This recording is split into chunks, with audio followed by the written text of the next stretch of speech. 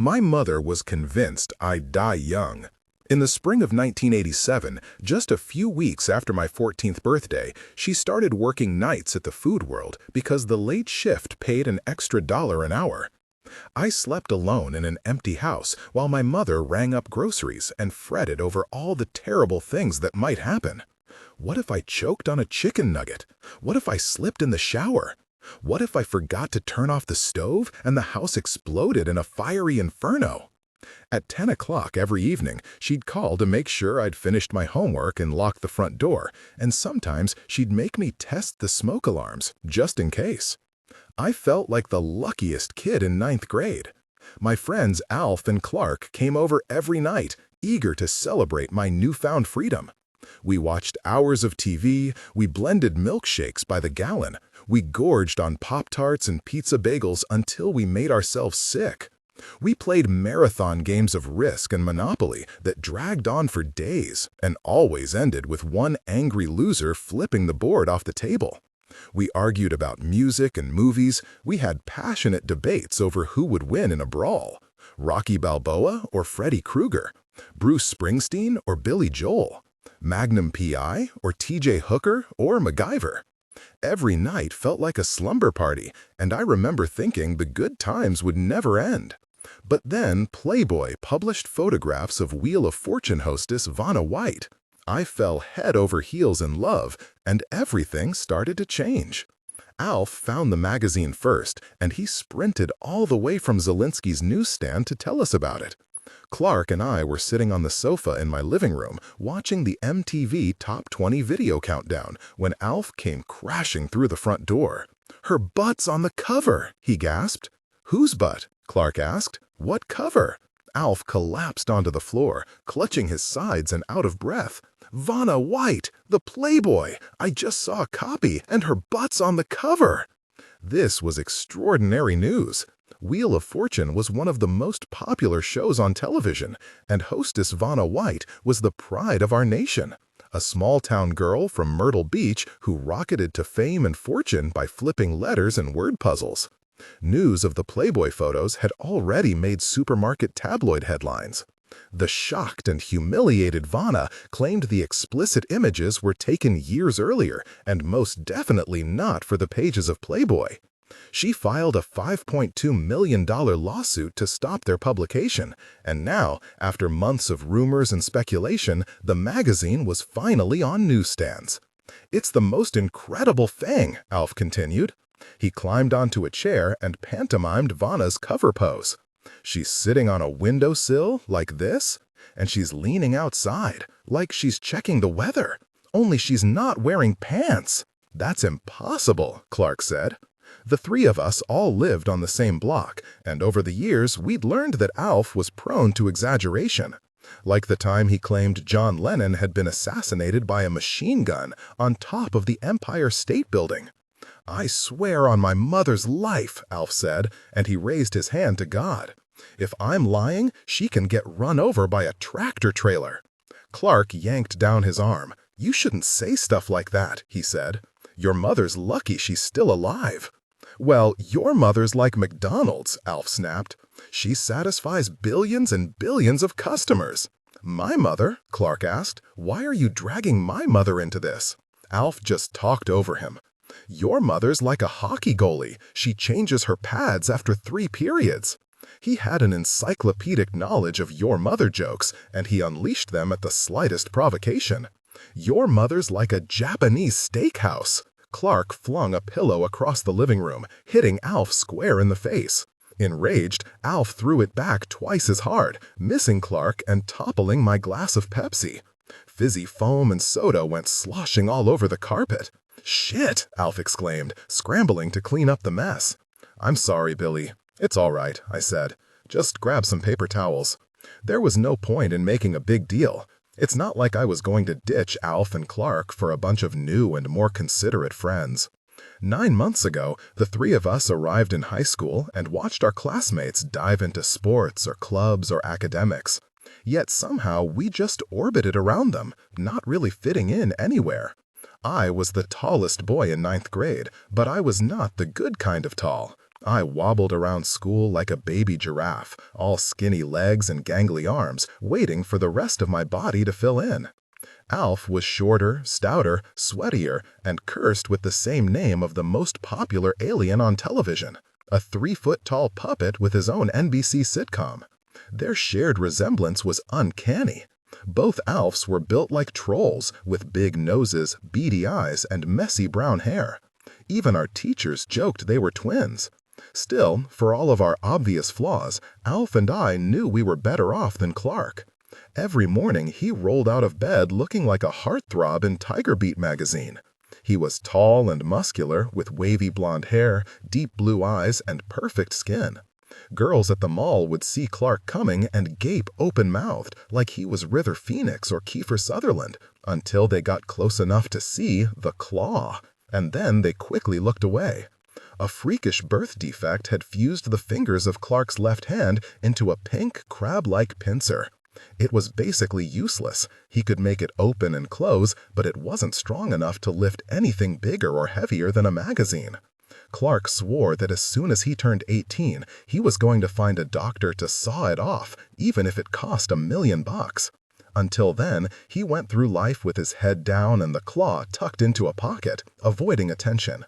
We knew Clark was doomed to a life of celibacy, that he'd never have a real flesh-and-blood girlfriend, so he needed the Vanna White Playboy more than anyone. "Is she on the centerfold?" he asked. "I don't know," Alf said. "Zelensky has it on a rack behind the cash register, next to the cigarettes.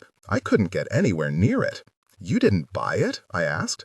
Alf snorted. "Sure, I just walked up to Zelensky and asked for a Playboy, and a six-pack, too, because why not? Are you crazy?" We all knew that buying Playboy was out of the question. It was hard enough buying rock music, with Jerry Falwell warning of satanic influences and Tipper Gore alerting parents to explicit lyrics. No shopkeeper in America was going to sell Playboy to a 14-year-old boy. "Howard Stern says the pictures are incredible," Clark explained. "He said you see both boobs super close up. Nipples, milk ducts, the works." "Milk ducts?" I asked. "Ducks with a T," Clark corrected. "The red rings around the nipples," Alf explained. Clark shook his head. "Those are areolas, dummy. The milk duct is the hollow part of the nipple, where the milk squirts out." "Nipples aren't hollow," Alf said. "Sure they are," Clark said. "That's why they're sensitive." Alf yanked up his t-shirt, exposing his flabby chest and belly. "What about mine? Are my nipples hollow?" Clark shielded his eyes. "Put them away, please." "I don't have hollow nipples," Alf insisted. They were always vying to prove which one knew more about girls. Alf claimed authority because he had 3 older sisters. Clark got all of his information from the ABZ of Love, the weird Danish sex manual had found buried in his father's underwear drawer. I didn't try to compete with either one of them. All I knew was that I didn't know anything. Eventually, 7:30 rolled around, and Wheel of Fortune came on. Alf and Clark were still arguing about milk ducts, so I turned the TV volume all the way up. Since we had the house to ourselves, we could be as loud and noisy as we wanted. Look at this studio, filled with glamorous prizes, fabulous and exciting merchandise.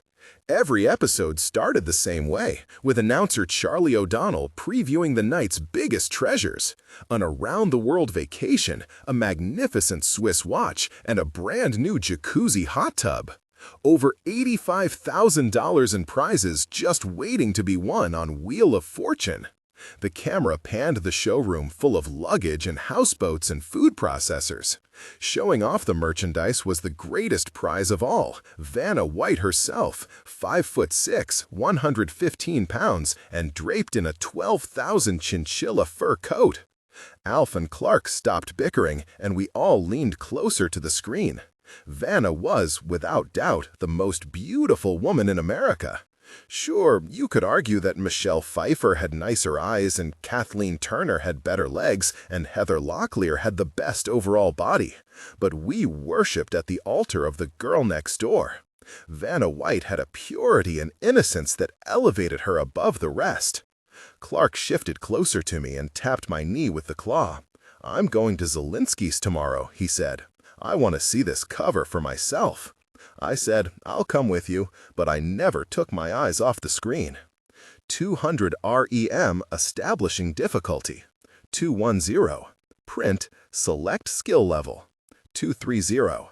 Print, easy 1, normal 2, extreme 3. 240. Input, your choice, SL. 250. If SL3, then go to 200. 260. If SL1, then PK10. 270. If SL2, then PK15. 280. If SL3, then PK20. 290. Return. We lived in Wetbridge, 5 miles west of Staten Island, in a geographic region known to stand-up comics as the armpit of New Jersey. We had factories and fuel refineries, dirty rivers and traffic snarls, densely packed single-family homes, and plenty of Catholic churches. If you wanted to buy anything, you had to go downtown, a 2-block stretch of mom-and-pop businesses adjacent to the train station. Downtown had a bike shop, a pet shop, a travel agency, and a half-dozen clothing stores. All of these places had thrived during the 50s and 60s, but by 1987 they were slowly and stubbornly going out of business, squeezed by competition from all the new shopping malls. Most days I was free to race my bike along the sidewalks because there were never any shoppers blocking my way. Zelinsky's Typewriters and Office Supplies was the only store in town that sold Playboy. It sat opposite the train station on Market Street, a 2-story brick building with antique typewriters in the windows. The awning over the door advertised manual, electric, ribbons, repair. But most of Zelinsky's business came from the newsstand just inside the front door. He sold cigarettes and newspapers and hot coffee to commuters rushing for their morning trains. We left our bikes in a heap on the sidewalk, and Clark went inside to confirm Alf's story. He emerged moments later, face flushed, looking dazed. "Did you see it?" I asked. "Are you okay?" Clark nodded. "It's on a rack behind the register, just like he said." "And her butt's on the cover," Alf added. "And her butt's on the cover," Clark admitted. We squeezed onto a bench to discuss strategy. It was 3:30 in the afternoon, and it felt good to be outside. It was the warmest day of the year so far, and summer was just around the corner. "I've got it all figured out," Alf said. He glanced around to make sure the coast was clear. "We'll hire someone." "Hire someone?" I asked. "The magazine costs $4, and we need 3 copies, so that's $12 total. But we'll pay someone $20 to buy them. We get the Playboys, they keep $8 in profit, just for buying magazines." Alf spoke like this was a magnificent revelation, like he'd hatched a plan to steal gold from Fort Knox. But when Clark and I looked around Main Street, all we saw were moms pushing baby strollers and some old people waiting for the bus. "None of these people will help us," I said. "None of these people," Alf corrected, putting the emphasis in its proper place. "We just need to be patient until the right person comes along. Operation Vanna is all about patience."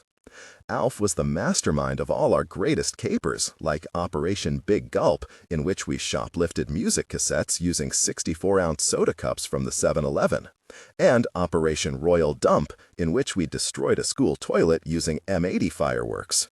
He got a thrill from breaking rules and challenging authority, and when he set his mind on a goal, he would pursue it for weeks with dogged determination. It was only a matter of time, my mother warned, before Alf was imprisoned or dead. We sat huddled on the bench, watching the cars drift along Market Street, scrutinizing every pedestrian. We all agreed that we needed a man, but that was the problem. There were no men walking around Wetbridge at 3:30 in the afternoon. All the men were busy at work. And every time a guy did come along, we'd invent a reason to disqualify him. "He looks too young. He looks too old. He looks too mean. He looks like an undercover priest." This was Alf again. His family was Catholic, and he was always warning us about undercover priests, holy men who dressed in plain clothes and patrolled Wetbridge looking for troublemakers.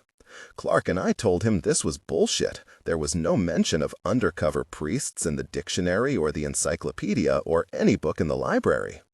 Alf insisted this secrecy was deliberate. He claimed that undercover priests lived in the shadows, completely anonymous, by strict order of the Vatican. We sat on the bench for well over an hour, and Clark started getting impatient. "This is hopeless," he said. "Let's go to Video City. We can rent Kramer versus Kramer." "Not again," Alf said. "It beats sitting here," Clark said.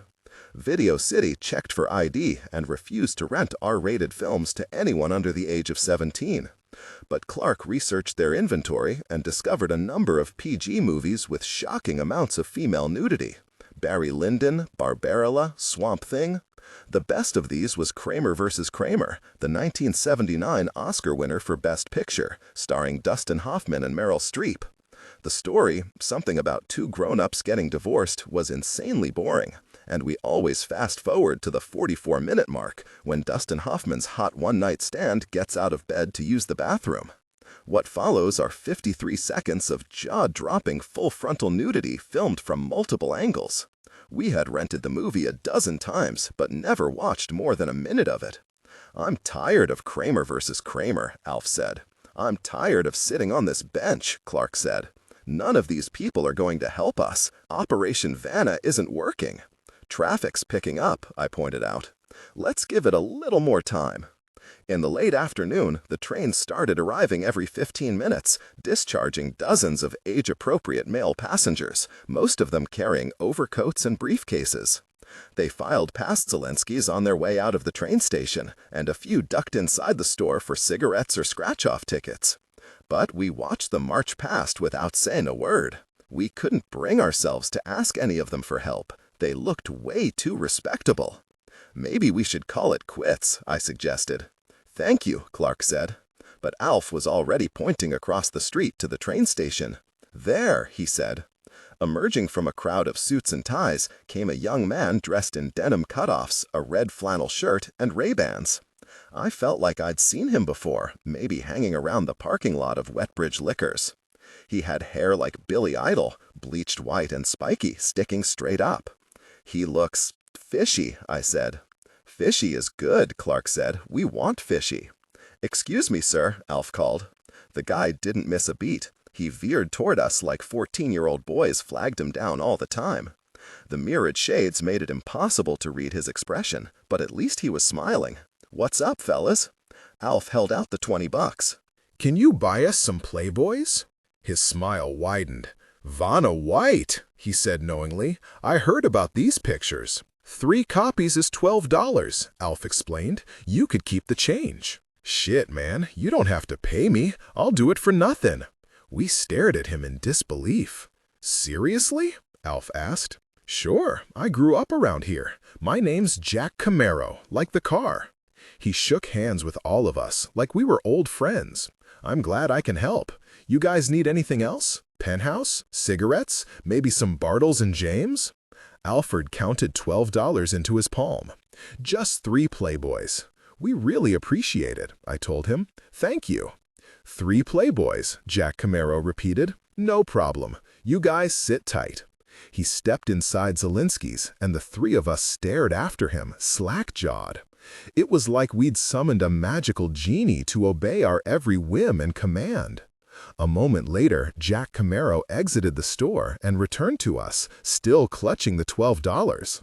"I just had a crazy idea," he said. "Are you guys sure 3 copies is enough?" "3 is plenty," I said. "1 for each of us," Alf said.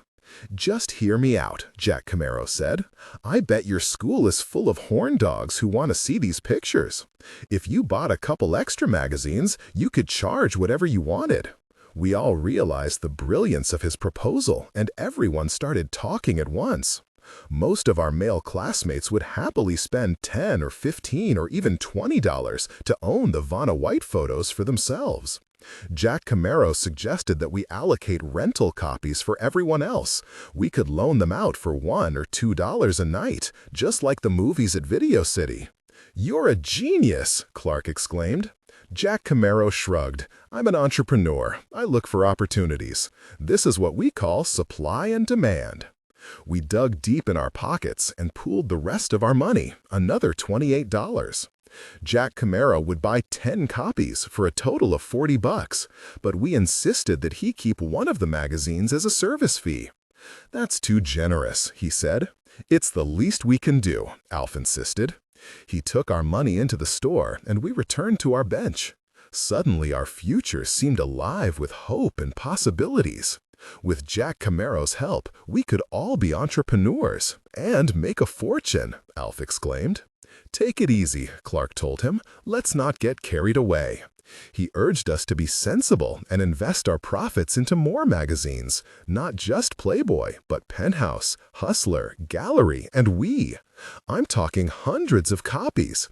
"If we have enough inventory, there's no limit to this thing." Alf announced his plans to buy a Ford Mustang. Clark said he would pay for surgery to remove the claw, and I would help my mother with bills so she wouldn't worry all the time.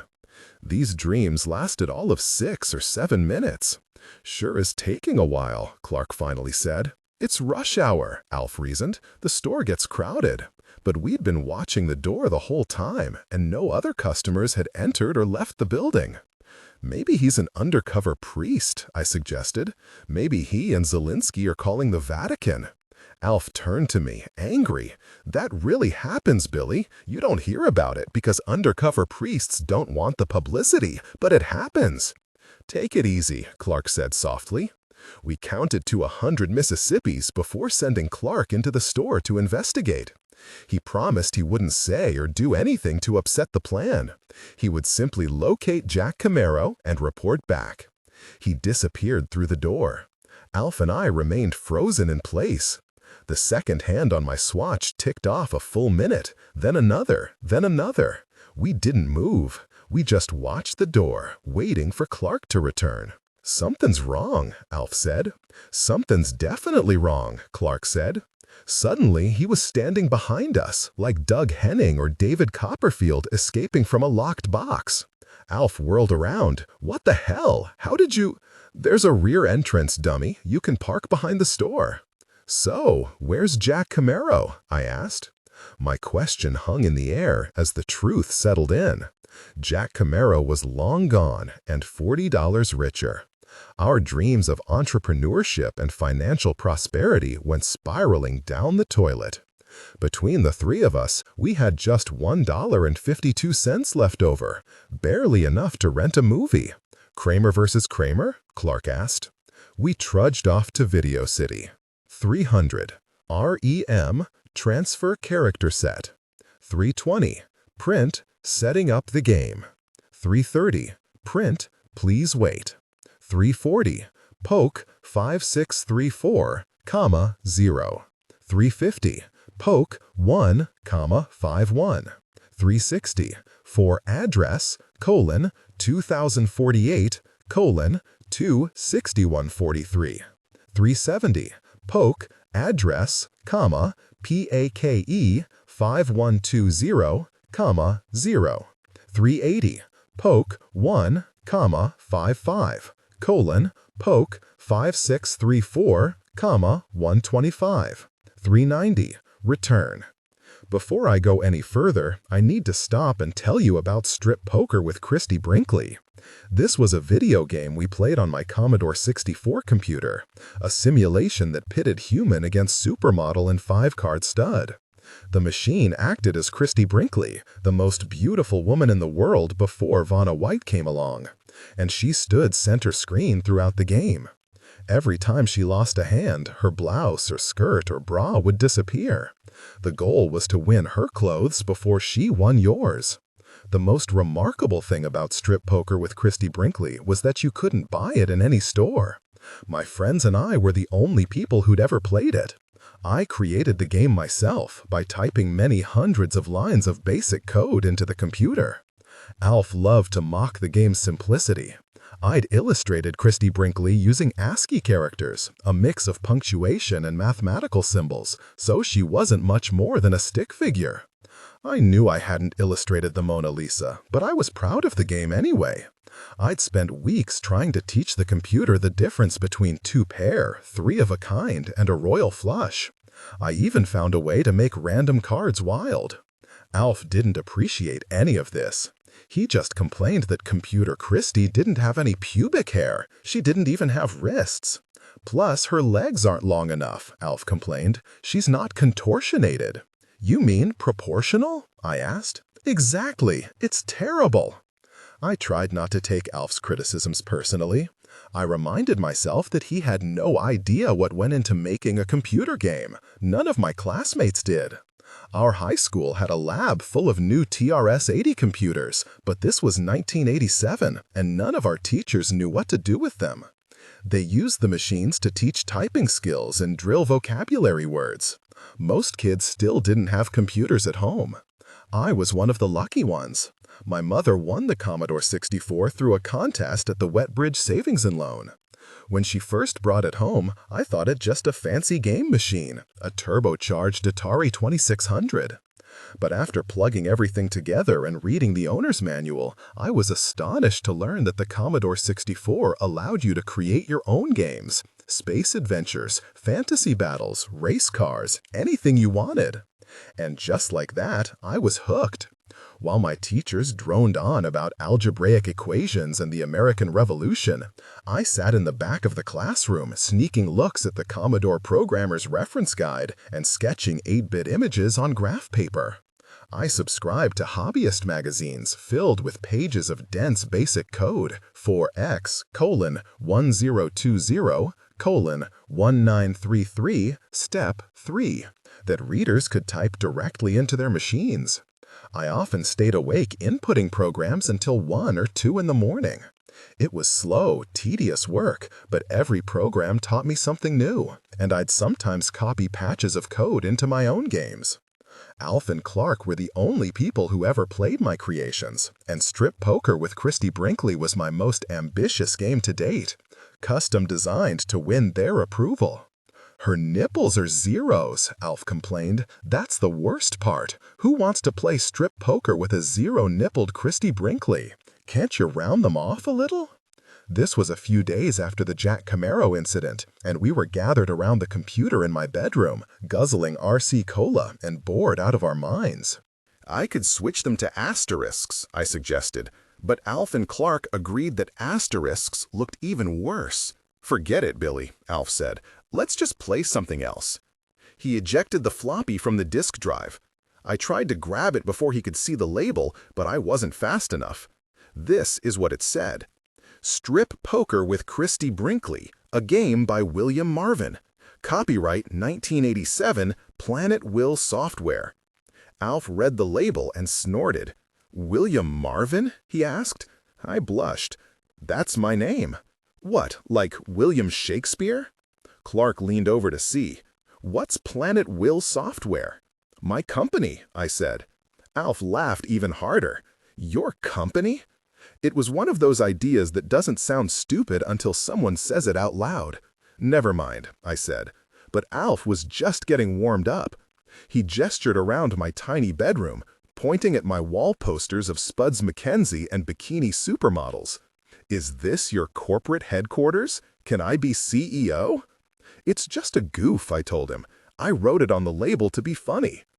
Alf didn't seem convinced, so I grabbed the closest distraction at hand, the 1987 Sports Illustrated swimsuit edition, and flung it into his lap. Check out page 98, Kathy Ireland's swinging from a jungle vine like Tarzan. The ruse worked. Alf opened the magazine and stopped teasing me, and I was relieved. Even though he and Clark were my best friends, I hadn't told them about my secret plan to grow up and make video games for a living. I wanted to be the next Mark Cerny, the whiz kid game designer hired by Atari when he was just 17 years old.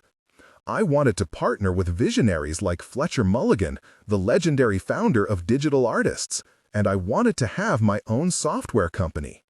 These all seemed like crazy things to say out loud, like announcing you were going to be an astronaut or president of the United States.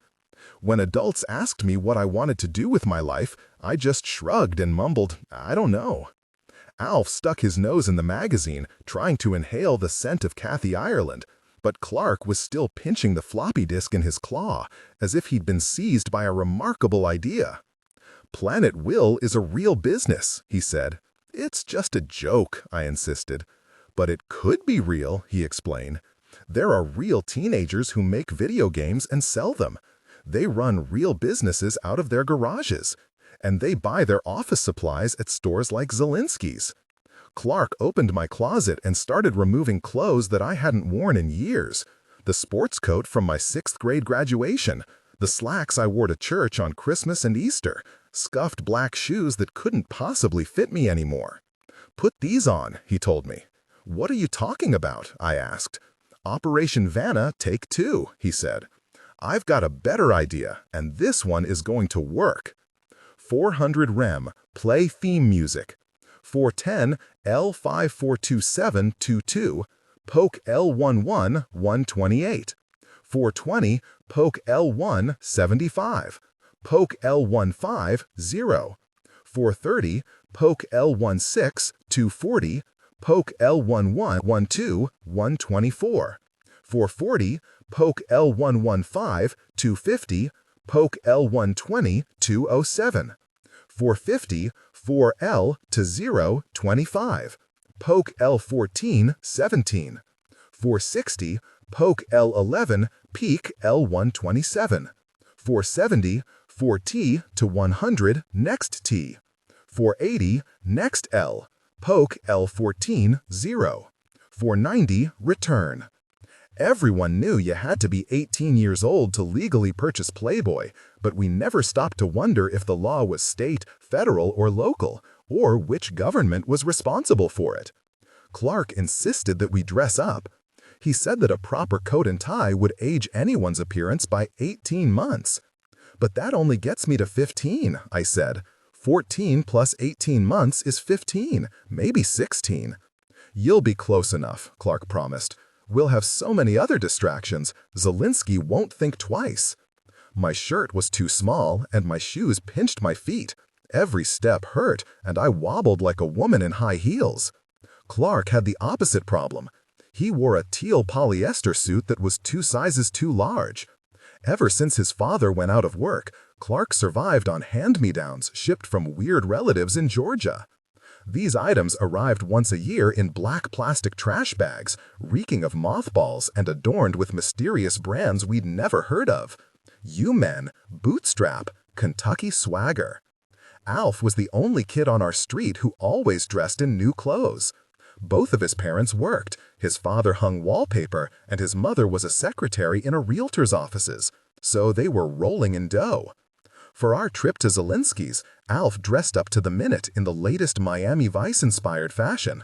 White linen pants, a mauve jacket, and a blue t-shirt. No belt or socks.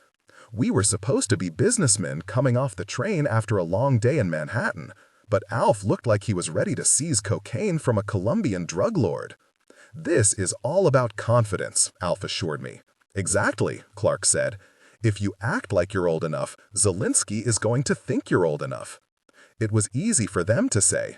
Even though Clark hatched the plan and Alf was the oldest of our group, they agreed that I looked the oldest and had the best chance of purchasing the magazine. We arrived at Zelensky's at 4 in the afternoon, long after school let out, but before the evening rush hour. An empty store was vital to our mission. I knew that if I found myself in a long line of customers, I'd probably lose my nerve. "Are you ready?" Clark asked. "Give me the money," I said. Alf pushed a wad of wrinkled bills into my hand. He had pilfered the cash from the dresser drawer of his oldest sister, Janice, who spent all of her free time babysitting. "This is $37, he said. "Make sure we don't go over." A tiny bell dinged when I pulled open the door. Zelensky's had existed in some form or another since World War II, so entering the store was like stepping into the past. The air was heavy with the smells of pipe tobacco, fresh cedar, and ink. The first thing you noticed was the enormous wall rack of newspapers, everything from the Wall Street Journal to Good Housekeeping. The second thing you noticed were all the signs around the display, handwritten in an angry Sharpie marker scrawl. "No one under 18 allowed during school hours." "Attention students, this is not your local library." "We don't sell comics, so please stop asking." Sal Zelensky stood behind the checkout counter, 50 years old, with ruddy skin and the high and tight crew cut of a U.S. Marine. He wore a shirt and tie under a filthy ink-smeared apron. He was skewering a long screwdriver through the back of an IBM Selectric. Scattered all around him were greasy knobs and levers and keys.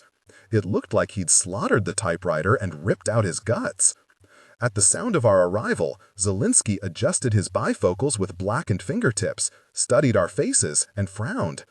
There was a swollen artery on his forehead, zigzagging from his hairline to his right eyebrow, throbbing like he'd just finished an arm wrestling contest.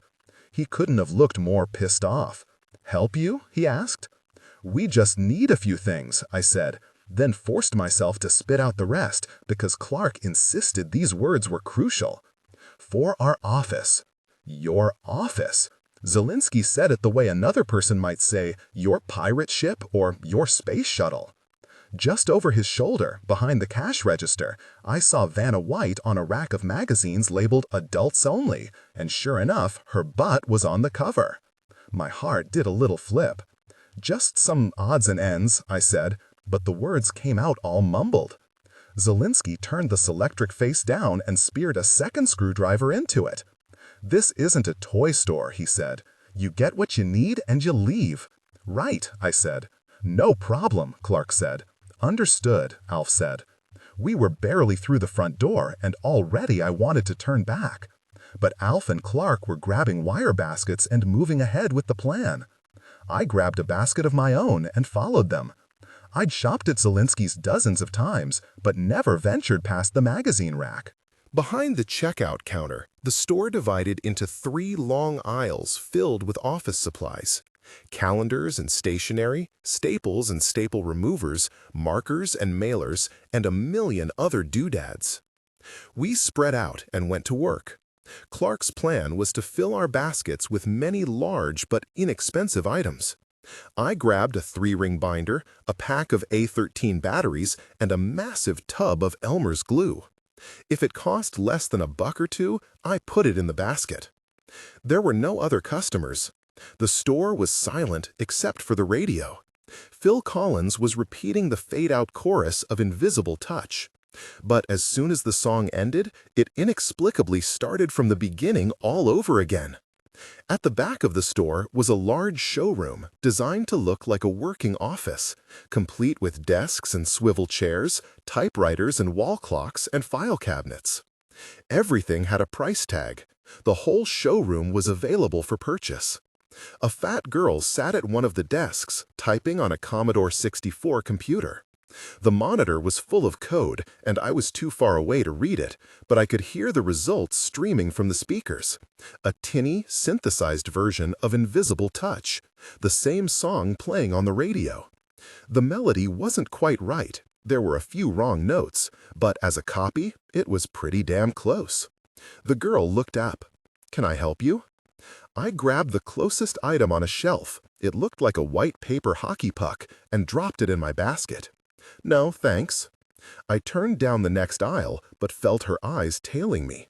None of the shelves were taller than my shoulders, and her desk in the showroom allowed her to observe the entire store. I grabbed some 2B pencils and then topped off my basket with old, bulky typewriter ribbons that were marked down to 50 cents apiece.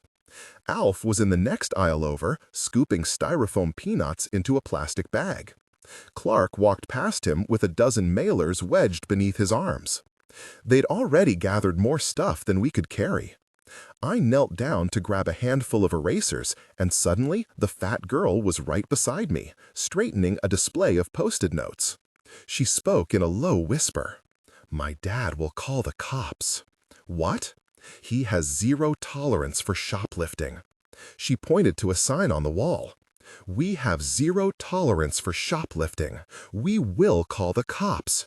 Thieves will not enter the kingdom of God." 1 Corinthians 6, 9, and 10. "I'm not stealing anything," I said, but I started blushing anyway, because we were clearly guilty of something.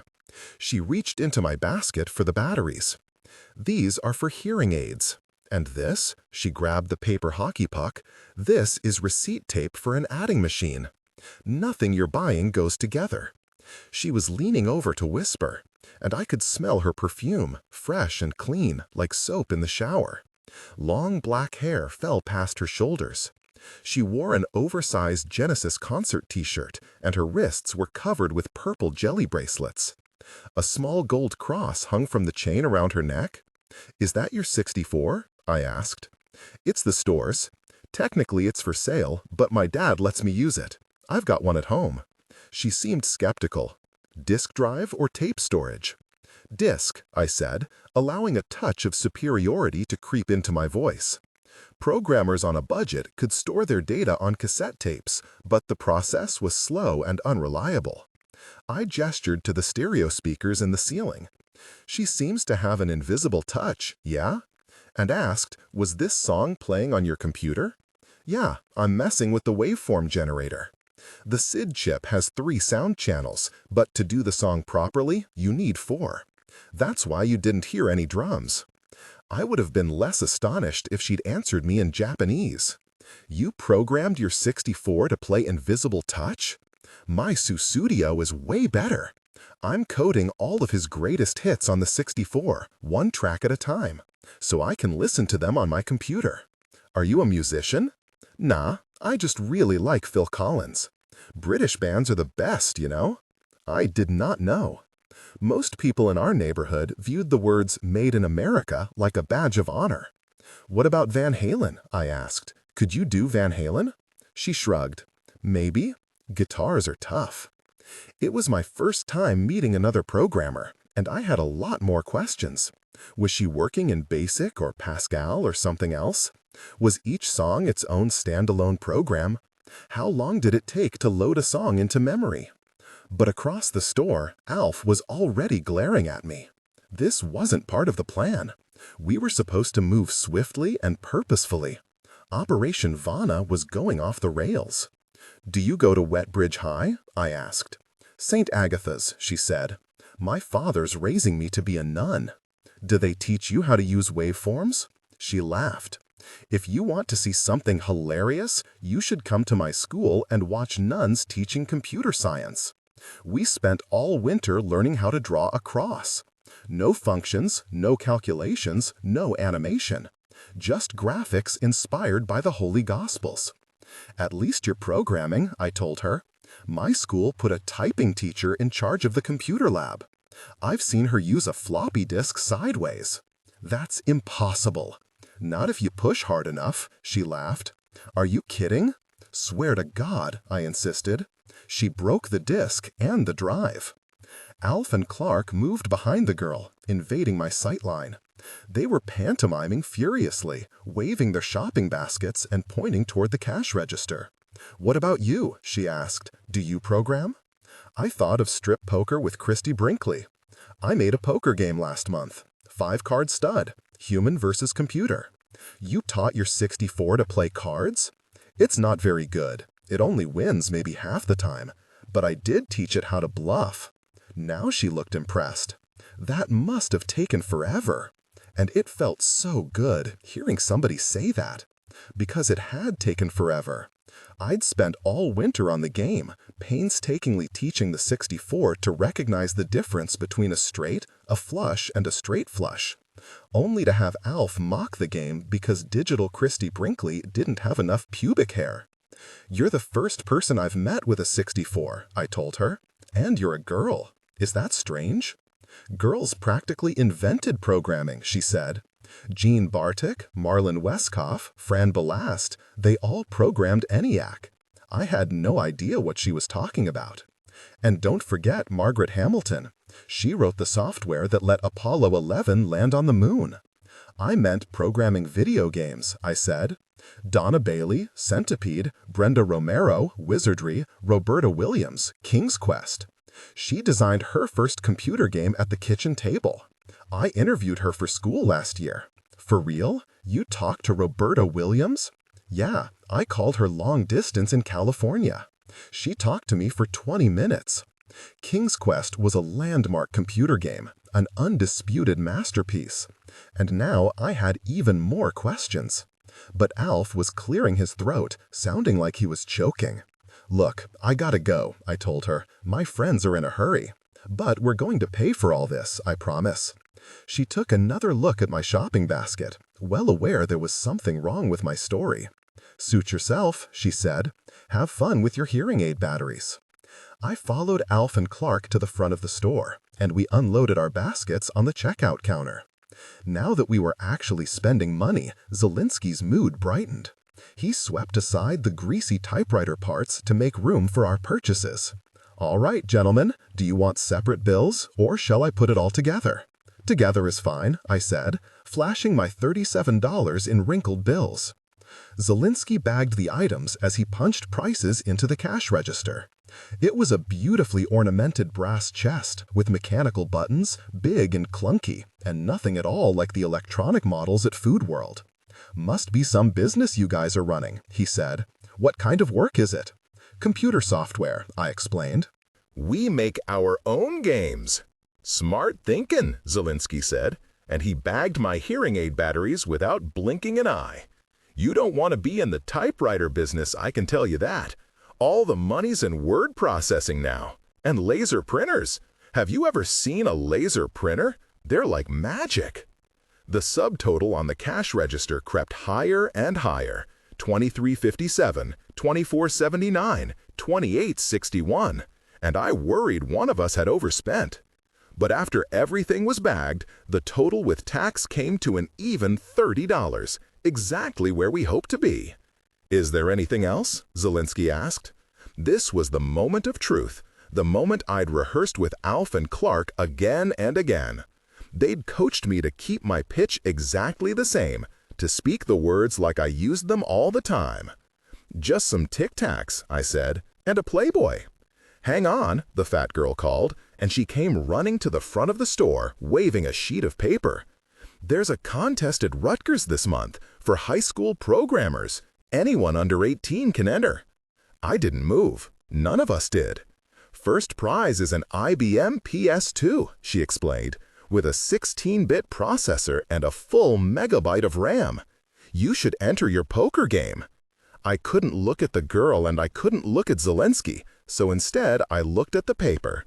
She had found the rules on a CompuServe forum and spooled them through a dot matrix printer. The skinny perforated tractor feed strips were still clinging to the sides of the page. "The judge is Fletcher Mulligan from Digital Arts," she continued. "He's coming all the way from California to judge the contest." "Seriously?" I asked. For a moment, I forgot all about the magazine. Fletcher Mulligan is going to be there? Fletcher Mulligan was a god among computer programmers. My classmates worshipped athletes like Cal Ripken and Michael Jordan, but my teen idol was the founder of Digital Artists and the best game designer in the world. I'd often daydreamed about going to California to meet him, but never imagined that he'd come to our weird little corner of New Jersey. Zielinski cleared his throat, and the girl seemed to understand that she had wandered into something awkward. "What's the matter?" she asked. "Nothing's the matter," Zielinski said. "I was asking these businessmen if they needed anything else." The artery in his forehead was still throbbing like crazy. His tone made it clear that requesting a Playboy in the presence of his teenage daughter was a terrible idea, on par with unzipping our pants and exposing ourselves. Alf and Clark were taking little steps toward the door, ready to bolt. Zielinski glared at them, and they froze like baby rabbits. "So answer my question," he said. "Is there anything else?" "Nope," Alf said. "Not me," Clark said. "Just the Tic Tacs," I said. Zielinski flung a box of orange mints into the bag, took my money, and counted out the change. "Well, the deadline's in 2 weeks, if you're interested," the girl continued. "These PS2s look incredible. They have 20 megabyte hard disks. 20 megabytes! "I'll think about it," I said. Zielinski shoved the bag into my chest. "Go think someplace else." As soon as we hit the sidewalk, the guys ripped into me. "Why the hell did you pay him?" Alf asked. "We went over this, Billy. You were supposed to run. If he freaked out, you were supposed to ditch the crap and run." "I didn't see you running," I pointed out. "I couldn't move," Alf said. "I was paralyzed by your stupidity." I pulled off my tie and stuffed it into my pants pocket. Then I wriggled out of my sports coat and slung it over my shoulder. Outside the bike shop stood a pair of teenage girls, both dressed in tank tops and cut-off denim shorts. They tracked Clark with their eyes as we walked past, then exploded into giggles. He was too upset to notice. "We were supposed to bring home Vanna White," Clark said. "Instead, we've got $30 of pipe cleaners and thumbtacks. What are we gonna do with all this crap?" We all agreed that the only appropriate course of action was an Amtrak sacrifice. We walked over to the train station, followed the platform to its western end, then hopped a fence and continued hiking along the tracks. After a half-mile or so, we reached a patch of woods where no one was likely to bother us, and then dumped our entire shopping spree onto the tracks. Since we had no use for typewriter ribbons or adding machine tape, we could at least take some small pleasure in watching everything get destroyed by a 200-ton locomotive. We positioned the biggest items directly on the rails, using smears of Elmer's glue to hold them in place. "You should have stuck with the plan," Alf said. "Get in and get out, that's what we agreed. But instead you start chatting up 2-ton Tessie. She thought we were robbing the place," I explained. "She saw right through the whole plan." Alf emptied a sack of styrofoam peanuts between the rails, then shaped them into a neat pile. "That girl was hot for you, man." "No, she wasn't." "Oh, Billy, you should enter this contest." He mimicked her voice in a high falsetto, then placed his hands on his hips and wiggled his bottom. "And when we're done, you can take off my clothes and make little piggy babies with me." "She never said that." "It's what she meant," Clark said. He was kneeling beside the tracks, scotch-taping the hearing aid batteries to the top of a rail. The sun was low in the sky. It was almost dinner time. I was tired of their teasing and ready to go home. "We were talking about computers," I insisted. "She's using the SID chip on the 64 to make pop songs." "She's in love with you, man," Clark said. Alf nodded. "All 300 pounds of her." "She's not 300 pounds. "Are you kidding?" Alf asked. "She's so fat she shows up on radar." "For real?" Clark said. "She's so fat her blood type is ragu." They were on a roll now, volleying zingers back and forth. "She's so fat the zoo goes to visit her." "She's so fat her scale says to be continued." "She's so fat her clothes have stretch marks." "She's so fat." They might have continued like this forever if the 5:35 Amtrak to Philadelphia hadn't materialized out of nowhere, blasting its air horn and streaking past at 125 miles an hour. Its sudden arrival knocked all three of us to the ground. I huddled in the gravel with my hands over my head, afraid to open my eyes, afraid I'd see the great grinding wheels inches from my nose. The train was so loud I felt certain it was running over part of me, and I braced myself for a pain that never came. My ears kept ringing long after the train was gone. Eventually the earth stopped shaking, and I dared to open my eyes. All around us the woods were calm. Clark was sitting up and picking gravel from his hair.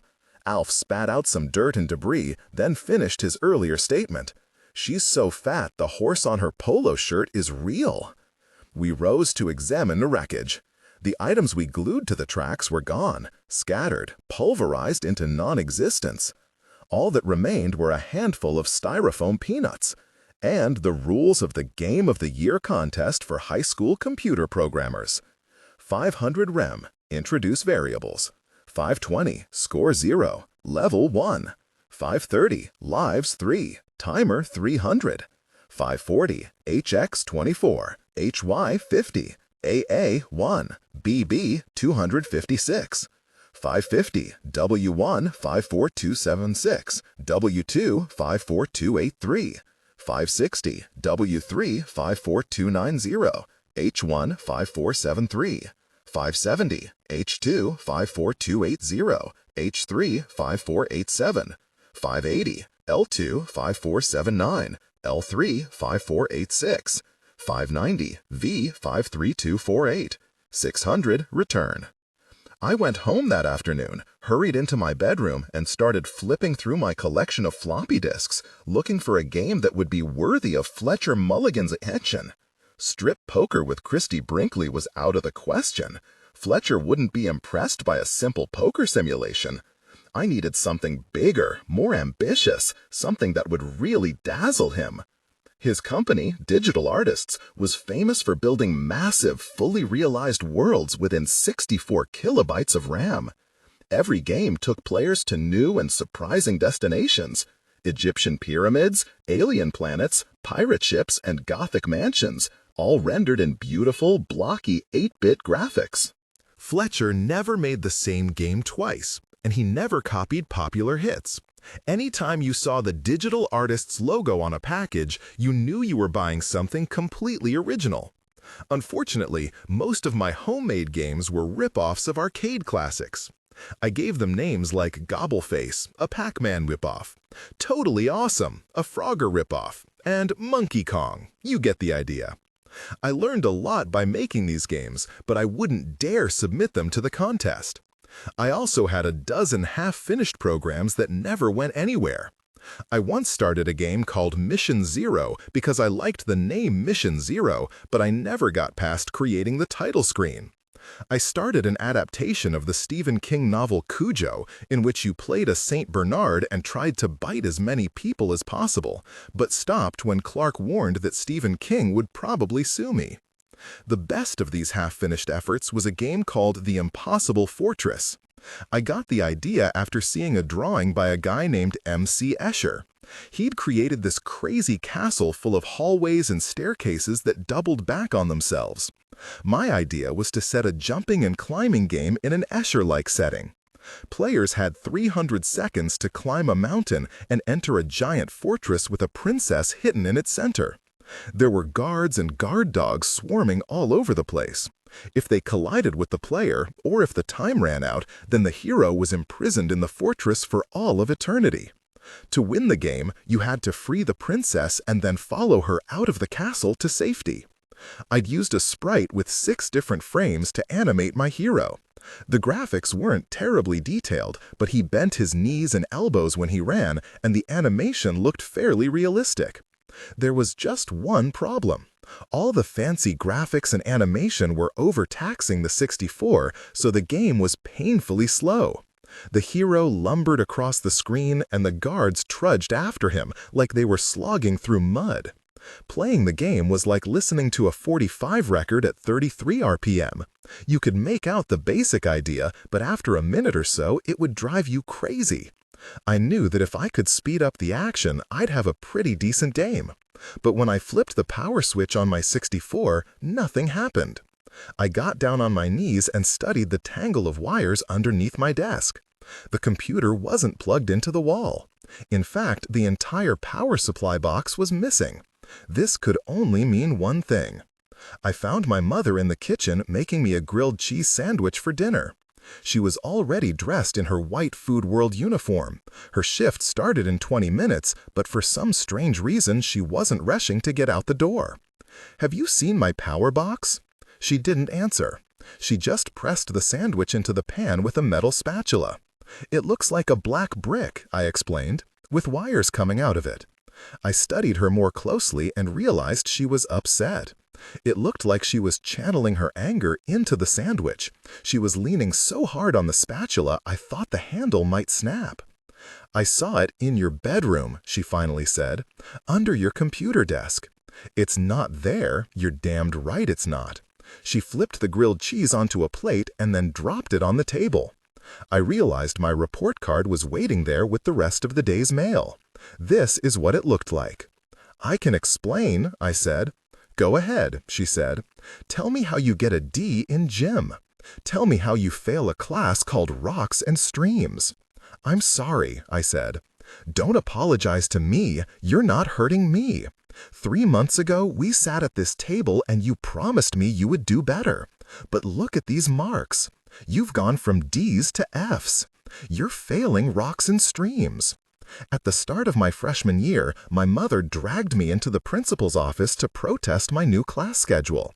She explained I had no place in a class called Reading Fundamentals. "Billy knows how to read," she said. "He belongs in honors English, not a bunch of dummy classes." Mr. Hibble, the principal, smiled and nodded with the patience of a man who had heard it all 1,000 times before. When my mother finally finished, he directed her attention to my 8th grade transcripts, all C's and D's, and my state assessment tests, lowest 25th percentile. He suggested that a little remedial work would raise my academic performance, and offered to make a deal. When we get to the end of the first quarter, we'll look at Billy's grades. If he earns a B or better in any of these classes, we'll bump him up to the general level equivalent. And if he succeeds there, we'll bump him up to honors. My mother shook his hand, satisfied that she'd solved the problem. She felt confident I would be taking honors everything by the middle of 9th grade. On the way home, we stopped at Dairy Queen, and Mom treated us to ice cream. I sat on the hood of our Honda, licking a soft-serve vanilla cone while she paced back and forth in the parking lot, giving me an animated pep talk. "We'll show that, Mr. Hibble, won't we? As soon as you get that report card, we're going to march right back into his office, and I can't wait to see the look on his face." The next day, I returned to school determined to please her. I wanted to bring home a report card that would impress her, the sorts of grades that mothers post on refrigerators. I sharpened all my pencils and organized my Trapper Keeper notebook for maximum efficiency. But every time I walked into a classroom, my willpower vanished. I'd try to focus on the teacher. I'd try to listen and take careful notes. But after 5 or 10 minutes, I'd be doodling, and eventually one of my doodles would morph into a sprite, an animated shape constructed of 504 bits in a 24 by 21 grid. Or I'd just scribble down a few lines of basic code, something to test on my computer when I got home from school. I'd mastered the art of hiding reading material underneath my notebook, so I could study the Commodore Programmer's Guide while my classmates drilled the parts of speech or hunted for common denominators. As long as I sat in the back and kept quiet, my teachers were happy to ignore me, ignoring them. And now I was failing rocks and streams. "These teachers think you're an idiot, Mom," told me, "and all you're doing is proving them right." "I'll do better," I promised. "Yes, you will, and I'm keeping that power box until you do. You're playing too many games." "I'm not playing games, I'm making games." "Not anymore, until your grades improve." I started to feel nervous. Normally she was too tired to argue with me, but that night she seemed unshakable. "Look, Mom, I promise A's and B's, all right? But I really need my computer. Fletcher Mulligan is coming to New Jersey, the king of video games." I said no more games. "You're 14 years old, Billy. You're not a little kid anymore." She checked the clock. Now she was really late for work, then grabbed her car keys and hurried for the front door. "I am busting my butt to take care of you," she said. "I cook your food, I clean your clothes, I even give you an allowance. But you're not keeping your end of the deal." She was right. I knew she was right, and I felt terrible. My mother was much younger than all the other moms at my school, only 33 years old. Her long brown hair was streaked with gray. All she ever did was work and take care of the house. She never went out for fun. She didn't really have friends. On her nights off, she watched Dallas and Dynasty and gabbed on the phone with my Aunt Gretchen, who was married to a big-shot realtor in Manhattan and sent checks every month to keep us afloat. "I'm sorry," I told her. "I'm going to do better." She was so angry she left the house without saying goodbye. I watched her car pull out of the driveway before going into her bedroom. Most of our house was pretty tidy, but she reserved the right to leave her room an absolute mess. The bed was unmade, and there were dirty clothes all over the floor. An ironing board lay toppled on its side. It looked like a tornado had swept through the place. I opened her closet and pulled on the light. I reached deep into the back, past shoes and sandals that she hadn't worn in a decade, and grabbed the handle of the fire safe. It was a heavy white chest with a 4-digit combination lock. I set the tumblers to 1129. I had guessed the combination years ago, after learning that November 29 was my father's birthday. I'd never spoken to my dad. He left Wetbridge before I was born and supposedly moved to Alaska to drill oil wells. He didn't call or write or send money, and Mom rarely spoke of him, but that birthday combination never changed. This fact led me to wonder if maybe he'd re-enter our lives someday. Maybe he'd show up on our doorstep with flowers and money and a plausible explanation for his 14-year absence. Because I felt certain he'd have a good explanation. I would be willing to listen. But in the meantime, we were on our own. I popped the latches on the fire safe and lifted the lid. And there was my power supply box, resting atop tax returns and bank statements. I carried it back to my bedroom, plugged in my C64, and went to work. 600 rem, instructions.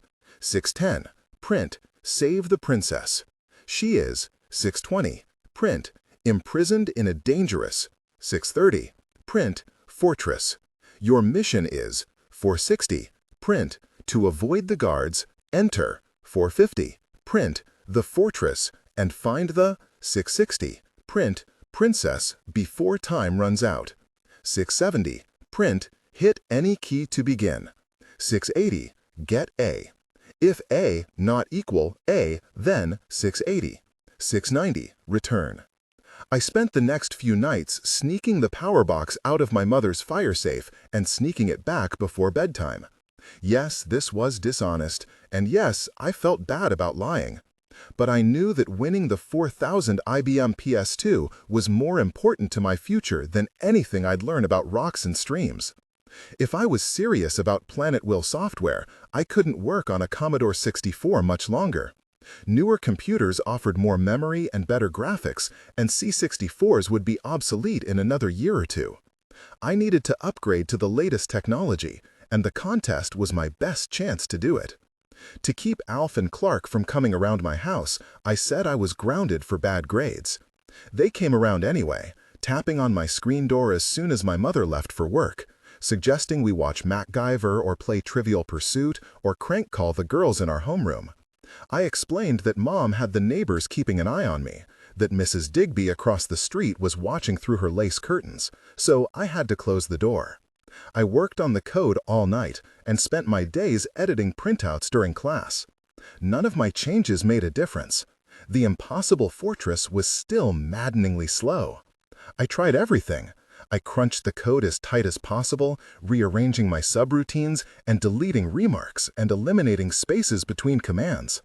In a moment of desperation, I even vacuumed the crevices of my keyboard on the off chance that dust was slowing the circuitry. And I thought many times about going back to Zelinsky's and asking the girl for help. I knew anyone capable of programming Phil Collins on a SID chip would probably have great ideas for speeding up animation. She seemed funny and smart and cool, and I really needed some good advice. But I knew the flack from Alf and Clark would be ridiculous. All the little piggy baby jokes, all the she's so fat put-downs, they would never let me hear the end of it. So I worked alone, staying up late every night, getting more and more frustrated. By Friday evening, I was ready to quit. And then I heard a familiar squeak of bike brakes outside my window. I peered out through the blinds and saw Alf and Clark riding into my driveway. They were dressed all in black, like girls in a Robert Palmer video, minus the bright red lipstick. "What's with the costumes?" I asked. "Operation Vanna," Alf said. "Take 3, Clark said. "We've got a new plan." I realized they were still talking about the Playboy magazine, about the Vanna White photos. I'd been so wrapped up in my game, I'd forgotten about them. "You guys are obsessed," I said. Clark looked like I'd hurt his feelings. "You said you wanted to see them too. You said she was the most beautiful woman in America." "I know." "You said she was a perfect 10. "I know." "So why aren't you interested?" I thought of Fletcher Mulligan, of the 4000 IBM PS2, of my hopelessly inept game that still needed hours of work. Because I'm grounded, remember. My mom has Mrs. Digby watching me. Clark peered across the street to Mrs. Digby's tiny 2-bedroom bungalow. Her porch was empty, her windows dark. "That old lady went to bed 3 hours ago. She'll never know you sneaked out." "And you don't want to miss this," Alf promised me. "The sooner we get there, the sooner we start getting rich." This set off plenty of warning bells. Over the years, I'd learned to be skeptical of Alf's get-rich-quick schemes. Like the time we spent a week pulling a wagon all over Wetbridge collecting aluminum cans for resale, because Alf read that the scrap metal yard paid 10 cents a can. We collected more than 800 cans before discovering that Alf didn't know how to read digits after a decimal point, that the actual rate was just 0.1, a penny a can. "What's the idea?" I asked. "It's simple," Alf said. "Do you know the story of Jesus and the fishes?" I stared at him, thoroughly confused, trying to understand how a Bible story could relate to photos of Vanna White. "It's like this," Alf continued. "Jesus goes to this party at Galilee or wherever, and 5,000 guys show up. And everyone's starving. It's the middle of a desert, but all they have is one fish, one scrawny little perch on a plate. But Jesus is like, 'Don't worry, guys, just pass it around. There's plenty for everyone.' And he's right. It's a miracle. They keep passing the plate, and somehow there's enough for everyone. He feeds all 5,000 people with one fish. That's the story. But now ask yourself something. What if Jesus charged money for the fish? What if he had a magic machine that turned one fish into 5,000 fishes and he charged $2 a fish? That's what I'm talking about, Billy. The magic machine exists. It's real." I turned to Clark. "Translate to English?" Clark gave me a sheet of paper, and I held it under the dim glow of the porch lamp. It was a photograph of Alf's face smushed behind a pane of glass. His eyes were closed, and a blinding white light illuminated the zits on his forehead. It looked like he'd copied his face on a Xerox machine, except the image was rich with color, like a picture in a glossy magazine. I'd never seen anything like it. "How did you make this?" I asked. "Color Xerox machine. My mother's office just got one. Copies anything you want in full color." Suddenly, I put it all together. "You're going to copy the Vanna White pictures." "Bingo," Alf said. He handed me an index card listing the prices. "Uncensored, Vanna White, uncensored. 1 photo, $2. 3 photos, $5. All 10 photos, $10. It's America's sweetheart like you've never before seen her. Order today." "I hate to admit this," I told Alf, "but you're a genius." Alf took a little bow. "Thank you." The tabloids and television shows had been talking about the Vanna White photos all month. Every boy in the 8th and 9th grade would be lining up to give Alf their lunch money. He would take a simple $4 magazine and Xerox it into a fortune. There was just one problem. "Where's the magazine?" "We're getting it tonight. Tyler Bell wants to help." I was certain I'd misheard him. Tyler was 3 years older than us, a senior. He was the only kid in town with a motorcycle, a beat-up 1968 Harley with a shovelhead engine. He wore leather in the winter and denim in the summer, and he rotated a wardrobe of heavy metal t-shirts all year round. Iron Maiden, Metallica, Megadeth, Slayer. His pants were fringed with safety pins, and his boots were always scuffed because he didn't give a shit. "Since when are we friends with Tyler Bell?" I asked. "He's actually really cool," Alf said. "Most of the stories about him aren't true." "Except he did have sex with a teacher," Clark pointed out. "Senora Fernandez. That story's totally true." Sex with a teacher was minor league compared to the other rumors I'd heard. It was said that Tyler rode into New York City on weekends, that he got into fistfights with metalheads and had sex with hookers in Times Square.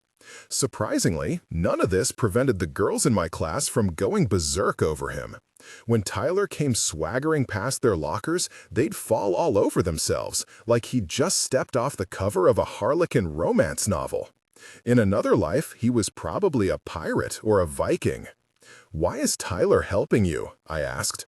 "How does he even know your names?" "Me and Alf were getting dressed after gym," Clark explained. "We were talking about Zelensky in the locker room, and Tyler overheard us. He said for $20 he would get us the magazine." "And you paid him?" "No, not yet," Alf said. "We're meeting him right now, at the train station." "I didn't want you to feel left out," Clark explained. "I thought you'd want to be there when we saw the pictures." Clark was pretty thoughtful that way. Anytime he had good luck, he was always quick to spread it around. In my earliest memory of him, we were little kids walking home from kindergarten in a snowstorm, and Clark stumbled across a pristine Hershey's chocolate bar. Any other kid would have pocketed the candy for himself, but 5-year-old Clark knelt down in the snow, unwrapped the Hershey bar, and used his claw to snap it into 3 evenly sized pieces. The chocolate was frozen solid, dusted with perfect white snowflakes, and maybe the purest, most delicious thing I'd ever tasted. "I'll be right out," I said. By the time we reached Market Street, it was nearing 11 o'clock, and all of the stores and restaurants were closed. The sidewalks were empty, and there were few cars on the road. At Alf's direction, we ditched our bikes behind the bank because we'd look cooler meeting Tyler on foot. Motorcycles were badass, but pedal power was for little kids. Tyler was slouched on a bench in front of the train station. The illustration on his t-shirt depicted a toilet bowl with a dagger emerging from the water. A caption in a satanic typeface read, "Metal up your ass." He didn't say anything when we approached, just stood up and walked around the side of the train station. It was the tallest building in Wetbridge, a 3-story structure ornamented with multiple roofs and gables and balconies. Tyler stopped in the shadows of the building, a narrow gap between a dumpster and a chain-link fence. "Who's this?" he asked. I realized he meant me. "This is Billy," Alf said. "He's cool." Tyler seemed skeptical. "You look familiar," he told me. "How do I know you?" "My locker's next to yours. You're A29. I'm A28. "You're shitting me. Seriously?" He shook his head in disbelief. "I always thought that locker was empty. No offense." "None taken. I tried to make myself invisible around guys like Tyler Bell, and apparently I'd been successful." Alf held out a $20 bill. "Where's the magazine?" Tyler pocketed the money, but ignored the question. "If anybody comes, I want you guys to scatter. Everyone run in different directions. The cops can't catch all 4 of us. Understand?" No, I did not understand. Not really. The train station was deserted. The ticket office was closed. No one was waiting on any of the platforms. "The coast is clear," Alf assured him. "Just give us the magazine." Tyler scowled. "I never said I'd bring you the magazine. I said I'd show you how to get it." "What does that mean?" "Watch and learn." Tyler stepped onto the chain-link fence, wedged his boot into the diamond mesh, and started to climb. For all of his size and bulk, he moved quietly and gracefully, scaling the fence like Spider-Man. When he was 8 feet off the ground, he swung a leg over the top rail, straddling it. Then he grabbed an overhanging tree branch, pulling himself into standing position, balancing himself on top of the fence like a trapeze artist. "What are you doing?" Alf asked. Holding the branch to steady himself, Tyler sidestepped across the top of the fence, then crossed onto the roof of the train station. "Come on, ladies," he said. "Let's get moving. I don't have all night." Alf didn't need to be told twice. He leapt onto the fence, trying to mimic Tyler's graceful movements, but he didn't have any of Tyler's strength or coordination. He thrashed and flailed like the coils were electrocuting him, and Clark and I had to push up on his ass to help him reach the top. "I'll go next," Clark volunteered. "What the hell are we doing?" I whispered. "Just stay cool," he told me. "Tyler doesn't have all night." Clark squeezed his claw through the fence, anchoring the left half of his body, then used his good arm to pull himself up. Over the years, he'd learned to compensate for his weaker side. He did nightly push-ups to keep his body symmetrical, and he was easily the strongest and most athletic of our group, which admittedly wasn't saying very much. Clark could have been a varsity athlete in track, soccer, tennis, wrestling, maybe even baseball, but insecurity over the claw kept him from attending tryouts. He hated any activity that drew attention to his hands. One by one, we joined Tyler on the roof of the train station, and then followed him up a fire ladder to a second, higher rooftop. From there, we scaled a steep gable on our hands and knees. This brought us to the very top of the train station, a small eave overlooking Market Street. We were 50 feet off the ground, lying flat on roof tiles that were cracked and spotted with bird shit. The rain gutter was full of stagnant water and smelled like farts. "This place is awesome," Alf whispered. "How'd you find it?" Tyler shrugged. "My brother showed me. We bring girls here sometimes." "For sex?" Alf asked. He was practically salivating. I was embarrassed by his question, but Tyler just laughed. "I've had more ass on this roof than you'll see in a lifetime." He gestured up at the night sky. Girls see all these stars, and it's like their belts unbuckled themselves. I wriggled forward, peering out over the gutter. The top of the train station offered a bird's-eye view of all the neighboring buildings. "So, where's the magazine?" I asked. "Look across the street," Tyler said. "You see General Cho's? The Chinese restaurant on the corner?" General Cho's Mount Everest was the nicest restaurant in town, and the only place to take a girl if you didn't have a car. Every item on the menu came served in pint-sized or quart-sized containers.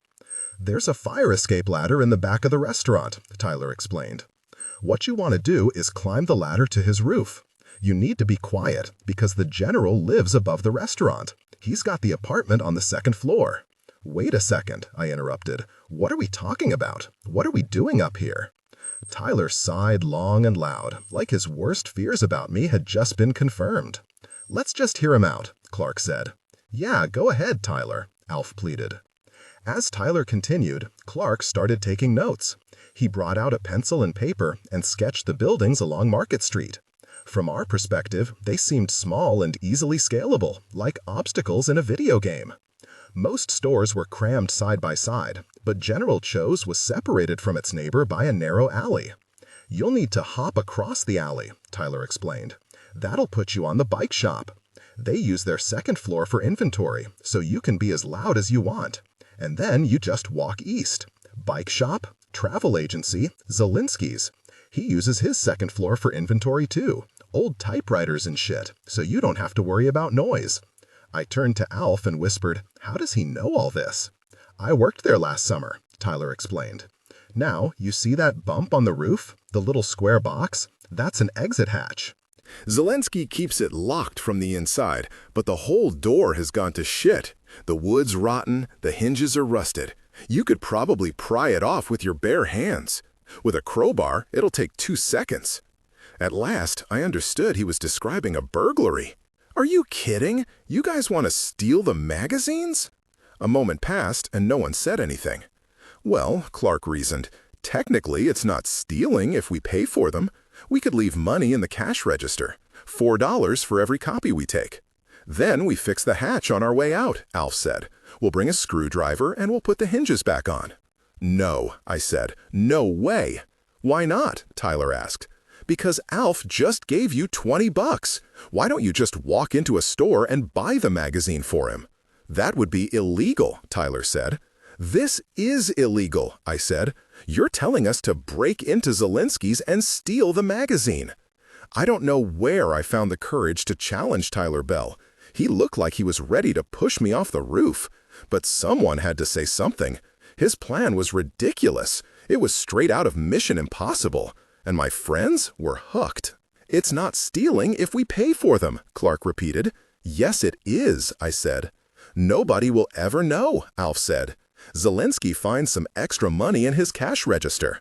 We bring home Vanna White. It's a win-win." "Exactly," Tyler said. Clark finished his sketch and held it up for review. Tyler looked it over and nodded his approval. "That's the plan right there. 3 easy steps." I turned to Tyler and made one last plea for sanity. "Look, what's in this for you? Why are you hanging with 3 freshmen on a Friday night?" Clark drew in his breath, like my questions were unspeakably rude. "Jesus, Billy, he's being nice." Tyler didn't seem offended. "I'm just killing time, Chief.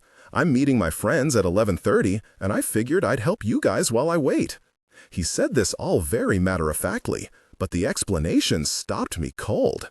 Tyler Bell was so badass he didn't start hanging out until 11:30.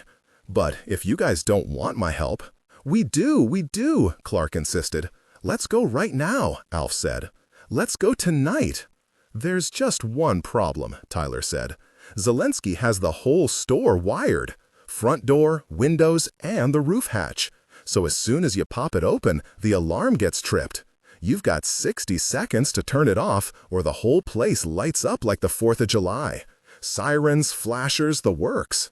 Down below, a police cruiser slowly drifted along Market Street. Even though we couldn't be seen, we all stopped talking until it reached a safe distance. "How do we turn off the alarm?" Alf asked. "There's a little keypad near the front door. Says Ademco Security. You enter a passcode, and that's the problem. I don't know it. Who does? Just Zelensky and his daughter, Mary. Tyler turned to Clark. That's where you come in. Clark blinked. Me? You need to smooth talk her, pretty boy. Make her trust you. Even though it was pitch dark on the roof of the train station, I knew Clark was blushing. I can't smooth talk anyone. Sure you can. You're a good-looking guy. You wear nice clothes. You're polite. If you had a little more confidence, you'd be getting tons of pussy.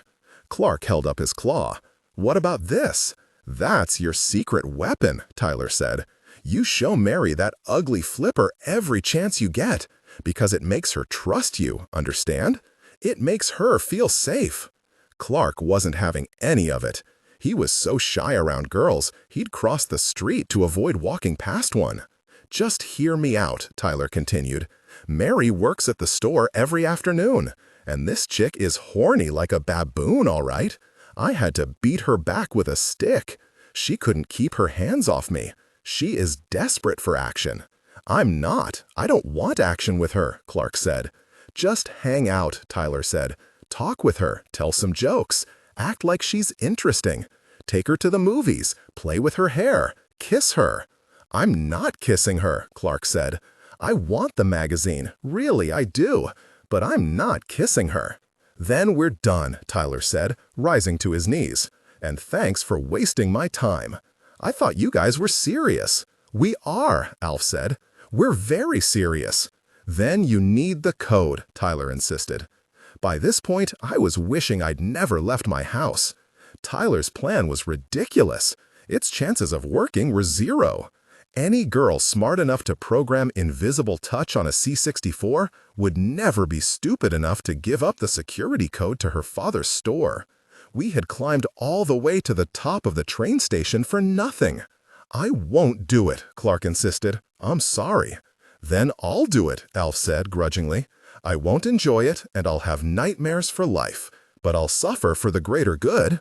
Tyler shook his head. She's fat, but she's not blind.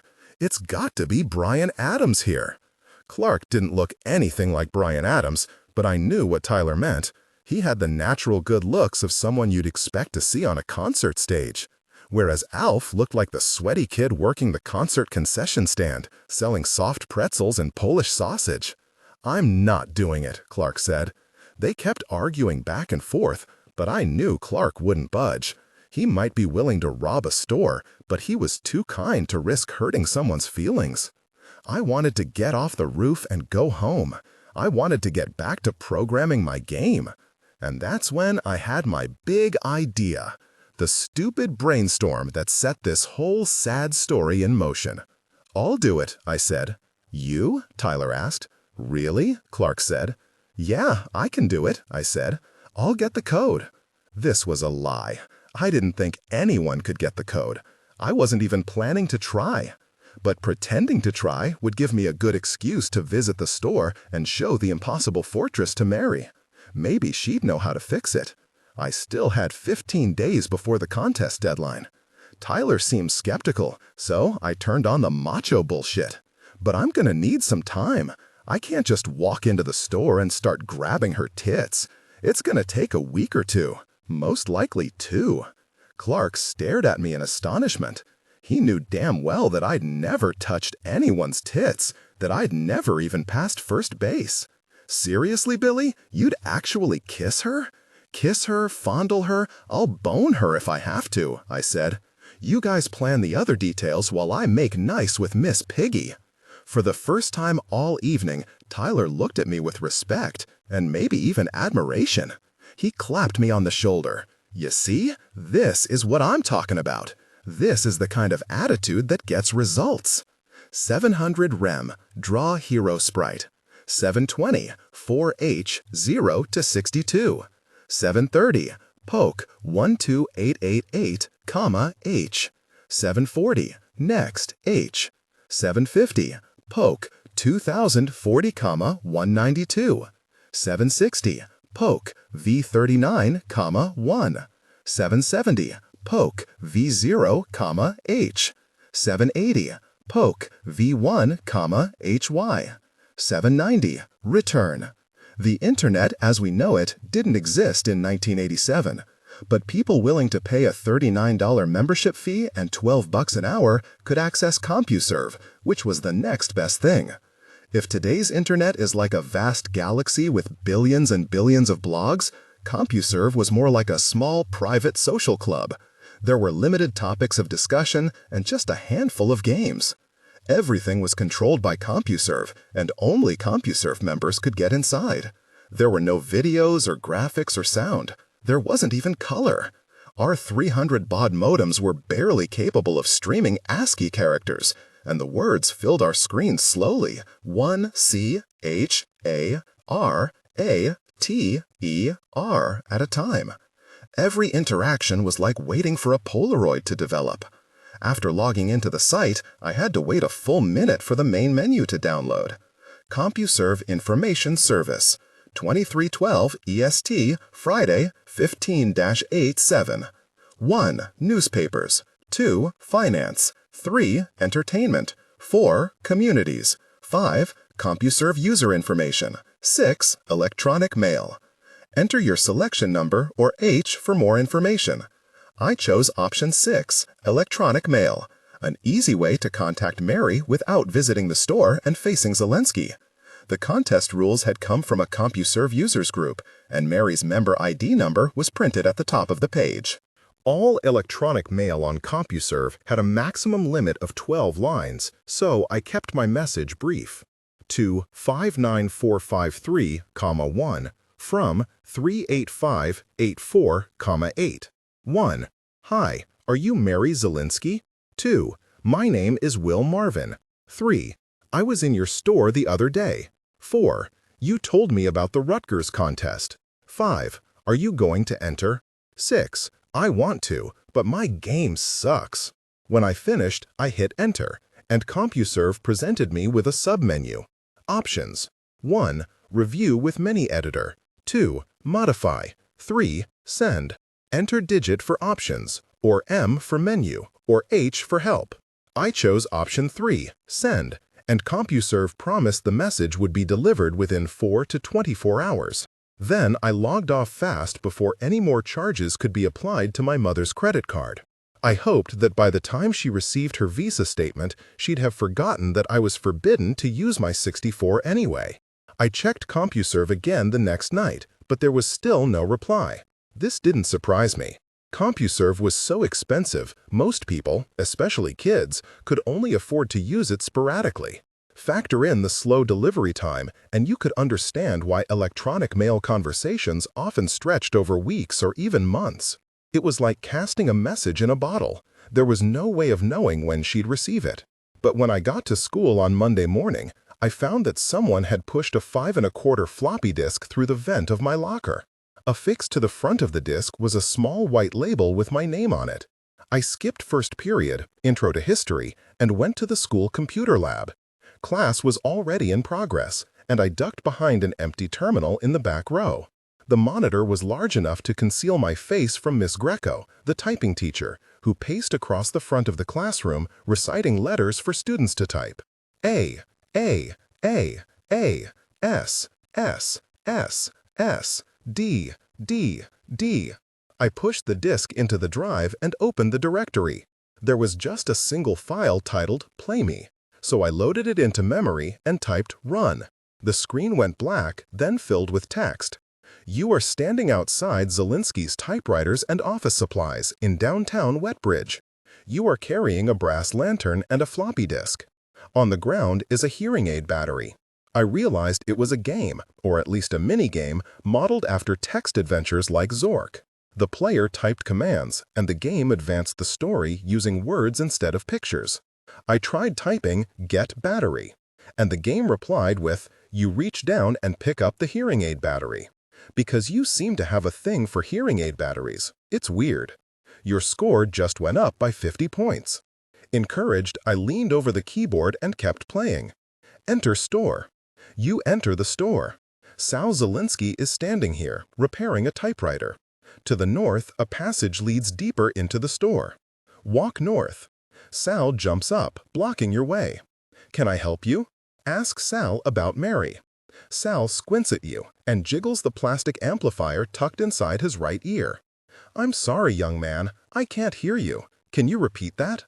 Ask Sal about Mary. He shakes his head. I'm sorry, I can't understand you. My hearing aid's not working right. Give battery to Sal. Sal cheerfully accepts your gift. Your score just went up by 50 points. He inserts the battery into his hearing aid. Ah, much better, he exclaims. Now what were you saying? Ask Sal about Mary. She's in the back, he says, and he steps out of your way. You realize that Sal Zielinski is very nice once you get to know him. He only acts gruff to frighten potential shoplifters. Go north. You walk to the back of the store and find Mary sitting at a computer. She is listening to Phil Collins's extraordinary solo album, No Jacket Required, yet seems unhappy. Golly, she says wistfully, I wish I had a good video game to play. Inventory. You are carrying a brass lantern and a floppy disk. Give disk to Mary. Thank you, Mary says. She puts the disk into her computer and she is blown away by the sheer awesomeness of your game. The ceiling explodes into butterflies, the angels descend from heaven and sing hosannas, and you all live happily ever after. The end. Your score is 100 out of 100, giving you a rank of awesome. Seriously, come over after school and bring your game, Mary. Z. A trill of musical notes played through the computer speakers, and I recognized them as the opening chords of Jump by Van Halen. I laughed out loud. Apparently, it was possible to program Van Halen on a 64. Ms. Greco interrupted her typing lesson to scream at me. Billy Marvin, what are you doing back there? You're not even in this class. I grabbed the disk and ducked out the door. Later, at lunchtime, I used one of the computers in the school library to examine the program more carefully. Even though the game itself was fairly simple, the coding was remarkably complex. Mary had programmed the game to anticipate dozens of commands that I hadn't tried. It was much more sophisticated than any of the programs in my hobby magazines, and she had somehow written the entire thing over a weekend. When I returned to Zielinski's that afternoon, there were no hearing aid batteries on the sidewalk, and I wasn't carrying a brass lantern. But I did have a floppy disk, and Sal Zielinski was waiting just inside the front door, smoking a pipe and reading the Wall Street Journal. Help you? Is Mary here? He set down his pipe, folded his newspaper, and looked me over. You were here last week, he said, eyes narrowing. Some bullshit about starting a software company. That wasn't BS. I make games for real. Why should I believe you? I showed him the disc. The paper label on the front read, The Impossible Fortress, a game by Will Marvin, copyright 1987 by Planet Will Software. Zielinski lifted the disc by its corner and observed it from multiple angles, like he was examining counterfeit currency. This is just a label, he said. Any joker could write their name on a label. I'd also brought a printout of the code. 8 pages, single-spaced, in a dot matrix typeface. Zielinski flipped through it, not really reading it, because of course it was all Greek to him. You understand all this stuff? All these peeks and pokes and whatnot? Pretty much. He pointed to a random line. What's this? Poke SC, L. That changes the value of SC, the screen color. If L is 0, the screen turns black. What's DS equals peak JY? That checks the value of the joystick register to see which way it's pointing. If you're pushing up, the value is 3. If you're pushing down... He handed back the printout. No sodas on the desk, he said. I don't want any spills. And I want you out by 7 o'clock. She has homework. The bell over the front door rang. New customers had arrived. 2 men in coats and ties. And Zielinski turned to greet them. Apparently, I was free to proceed. I hurried into the store before Zielinski could change his mind. Soft rock was playing on tinny speakers in the ceiling. Hall & Oates, You Make My Dreams Come True. I found Mary in the same place back in the showroom. She was hunched forward in her chair, her eyeballs inches from the screen, like she was counting pixels. She was listening to a Walkman, so she didn't hear me approaching. The volume was so loud, I could hear the Phil Collins leaking out of her headphones. Sitting on the desk beside the 64 was an open can of Pepsi. She saw me and pulled off the headphones. You got my message, she said. I nodded. How'd you find my locker? I live next door to Ashley Applewhite. She said she knew how to find you. I was surprised that Ashley Applewhite even knew my name. She was the kind of girl who took honors everything. Her father was superintendent of the entire Wetbridge school system. I really like the game, I told her. The Van Halen was dead on. Mary shrugged and said it was no big deal. I assumed you'd want old Van Halen, not new Van Halen. I was impressed that she even knew the difference. Totally. She wore a black blouse, black skirt, black stockings, and black shoes. It would have been easy to mistake her for one of the gloomy goth girls who hung around the art room at my school, but Mary's face glowed and she looked like she was smiling even when she wasn't. 300 pounds was a ridiculous exaggeration. She was a little stocky, sure, but nowhere near obese. Mary rolled a swivel chair over to her desk so I could sit beside her. "You want a soda?" "No thanks. We've got Pepsi, Slice, Dr. Pepper, and Jolt Cola. Have you tried Jolt Cola? It's got twice the caffeine of Pepsi." "Your dad said no soda on the desk." Mary sighed and moved the Pepsi to the top of the computer monitor, balancing the can on its narrow, flat edge. "He always says that, but I've never had a spill." The can immediately slid forward on a skin of condensation, tipping over the side. My stomach lurched. I reached out and caught it just in time. "Maybe we should put it on the floor." "Whatever," she said. "Let's see this game." I gave her the disc with the Planet Will logo and braced myself for the usual razzing, a la Alf and Clark. Mary looked at the label and laughed. "Planet Will Software? That's a fantastic name," she said. "Have you trademarked it?" "Not yet. I didn't even know what that meant. Should I?"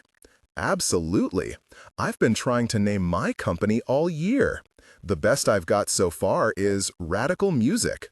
"That's pretty good," I said. "Planet Will is way better. It's bold, it says fun, and your name's in it. You better lock it up before somebody steals it."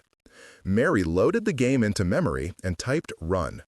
To my surprise, I found that my arms were trembling. I was actually nervous. I'd never shared my games with anyone who knew how to program, let alone someone smart enough to design an entire minigame in a single weekend. The title screen appeared with an 8-bit illustration of a foreboding castle. The hero and the princess stood center screen as a tinny theme song played. And then an ogre hauled the princess over his shoulders and dragged her away. "This is awesome!" Mary exclaimed. "How did you draw this?" "Koala pad," I explained. Then I touched it up with Doodle. She leaned into the screen, studying all of the finer details. "God, I wish I could draw like this. Her outfit is perfect. You even put a tassel on her hat." I couldn't believe she'd noticed. To research that outfit, I'd spent an entire hour browsing encyclopedias at the library, studying portraits of princesses all over Europe until I found just the right hat. It was called a hennin, and it looked like a giant pointy cone. "Keep watching," I told her. "This is where it all breaks down." The game began, and the brave hero began his quest at the base of a mountain, while ogre guards swarmed all around him. The object was to guide the hero up the mountain, but everything moved in agonizingly slow motion. The characters looked like they were flailing about in zero gravity, a Super Bowl instant replay that never ended. Suddenly, I wanted to get as far from Mary as I could. I felt dumb for trying, and even dumber for sharing. Planet Will Software. What the hell was I thinking? But Mary didn't look disappointed. If anything, she seemed more engaged, like I'd presented her with a problem worth solving. She hit Run Stop and typed List, and all of my code spilled down the screen. Mary skimmed the lines, nodding as she went along, not reading but skillfully assessing the overall structure, the way a mechanic might circle an automobile, inspecting the surface and kicking the tires before diving under the hood. For 10 minutes, she didn't speak. She read and reread the program one subroutine at a time, mumbling to herself and occasionally jotting notes on a scrap of graph paper. She never asked me a single question. She didn't need to. Sometimes she'd exclaim, and I'd lean forward to see what she was humphing about, but she was always moving ahead to the next loop. The speakers in the ceiling went from Hall & Oates to Glenn Medeiros to Howard Jones, and then there was a station break for 103.5, WLOV, radio's home to all your favorite 80s love songs. It was my mother's favorite station. Me and Alvin Clark referred to it as home to 10 crappy songs in a row. Bruce Hornsby started whining about The Way It Is, and Mary leaned back in her chair. "Sorry about the music," she said. "My father insists on it." I realized this was a polite attempt to turn the conversation away from the game. "I told you it sucked. You weren't kidding." She restarted the game and guided the hero across the screen, groaning as she prodded him forward. "You could torture prisoners with this game. Strap them to machines and force them to play for hours. I've had more fun playing spreadsheets." I forced myself to laugh, but it came out like a whimper. See, I knew the game was horrible. It was unplayable, it was awful. But even with its flaws, this horrible, unplayable, awful game was actually the best game I'd ever made. "You want to know the worst part?" Mary asked. I couldn't believe it. There was more? There was worst? "The worst part is, your code's perfect. There's not a single wasted command. Every line is packed. And the way you toggle sprites to animate the guards, that's fantastic. I love it." And there it was. After 14 years of fumbling footballs and missing baskets and striking out, after 14 years of miserable grades and bad rhythm and terrible fashion choices, after 14 years of being me, I wasn't used to compliments. My face burned bright red. I couldn't help myself. I wanted to freeze time and linger over her exact phrasing. Perfect. Fantastic. I love it. "Your only problem is speed," she continued. "You need to rewrite this game in machine language." I laughed. She had to be joking. Machine language, ML, was the computer's natural language, 100 times faster than BASIC. So fast that programmers often built artificial delays into their games to keep the action from looping too quickly. But ML was famously difficult to learn. I'd studied passages in books and magazines, but the syntax was too cryptic, too complicated. BASIC used English words like print and next, but machine language used complicated acronyms: ADC, CLC, SBC, TSX. Numbers were inputted in hexadecimal format, so 11 looked like OB, and 144 looked like 90. There was nothing intuitive or natural about the language. It demanded the user to think and communicate like a machine. "You know ML?" I asked Mary. She shrugged. "I've always wanted to learn." "The deadline's next Friday," I reminded her. "I can't learn ML in 12 days." Mary listed the program again, letting the lines cascade down the screen until she reached the loop that moved the 7 ogre guards. Then she tapped the screen with her pencil. "This is the slowest part of the program. These 50 lines where you move all the guards. What if you wrote this part in ML? Not the whole game, but just this tiny section." I don't know where she got her confidence. It was like saying, "We don't need to learn all of Mandarin Chinese. We just need to learn enough to translate the Gettysburg Address." Mary seemed to believe that anything was possible if we were only willing to try. "You're crazy," I told her. "I'm not that good." "I'll help you," she said. "We can work here after school." "And when you win the PS2? I laughed. "I'm not going to win the PS2. "When you win the PS2, she repeated, "you'll give me your old 64, so I can have my own computer at home. Does that seem fair?" She put out her hand to close the deal. Each of Mary's fingernails was painted a different color and detailed with zeros and ones, a rainbow of binary digits arching over her hands. 01110101. We shook on the agreement, and a shock of static snapped between us. 12 days isn't a lot of time, I said. "I have a great book we can use." She jumped up, grabbed a heavy tome from the shelf, and showed me the cover. "How to Learn Machine Language in 30 Days. 30 days? I asked. "Well, we'll read it really fast," she explained. 800. Rem, draw guard 1 sprite. 810. Poke, 52,48.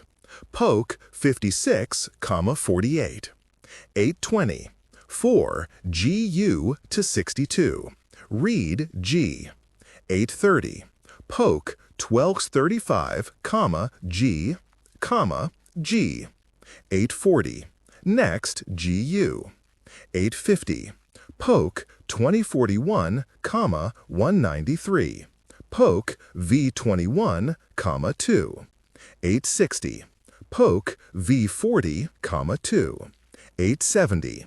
Poke V2, 6X. 880.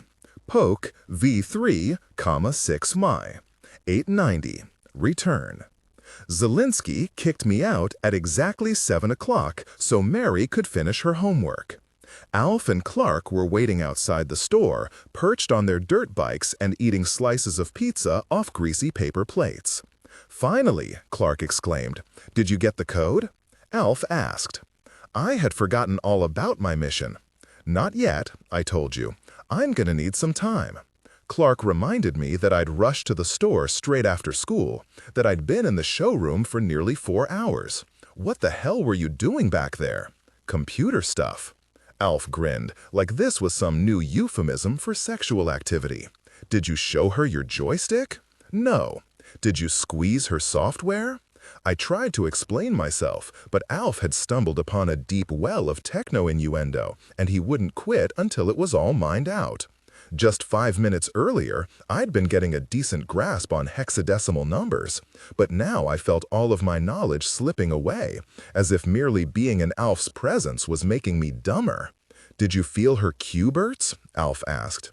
Clark joined in the fun. "Did she fondle your Zaxxon?" "That doesn't even make sense," I told them. "You're just replacing body parts with names of arcade games." They didn't care. They were laughing like crazy, staggering all over the sidewalk like drunks. All around us, commuters from the train station were giving us a wide berth. Alf grabbed a lamppost to keep from falling over, and pretty soon I was laughing along with them. I couldn't help myself. The guys were contagious.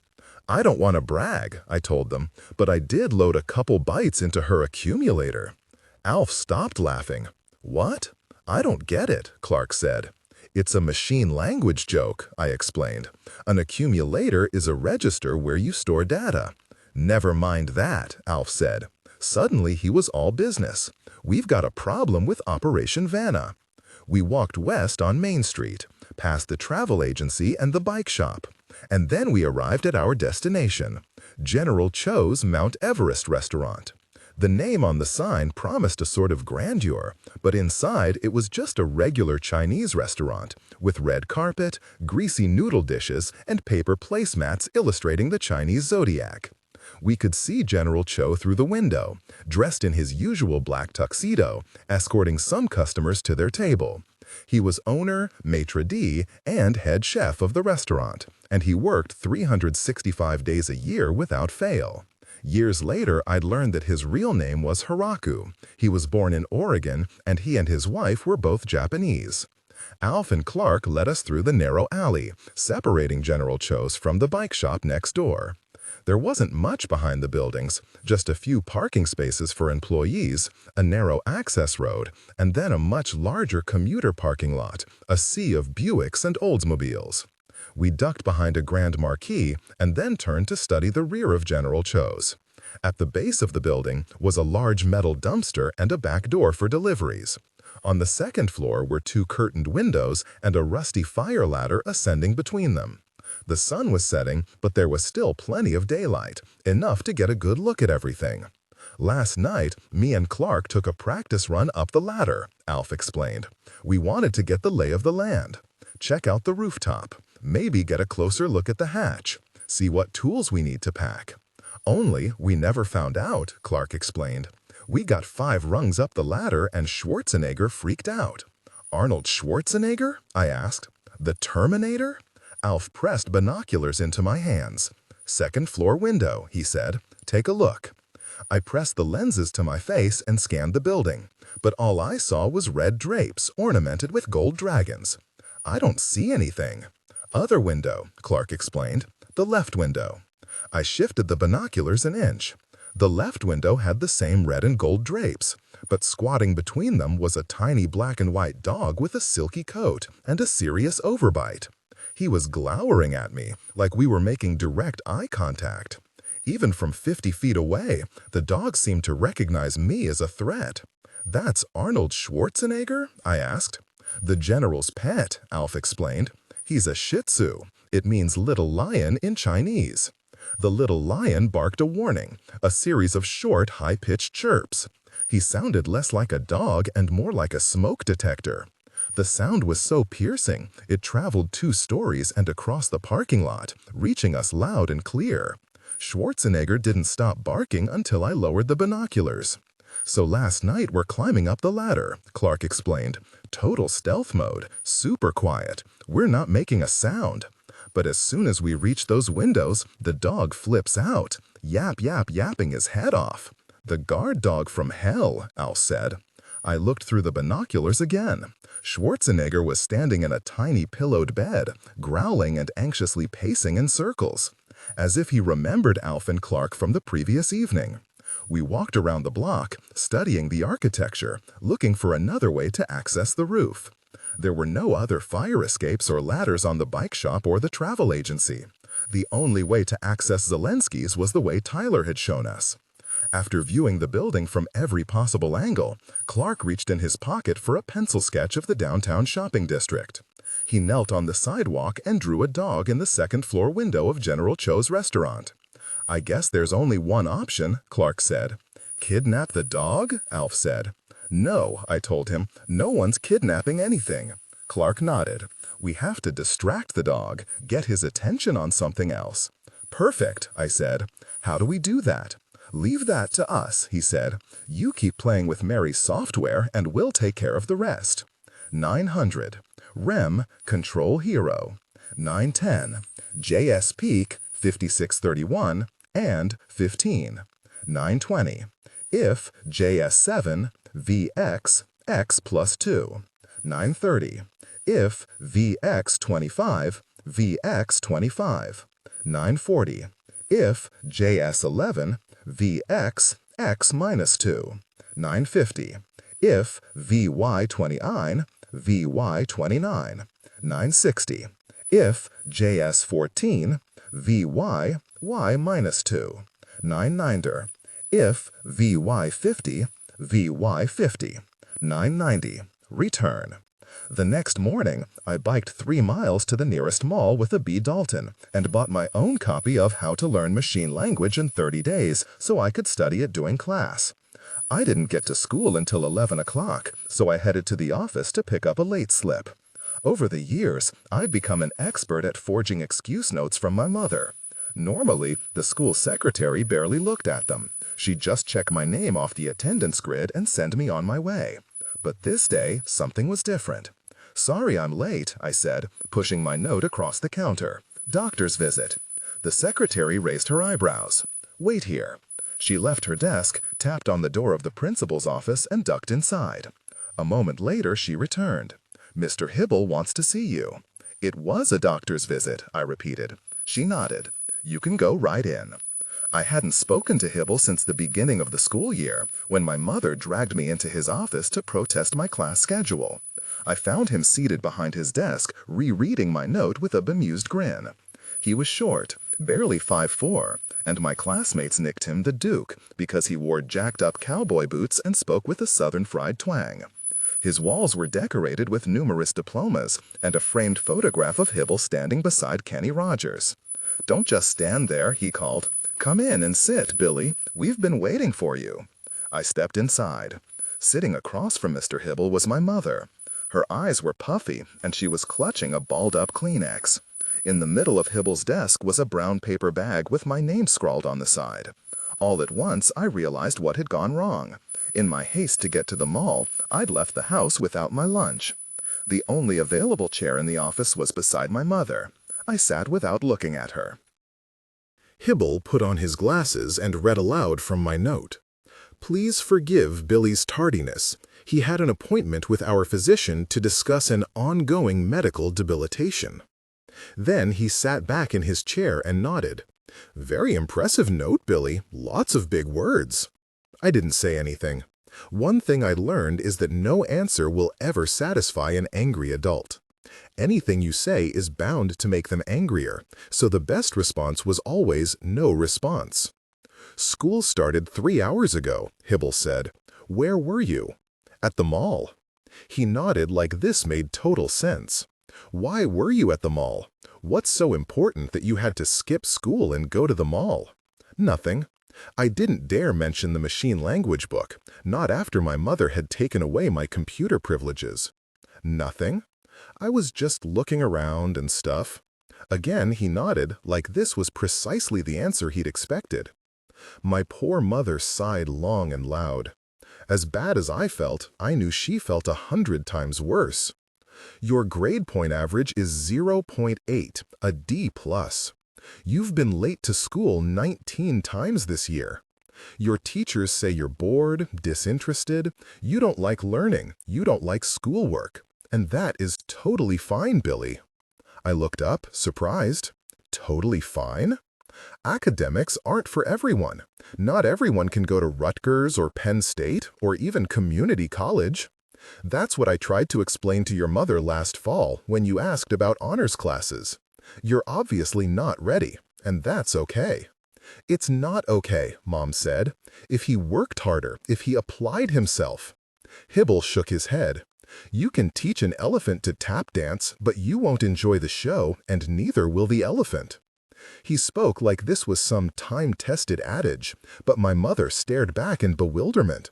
I don't know what that means, she said. Is that an expression? Is Billy the elephant? These are his state assessment tests, Hibble said, pushing my transcripts across his desk. Every child in New Jersey takes this test. 83% of ninth graders outperformed Billy on this exam, and that's okay. We're not here to blame Billy for his intellectual shortcomings. My mother stared at the transcript like it was written in a foreign language, like she simply couldn't make sense of it. I'd always hated the state assessment tests, with their stupid questions and their fill-in-the-bubble answer sheets.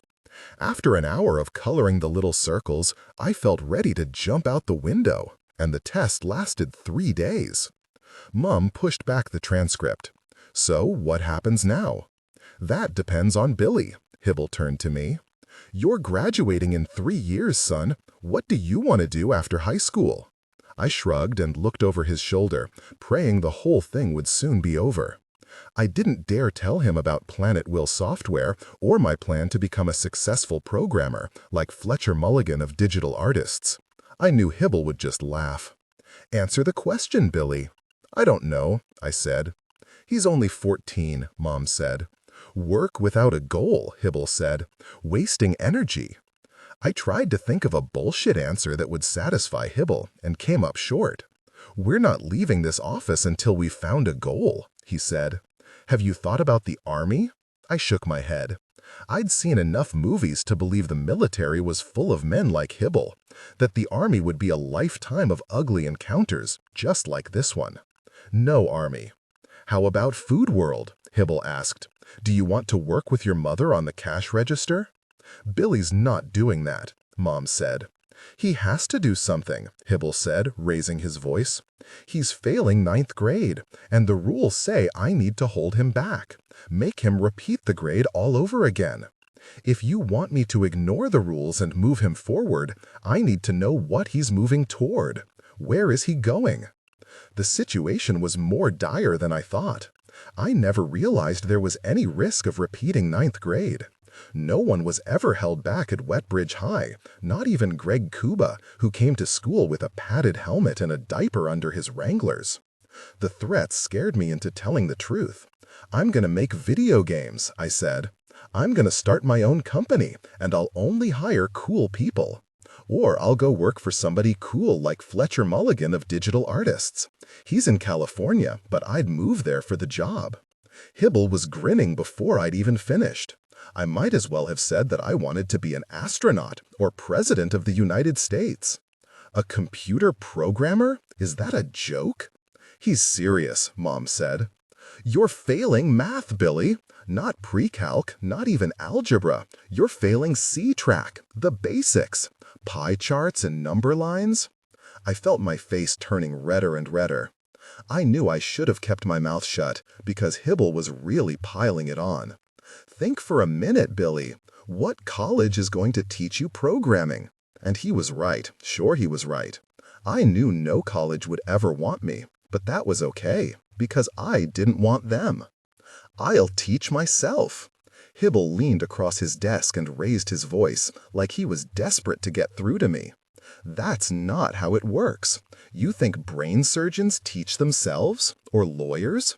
He gestured to the boxy TRS-80 computer on his desk. "I've spent 3 years on this machine, and I still can't get it to print. And I went to Brown, understand, the best of the Ivies. There are some things you can't teach yourself." I knew TRS-80s were famously difficult to configure. I had read all about them in my hobby magazines, where readers disparaged the machines as TRAS-80s. The solution to Hibble's problem appeared to be daisy chaining, basically connecting the printer to the computer via the standalone disk drive. This was not nearly as hard or as complicated as it sounds, but I sure wasn't going to tell Hibble the secret. "Maybe Billy could try a programming class," Mom said, "if we encouraged this interest." Hibble shook his head. "Limited machines, limited enrollment. I save those seats for our best and brightest. Not kids flunking 9th grade, not kids who cut class to go to the mall." Round and round we went, in a discussion that seemed to last hours. Every time I opened my mouth, I was wrong. Out of nowhere, my mother started sobbing. She'd been awake all night, selling groceries to insomniacs, and this argument was way past her bedtime. Even I was worn out, and I'd only been awake a few hours. I started agreeing with everything Hibble said. I just wanted to leave. When he finally said, "I think I have a solution," I nearly answered with, "Yes, anything, please just get me out of here." Hibble produced 2 zero-copied flyers from his desk and gave one to each of us. The headline promised exciting careers in manufacturing technology. "There's a summer internship at the Cosmex plant on Route 9. It doesn't pay any money, you have to volunteer, but I want you to think of it like a foot in the door. If you show up on time, if you work hard and impress the right people, you can have a decent job waiting at graduation. They start full-timers at $7.50 an hour." My mother turned the flyer front and back, searching for some missing component. "A makeup factory?" "A world-class facility," Hibble said. "The operations manager is my brother-in-law. I've taken tours. They can make 10,000 lipsticks an hour. Can you imagine?" The flyer featured photographs of men and women dressed in hairnets and standing over assembly lines, smiling cheerfully as they pressed tiny mirrors into tiny plastic compacts. The program ran for 8 weeks, 40 hours a week. At the end of it, I would receive a special certificate of achievement, which will look very good on a resume, Hibble added. "I've never heard of Cosmex," Mom said.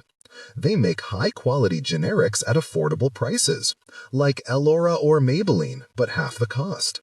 And Billy would be eligible for the 10% employee discount." He winked at my mother, and she pressed her hands against the sides of her head like she was trying to steady her thoughts. So, there were my choices. Repeat the 9th grade, or take the internship and advance to 10th grade. And I knew from my mother's sobbing that repeating the 9th grade was not an option. I accepted a gold-plated fountain pen from Hibble and completed the internship commitment form, agreeing to show up on June 28 for a summer's worth of volunteer work, and my mother countersigned. Hibble's eyes followed our hands as they moved across the paperwork. "You're making the right choice," he said. "So I'm going to reduce your punishment to a single day's suspension." "Punishment for what?" Mom asked. "Playing hooky," Hibble said, gesturing to my brown bag lunch. "Remember?" Mom spoke very slowly. "You're sending him home as a punishment for skipping school?"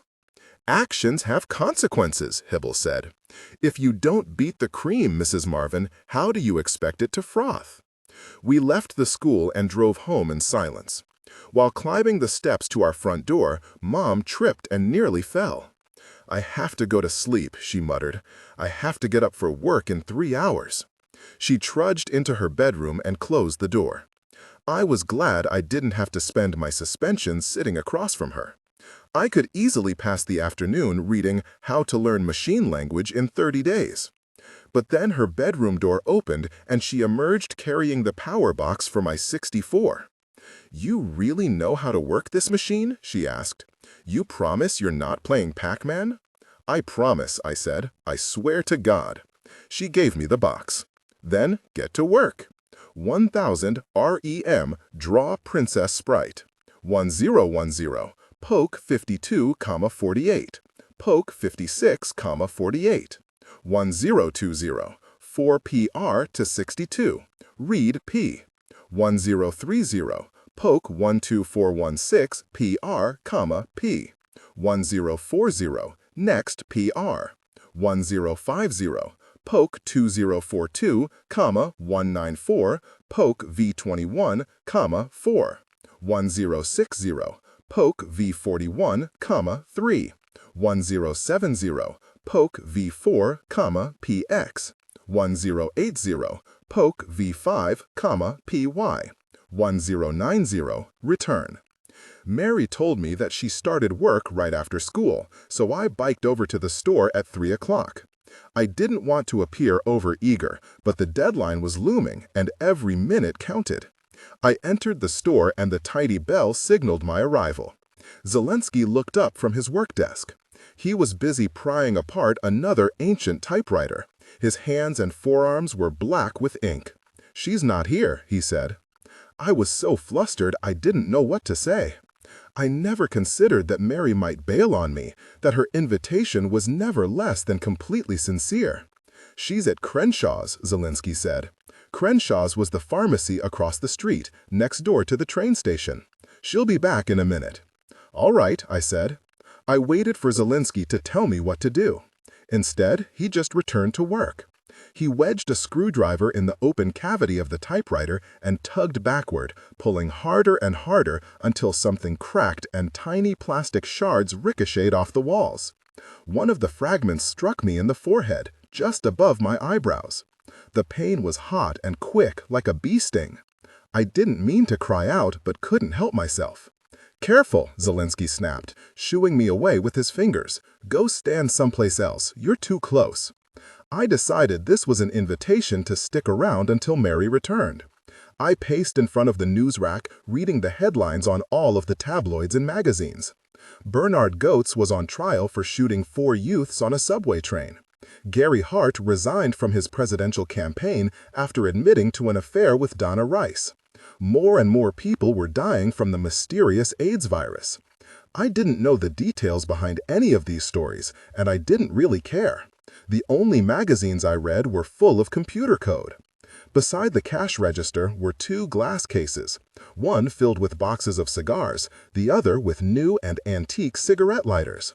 There were all different colors and brands, Zippo, Dunlap, Penguin, and Scripto, and many were decorated with icons and military insignia. I was astounded to see that some of these lighters sold for as much as $300 or $400. I reached for the door of the case to take a better look, but it wouldn't open. "No touching," Zelensky said. "Don't touch anything you're not going to buy." "Sorry," I told him. "You don't have to apologize." "Sorry," I said again. I shoved my hands in my pockets and stood perfectly still. I didn't see how I could disturb him if I didn't move or touch anything or say anything. But Zelensky looked up from his typewriter exasperated. "Can you please not stand there? You're blocking the doorway." I didn't know where to go. I couldn't stand next to Zelensky. I couldn't stand by the door. Should I wait outside? Zelensky nodded. "Maybe that's best." I turned for the door as Mary returned, carrying a brown paper bag from the pharmacy. "Hey," she said, "where are you going?" "Nowhere," I said, turning around yet again. "I was just waiting for you." "Awesome, let's get to work." She passed the bag to Zelensky and led me through the store. She was moving quickly, like she couldn't wait to get started. Hall & Oates were on the radio singing "You Make My Dreams Come True." "You're not going to believe this," I said, "but the radio was playing the same song yesterday." "It's not the radio," she said. "It's a mixtape, my mom's favorite songs." She taped them all off the radio. I nearly made a smart-ass comment, but I was glad I didn't, because Mary continued, "She died 2 years ago. Stomach cancer." She said this so matter-of-factly, I thought I'd misheard her. "Did you say stomach cancer?" "Yeah, June 21, 1985. It was the last day of school." Up until that moment, I assumed Mary and her father went home every evening to a warm dinner and a house full of siblings, but Mary explained it was just the two of them. She was quick to steer the conversation back to the mixtape. "I know the songs are cheesy, but my dad likes them, so I put up with it." "I don't think they're cheesy," I said, because I wanted to say something nice. But Hall & Oates hooted, "Ooh, ooh, ooh," and Mary laughed. "This song has more cheese than a quesadilla," she said, "but I'm glad you're cool with it, because you're going to hear it a billion times. The stereo loops it automatically." We arrived in the showroom, and I saw that Mary had rearranged the furniture, so there were 2 chairs beside the computer. I brought out my own copy of How to Learn Machine Language in 30 Days, so we could study side by side. The book was full of mini-programs to type and try, so I started keying one in to the 64. But after a few lines, I noticed Mary frowning. "What's wrong?" "This is just a suggestion," she said, "but what if you read the code aloud and I do the typing?" It took me a moment to catch her meaning. "You think I type slow? You're hunting and pecking. Your fingers are nowhere near home row." "What's home row?" "Exactly," Mary said, as if this proved her point. "Sister Benedict clocked me at 90 words a minute. She called my typing skills a miracle, and coming from a nun, that really means something." We settled the debate by unpacking a second 64 from inventory, placing the machines side by side, and then racing to input the first paragraph of the user's manual, word for word, no mistakes, on your marks, get set, go. I was lightning quick, my fingers flying all over the keyboard with perfect accuracy. But when I shouted, "Done," I heard Mary echo me. We had finished together in a dead heat. So our contest had settled nothing, but going forward we moved twice as fast, because Mary convinced her father that 2 computers increased the persuasive power of the store's showroom. "It's like walking into the Gap," she explained. "They never show just one t-shirt, there's always a table with 6 or 7. Products look better in groups." I didn't totally buy her logic. For starters, t-shirts come in different colors. But Zelinsky seemed willing to try. "It's not doing anything sitting in a box," he shrugged. 3 months we've had these damn machines, and we've yet to sell a single one of them. The most popular home computer in America. He glared at me like somehow I was responsible, like I had personally invented the 64 and then petitioned Zelinsky to stock the machines. "I'm sorry," I said. His glare intensified, and his eyebrows arched to epic heights. "Why do you keep apologizing?" "Dad, we're on a tight deadline," Mary said. "I want him out by 7 o'clock, Zelinsky said. "You've got homework." We spent the next 3 hours testing patches of code and reading aloud from How to Learn Machine Language in 30 Days. The mixtape looped from Howard Jones, No One Is to Blame, and Bruce Hornsby, The Way It Is, to Marshall Crenshaw, Someday, Some Way. A pattern quickly presented itself. Mary would read aloud a dense and difficult passage, I would fail to understand it, and then she would re-explain the concept using her own words until it made sense to both of us. This happened so often, I soon felt embarrassed. I knew Mary would be turning the pages much faster without me, that my intellectual shortcomings, or whatever Hybl had called them, were holding back our progress. I hunched forward in my chair, biting my cuticles and sighing and watching the clock. But Mary didn't seem flustered. She'd repeat herself 3 or 4 times without ever sounding aggravated. She acted like we had all the time in the world. "I'm sorry I'm such a dummy," I said. "This is tough stuff."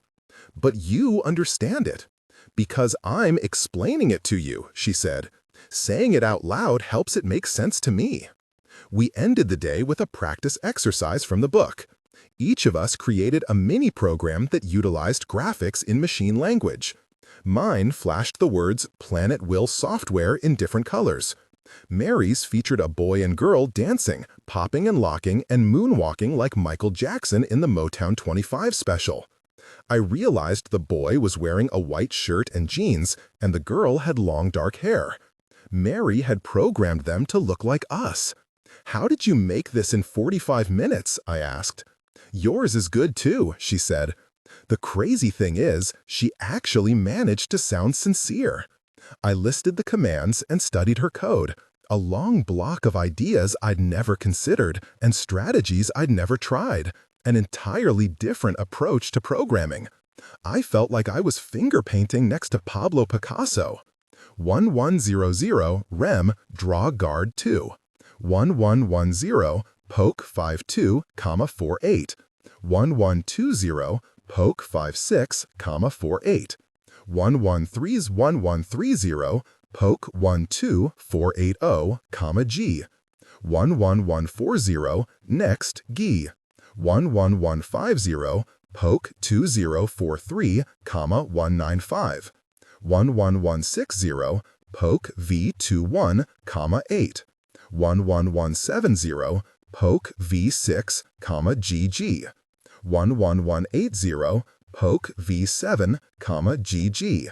11190 return. Once again, Zelinsky booted me out of the store at 7 o'clock, and I left to find Alf and Clark waiting on their bikes. Alf had the Beast perched on his handlebars.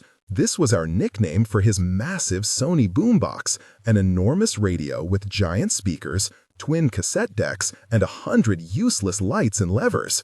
The Beast weighed a ton, but Alf had rigged a small platform onto his handlebars so we could bike around accompanied by movie soundtracks.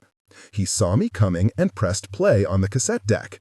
Queen's fat-bottomed girls came blasting out of the speakers, turning heads up and down Market Street.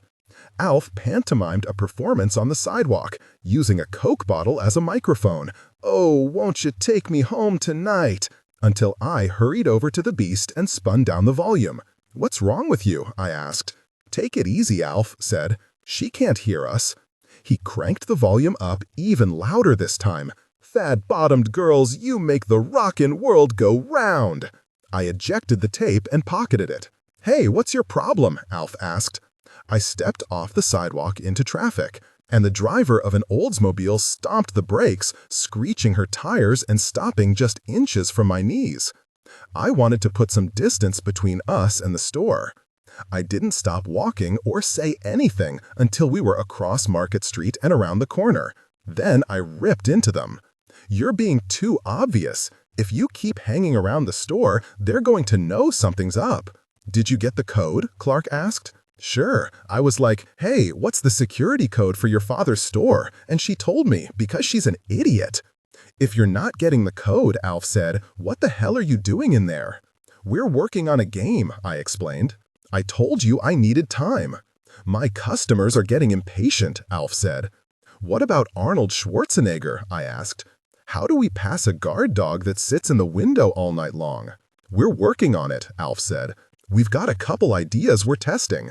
Street traffic was already thin by 7 o'clock. Most of the commuters were home for the night, so we all noticed when two cute girls came walking down the block. They were 15 or 16 years old with short shorts and skinny legs. I recognized them from Video City, the store where we rented our movies. Clark stuck his claw in his pocket, and I stared at my sneakers, pretending I was too busy to notice them. Alf dropped the Top Gun soundtrack into cassette deck 1 so that Danger Zone by Kenny Loggins came thumping out of the speakers. Then he reached in his pocket for a bankroll of wrinkled bills. It was an enormous wad of cash, about the size of a hockey puck, and he counted it casually as the girls sauntered past. "Where did you get that?" I asked. "I'm giving an early bird discount," he said proudly. Alf explained that 15 of our classmates had already paid for their Vanna White photos in advance, with the understanding that the photos would arrive before the month ended. I turned to Clark. "And you're okay with this? Are you selling to early birds too?" He shook his head. "Nah, I just want a copy for myself," he said softly. but I don't see the harm in it." Alf spread the bills into a giant fan of money like he was Mr. Monopoly on a chance card. Then he waved the bills in front of me. "Smell the profit, Billy." I slapped the money away. "Do not spend it," I warned him. "Not a penny." "Why not?" "In case you have to give it back," I said. "In case something goes wrong." "What could go wrong?" he asked. I wasn't ready to explain. I couldn't tell him there was no chance of getting the alarm code, not yet. I needed to keep trying, or pretending to try, until the impossible fortress was complete and submitted to the contest. "Anything could go wrong," I said. Almost on cue, a uniformed Wetbridge police officer rounded the corner of Market Street, walking toward us. "It's Tack," Clark said. "Put the money away." "Where?" Alf asked. "Don't turn around." Tack's real name was long, Polish, and impossible to pronounce. We all called him Tack because he reminded us of young, super gung-ho Eugene Tackleberry in the Police Academy movies. At 6'4", he was the tallest cop on the Wetbridge Police Department. Twice a year, he visited our high school to screen horrifying movies on the dangers of drugs, alcohol, and communism. He warned that movies like Red Dawn could really happen. When he wasn't educating the children of Wetbridge, he patrolled downtown wearing a Kevlar vest and papered windshields with $5 parking tickets. "Evening, boys," he said, shaking hands slowly and deliberately with each one of us. His grip left my hand feeling hollow, like a bike tire flat. "Any signs of trouble tonight?" This was his default greeting to all the little kids in Wetbridge. Tack warned there was an army of Dolph Lundgren clones just waiting to descend upon our town, and the patriotic youth of America was its last line of defense. At age 14, we all felt like we were getting too old for this routine, but tonight we were happy to play along. "No, sir," I said. "No sign of trouble," Alf said. "No Ruskies for miles," Clark added. "I'm not talking Ruskies," Tack said. He gathered us into a huddle and lowered his voice. "I'm being completely serious, boys. We had 2 attempted break-ins on Market Street last week, the pet store and the travel agency. Crowbar marks all around the back doors, like someone tried to pry off the hinges. We were all too panicked to respond." I worried even the slightest phrase might betray what we'd been planning. The bankroll of cash created a very conspicuous lump in Alf's Bermuda shorts, like he'd pocketed a tennis ball. And then, last night, someone broke a window at Video City, ran off with a brand new VCR and a bunch of those head-cleaning tapes. You boys hear anything about that? "No, sir," Clark said. "Nothing," I added. "But we'll be on the lookout," Alf promised. "Is there a reward if we catch the guy? I'm sure they'd come up with something. The Merchants Association is freaking out, so City Council has us doing night patrols until the crime wave tapers off. Dusk till dawn. It's costing a ton of overtime." "Dusk till dawn?" Clark asked. "Our presence is what we call a deterrent. If a bad guy sees a police officer walking Market Street at 4 in the morning, he'll likely to think twice. That's the idea, anyway. In the meantime, I need you guys to keep your eyes peeled, understand? Let me know if you see anything squirrely." We all promised to stay vigilant. Tack thanked us for our service to the community and insisted on shaking our hands again before heading on his way. He walked down Market Street and turned left at the train station. Minutes later, he arrived on Lafayette, traversing the downtown shopping district in a figure-8 loop. "Dusk till dawn," Clark said. "First Arnold Schwarzenegger and now Tackleberry," I said. "Maybe we need to rethink this plan." "I'm not rethinking anything," Alf said. "You promised to get the code, Billy. We had a deal." "Exactly," Clark said. "You can't wuss out at the first sign of trouble. Are you saying you want to quit?" "No," I said. "I'm not quitting." There were still 11 more days until the contest deadline. 11 days to learn ML and get the impossible fortress into working order. But I will need more time. They both seemed relieved. Alf rewound Top Gun to the start of Side 1 and pressed play, blasting Kenny Loggins and redlining the equalizer lights. "You just get that alarm code," he said, "and leave the rest to us. 1200 rem. Advance countdown. 1210. Timer. 12:20. Print, time left, timer. 12:30. If timer equals 0, then go to 1600. 12:40. If timer equals 25, then ER25, return. 12:50. If timer equals 50, then ER20, return. 12:60. If timer equals 75, then ER15, return. 12:70. If timer equals 100, then ER10, return. 12:80. If timer 150, then ER5, return. 12:90. Return. I started going to Zelinsky's every day. I worked with Mary from 3 until 7, when her father promptly kicked me out.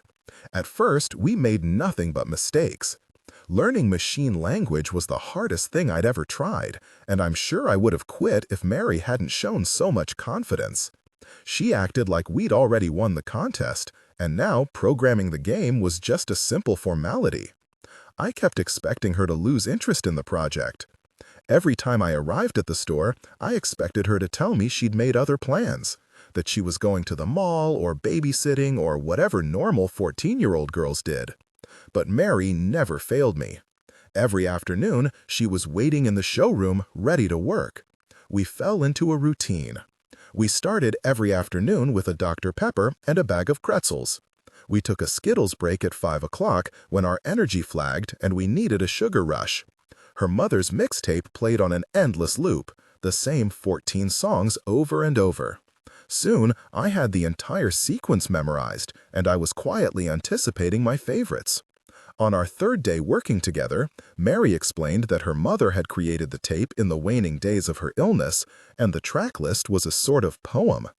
That didn't make sense to me until I saw the whole sequence written out in her mother's delicate handwriting on the liner notes of the cassette itself. Nothing's gonna change my love for you. No one is to blame. It's just the way it is. Someday, someway. Against all odds. Things can only get better. Don't give up. Be good to yourself. I won't hold you back. Dance the night away. You know I love you, don't you? You were always on my mind. You are so beautiful. You make my dreams come true. I could hear Zelinsky muttering at the cash register, cursing the stubborn gears of some ancient typewriter, and I couldn't believe he had ever convinced a woman to love him. And yet, here was a mixtape to prove that he had. I returned the case to Mary. I can see why you never get tired of it. Mary laughed. Oh, I'm sick of it, but my dad and I can't agree on anything else. Picking out the music was always Mom's job.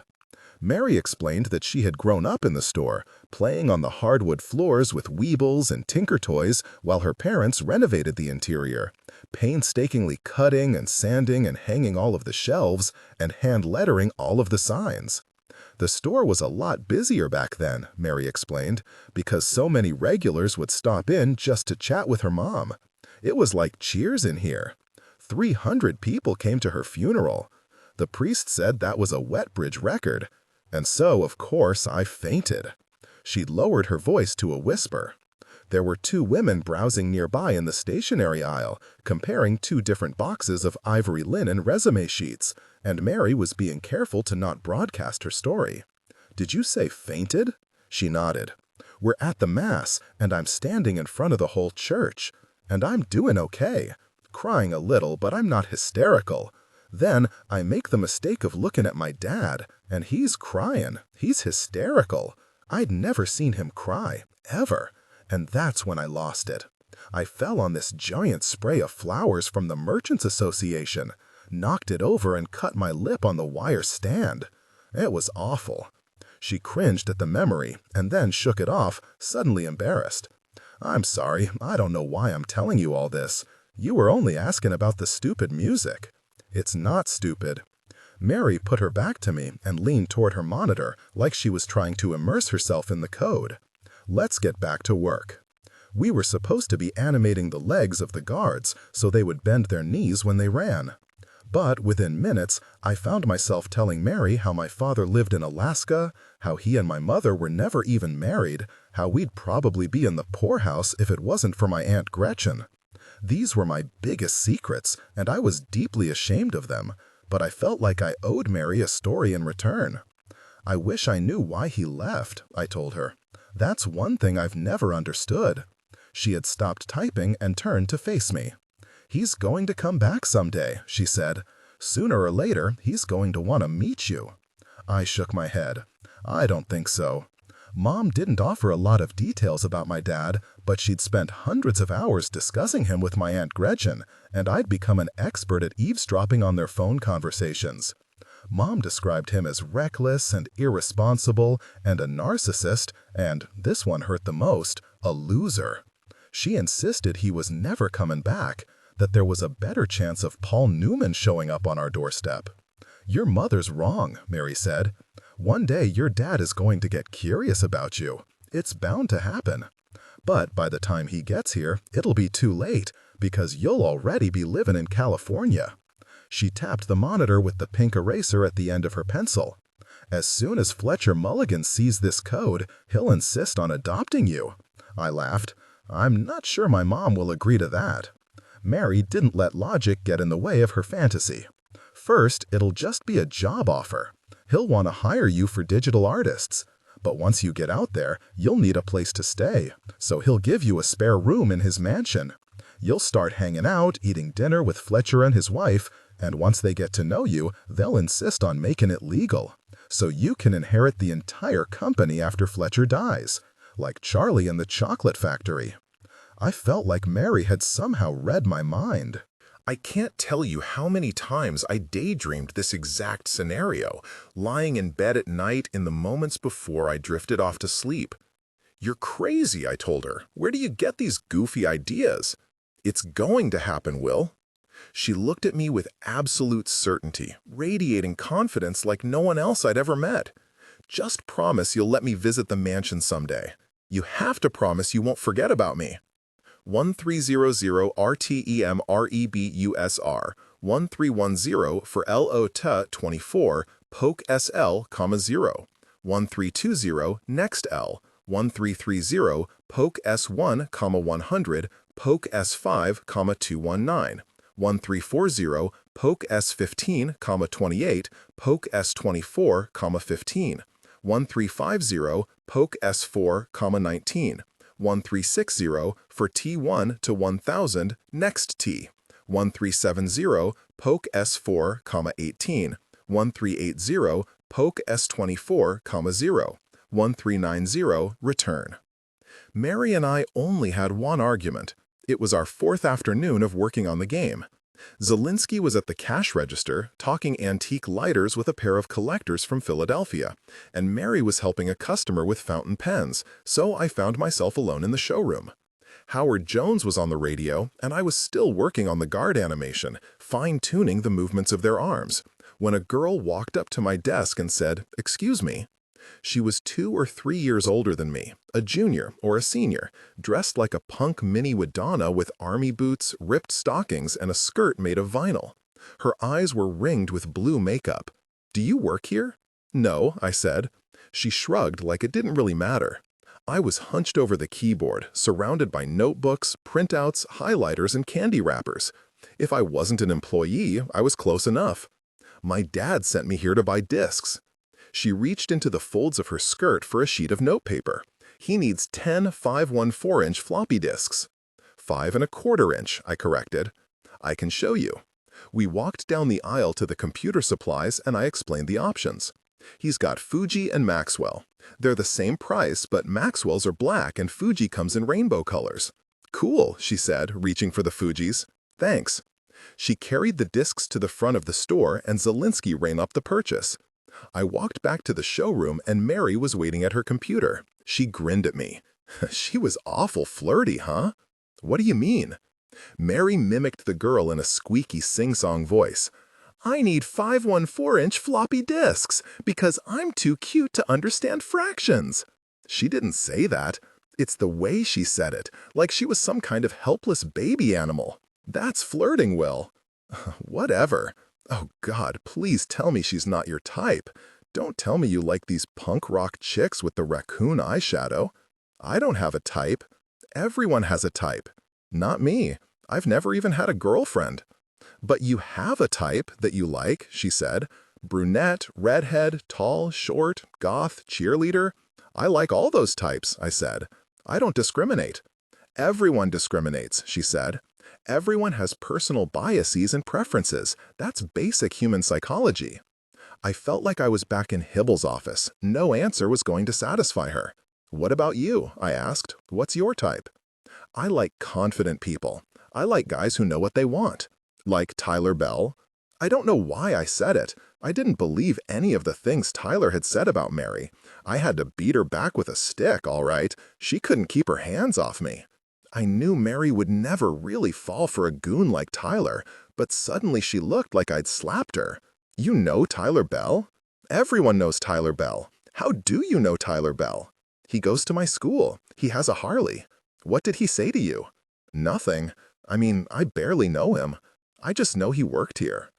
Tyler Bell is an asshole, she said. The worst employee we ever had. So, not your type? It isn't funny, Will. Don't even joke about him. What's wrong? And then Zelinsky was standing over us, his apron covered with wet black ink. At the time, I didn't know how many of our conversations traveled to the front of the store, but looking back, I'm pretty sure he heard most of them. Is everything all right? He stated the question like a fact, strongly implying that no, everything was not all right. We're fine, Mary said. Maybe Will should go home now. We're fine, Mary repeated. I just want to get back to work. Zelinsky hesitated, then turned and walked back to the cash register. For the next hour, I didn't dare say anything. We read from our respective books and typed on our respective computers. There were no further customers in the showroom, and the only sounds came from all your favorite 80s love songs, Joe Cocker and Willie Nelson and Phil Collins. From time to time, I'd look at Mary, but she was typing furiously and avoiding eye contact. Sometime around 6 o'clock, I realized there were sirens blaring, and a police officer came into the store to tell Zelinsky that Crenshaw's pharmacy was on fire. We rose from our desks and went outside to take a look.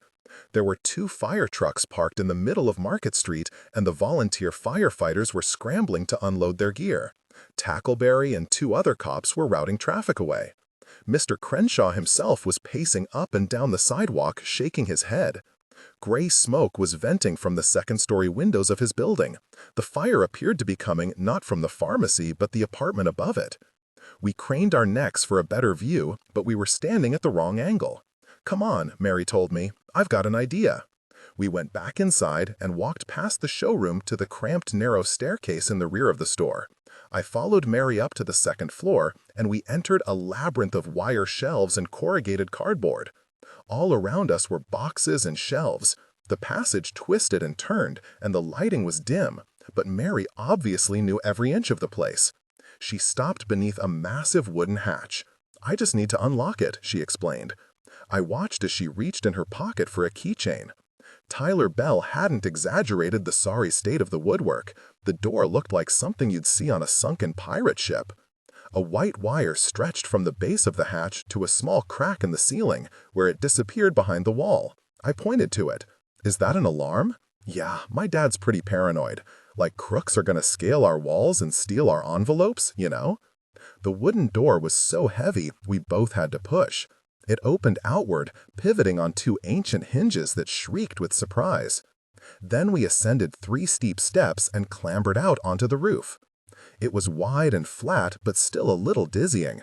Seeing Market Street and the train station from this new perspective was disorienting. The sun was setting, and the sky was aflame with a crazy pink and orange glow. Up on the roof, it seemed close enough to touch. We walked toward Market Street, stopping 4 feet short of the edge. This new vantage point gave us a full view of Crenshaw's building. We could see firefighters moving around through the windows, but no one was hurrying anymore. The smoke was thinning, and it seemed the worst of the drama was already contained. Down on the street, a crowd of kids on dirt bikes had assembled to watch the action, and I could see Alf and Clark standing among them. Alf had the beast balanced on his handlebars, and they both appeared to be lamenting the lack of destruction. I'm sorry about before, Mary said, about Tyler. I didn't mean to jump down your throat. That's all right, I said. He stole from the store, or tried to anyway. It's still a sore subject for me and my dad. At once, her behavior made a lot more sense. What did he take? You know those antique lighters near the register? Some of them are $200 or $300. Tyler tried to steal one and I caught him. What happened? My dad was pretty mad. He trusted Tyler. We both did. So he fired him, and that was that. She turned away from Crenshaw's, turning west to face the sunset instead. It was a much better view. This was all last year, right when school was starting up. But, like I said, we're both still angry about it, I guess. Of course they were angry. This version of the story was a lot more believable than Tyler's horn dog fantasy. Mr. Zelinsky had zero patience for shoplifters. Tyler was lucky he hadn't been arrested. I barely know the guy at all, I told her. I'm a freshman and he's a senior. I know, she said. I believe you. So, we're okay? Me and you? Yeah, we're okay. I put out my hand and we shook on it.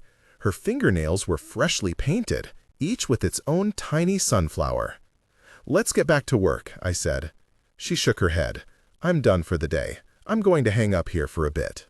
So we stood up there for a long while, watching the sunset and discussing how it was one of those things you could never truly capture in 8-bit, not with the 64's simplistic definition of violet, CHR156, orange, CHR129, and yellow, CHR158.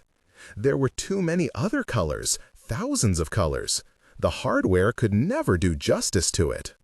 That night, I went home worried that Mary was still angry, that she was going to abandon the impossible fortress and leave me to finish the game on my own. But when I got to school the next morning, there was another floppy disk waiting inside my locker. I brought it to the lone computer in the school library, checked the directory, and saw it contained another minigame. You are deep inside the impossible fortress, standing at the end of a long, narrow corridor. The stone walls are lined with flickering torches. Blocking the passage to the north is a massive ogre. He is holding a club and staring at you. Saliva drips from his jaws. Inventory. You are empty-handed. The ogre takes a step closer. He is 3 times your size. He looks very, very hungry. Punch ogre. Nice try, Will. You hit the ogre with all your might and he barely flinches. Great, now he's hungry and annoyed. Kick ogre. Big mistake. Now the ogre is really angry. With a swipe of his fist, you're knocked to the ground. The ogre raises his club over his head, ready to crush you. Suddenly, a secret panel in the wall slides open. Out charges Mary Zelinsky, broadsword in hand. She slays the ogre and he topples to the floor. Stand up. You stand and Mary sheaths her sword. I'm sorry I snapped at you yesterday, she says. I hope I didn't ruin anything. Will you please accept this dead ogre as my apology? Say yes. Thank you, Will, Mary says. Your score just went up by 100 points, giving you a rank of fantabulous. I'll see you after school. Game over. Then the strangest thing happened. Underneath the words game over, the cursor was still flashing, inviting me to input another command. Go north. I just told you the game is over. Enter secret passage. Sorry, the dead ogre is blocking your way. Follow Mary. But Mary is standing right here. She looks quite fetching in her chainmail armor and iron breastplate. This had to be a test. Mary wouldn't have programmed all of these responses if she hadn't intended for me to see them. On a whim, I tried something crazy. Kiss Mary. You lean forward, placing your hands on Mary's waist. She stands on tiptoes and closes her eyes, pressing her lips to yours. Suddenly, your vision is obscured by fireworks and shooting stars. Your score increases by 50 million points, giving you the rank of the coolest guy I know. And then the game finally stopped. A librarian walked past me and I abruptly powered down the computer before she could read the screen. She gave me a suspicious look. I was blushing from ear to ear, but returned to her desk without comment. After school, I went to Zelinsky's and found Mary working in the showroom. Her face was close to the monitor. She was absorbed in a problem. I threw down my backpack and fell into my chair. Waiting beside my computer was a bag of pretzels and a cold can of Dr. Pepper, straight from the fridge. "Thank you," I said, "and thanks for the game. I finished it." She turned to look at me, searching my face for clues, and I realized my statement was vague. I took a deep breath and said, "I got the 50 million points." Mary turned back to the screen. She tapped a line of code with her pencil. "This part right here is causing tons of lag. What if we moved it to the beginning?" I leaned over her shoulder for a better look, and maybe I leaned a little closer than usual. Close enough to smell her shampoo or her perfume or whatever made her smell so good. Our fight was over and we were back to normal, but normal was a little different from that day forward. 1400, REM, assign ranking. 1410, if score 8000, then rank fantabulous.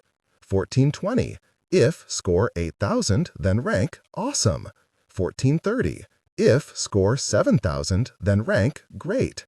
1440, if score 6000, then rank good. 1450, if score 5000, then rank average. 1460, if score 4000, then rank not bad. 1470, if score 3000, then rank fair. 1480, if score 2000, then rank ugh. 1490, return. As the days passed, I saw less and less of Alf and Clark. We still biked to school every morning, but I'd stopped joining them in the cafeteria for lunch. Instead, I hid in the library and used the extra time to work on the Impossible Fortress. The contest deadline was coming up fast. I couldn't waste a single minute. I'd even started bringing stacks of printouts with me into the bathroom. Friday afternoon, I was sitting in the school library, converting binary strings into decimal numbers and tripping all over the math. A binary string looked like a random sequence of zeros and ones, 00101010, but each digit in the sequence represented a different value, 128, 64, 32, 16, 8, 4, 2, or 1. So 001010 had a value of 18, 0010 had a value of 18, and 100011 had a value of 129. Mary was a whiz at binary numbers. She could look at a string like 001111 and immediately say 63. But I still had to do all the arithmetic by hand, tallying sums the old-fashioned way. Someone sat down across from me and placed a wrinkled $10 bill on the table. I looked up and saw Chadwick Mellon, captain of the basketball team, treasurer of the student council, and a solid bet for prom king. He was arguably the most celebrated athlete in Wetbridge High School history and the recipient of 11 different scholarship offers. I'd never actually spoken to him in person, but I'd applauded him in countless assemblies and award ceremonies. "You know Alf?" he asked. "Alfred Boyle?" "Yeah?" "Tell him Chad Mellon wants 10 photos, a full set." I pushed the money back across the table. I don't know where I found the courage to challenge him. I guess I was just annoyed by the interruption. "Just buy it yourself," I told him. "The magazine's only $4. Chad's smile vanished, and I realized I was probably the first person in Wetbridge school history to question his direct orders. He stuffed the money inside my shirt pocket, pushing down hard. "Make sure Alf knows it's from me." I stopped by the cafeteria on the way to my next class, and our usual lunch table was empty. I found Alf and Clark in the student smoking section, a small outdoor patio littered with butts, just downwind from the teacher's smoking section. Alf was dressed in another one of his Miami Vice get-ups, but Clark just wore a plain white undershirt and denim cutoffs. They were sitting on a bench, taking drags off the skinniest cigarettes I'd ever seen. "What are you smoking?" I asked. "Capri 120s, Clark said. "They're new." Alf flipped me the hard pack, inviting me to try one. We found him by the bus stop. Someone must have dropped him. None of us were habitual smokers, but when the universe offered us free anything, we were quick to accept. "These are lady cigarettes," I told them. "Huh?" Alf said. "That's why they're so skinny. They're shaped for female hands." Clark flung away his cigarette like it was a live wasp. "No wonder I'm queasy," he said. Alf took another drag off his cigarette, mulling over the flavor, then exhaled. "Tastes fine to me." "They spray hormones on the wrapping papers," Clark warned him, "to help women lose weight. You're filling your lungs with estrogen." I gave the $10 to Alf and told him about Chadwick Mellon. He didn't think the request was strange at all. "I've sold to 5 different seniors this week," he explained. "I don't care how old you get. No one wants to walk into 7-Eleven and ask for a Playboy. It's like saying, 'I'm here to masturbate.'" I watched as Alf removed a small ledger from his pocket and added Chadwick Mellon's name to a list. Then he took out his enormous bankroll and wrapped the $10 bill around its surface. Over the past few days, the wad of money had swollen to the size of a grapefruit. "Holy crap," I said. "How much is that?" $386, he said proudly. "But don't you worry, Billy. I fully intend to share the wealth. We're all in this together, you know." "Sure, I said. "We could end up clearing $500. That'd be amazing," I said. Alf took a long drag off his lady cigarette, exhaled the smoke, and then stared at me like he was waiting for me to say something else. "So, now, what about the alarm code?" he finally asked. The end of lunch bell rang, but not soon enough to help me. "I'm working on it," I said. All around us, the other student smokers were stubbing out their butts and popping Tic Tacs. "We don't have a lot of time," Clark said. "It's May 22nd. That gives us 7-8 days tops." I slung my backpack over my shoulder. I was eager to get back to the library, back to working on the game. "Don't worry," I told them. "I'm getting really close. 1500 rem boost score. 1510. If lives 3, then score 50. 1520. If lives 2, then score 75. 1530. If lives 1, then score 100. 1540. Print score, score. 1550. DG, DGDX. 1560. If DG, then DGDX. 1570. If DG 50, then go sub 7000. 1580. If DG 100, then go sub 7500. 1900, return. Zelinsky never said hello, never attempted small talk, never even looked at me, except at 7 o'clock when he stomped back to the showroom and told me to get out. And those were usually his exact words. "Get out," or "Go on now," he'd say, like he was shooing a dog off his lawn. "Your dad hates me," I told Mary. "It's just an act," she insisted. "He actually likes you. He's impressed by your work ethic." "He said that?" "Well, not in those exact words." "In any words?" "He's impressed," she said. "Trust me." I tried to get on his good side. I never left cans of soda on the computer desk, even though Mary did so all the time. I kept my voice down, I said please and thank you, and generally tried to stay out of his way. But every time I arrived at the store, Zelinsky looked disappointed. That Friday, I was working in the showroom while Mary assisted a customer with a typewriter. Once again, I was the only person in the back of the store, when out of nowhere, this kid wandered past me. He was maybe 10 or 11, dressed in gray denim from head to toe, and carrying a big gulp soda. He ducked behind a rack of Energizer batteries, disappearing from view, and I knew right away he was a thief. He returned a moment later, still holding the big gulp and sucking on the straw. "Nice detail, kid. Can I help you?" I asked. He shook his head. "I'm good." I stood up and followed him to the front of the store. I'll give him credit. He was smart enough to stop at the register and buy something, a pack of Bubblicious chewing gum.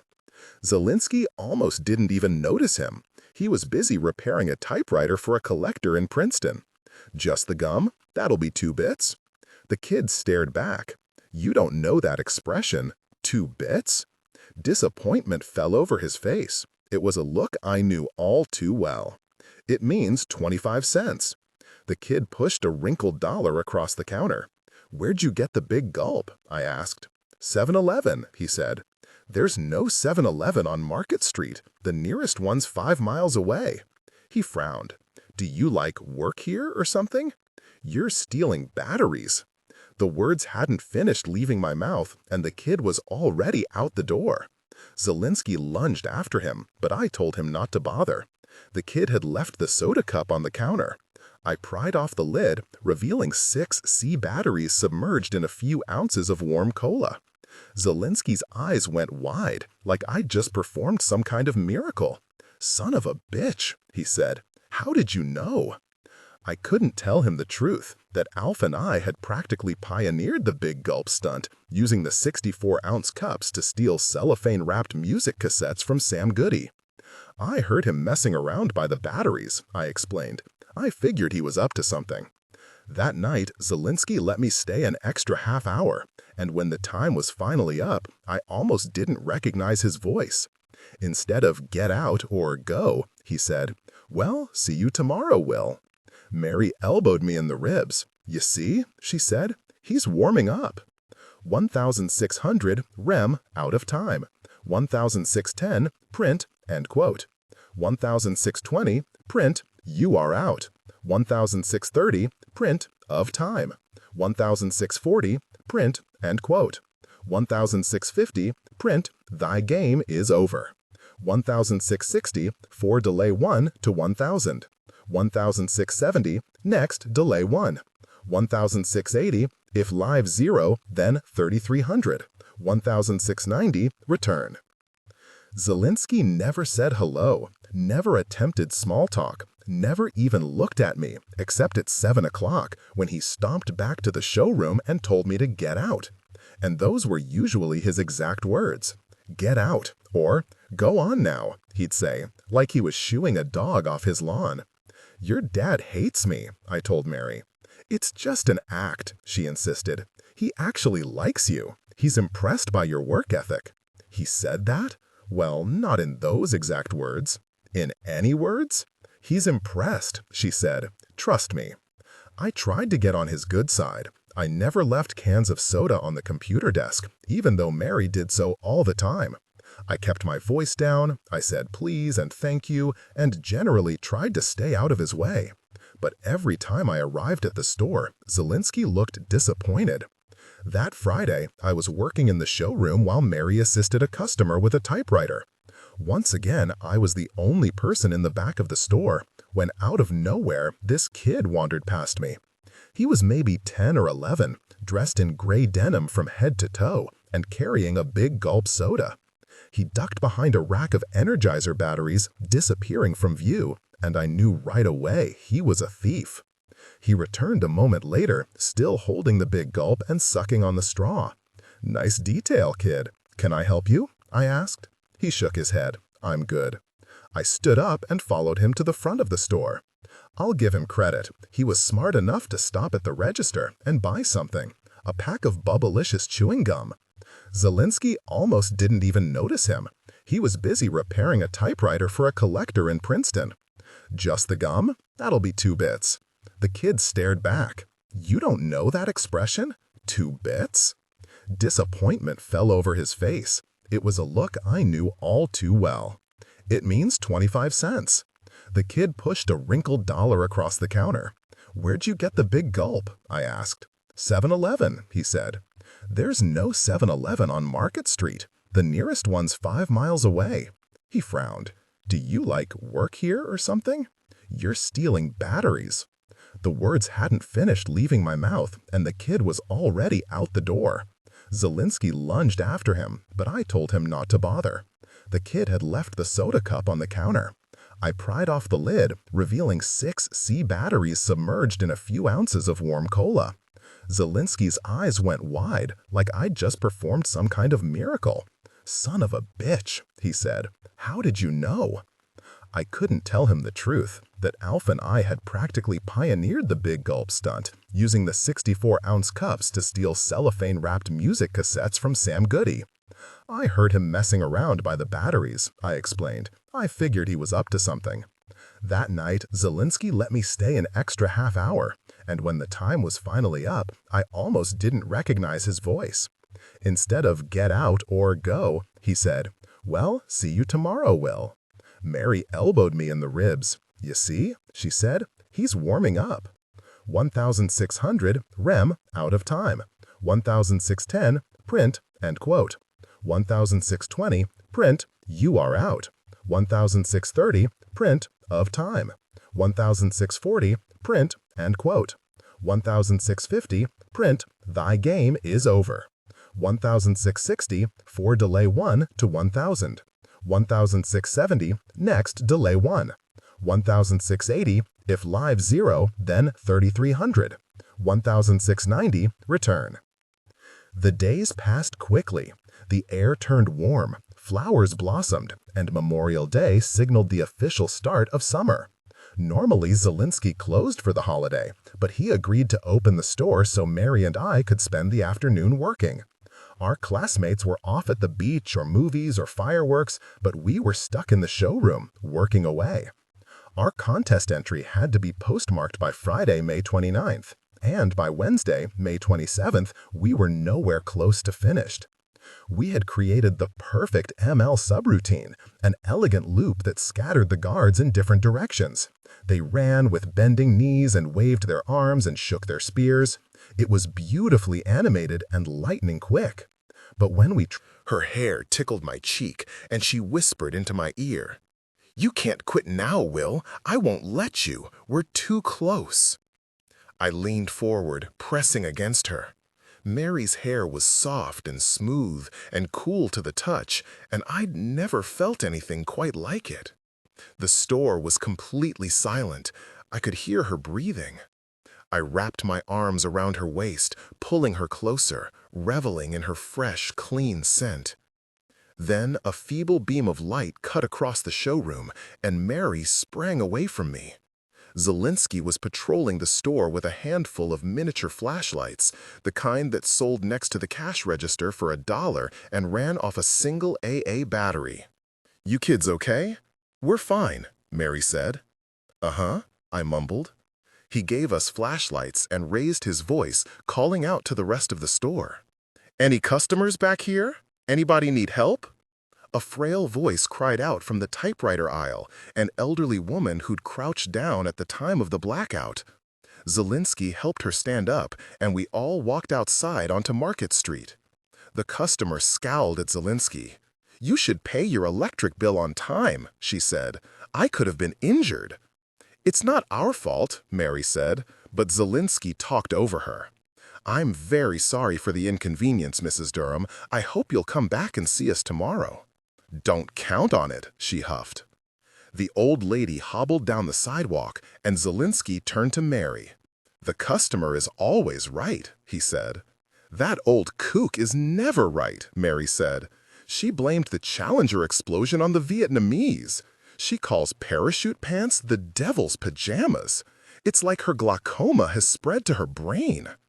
Mary was grinning at me, waiting for me to laugh at her jokes, but my mind was still back in the showroom. I was still holding her hand and touching her hair. I felt like something extraordinary had just happened, like I'd just caught a glimpse of a different world, and the transition back to reality had left me with whiplash. Up and down Market Street, merchants were flipping their door signs from open to closed, except for General So, who stood on the sidewalk handing out 15% off coupons while his staff filled the dining room with hundreds of tiny votive candles. "I think we're done for tonight," Zelinsky said, but I barely heard him. I'm pretty sure I stumbled down Market Street without even saying goodbye. 1700 REM hero attacks. 1710 for I0 to 24. 1720 poke L1 I0. Next I. 1730 poke L1 24 15. Poke L1 12 160.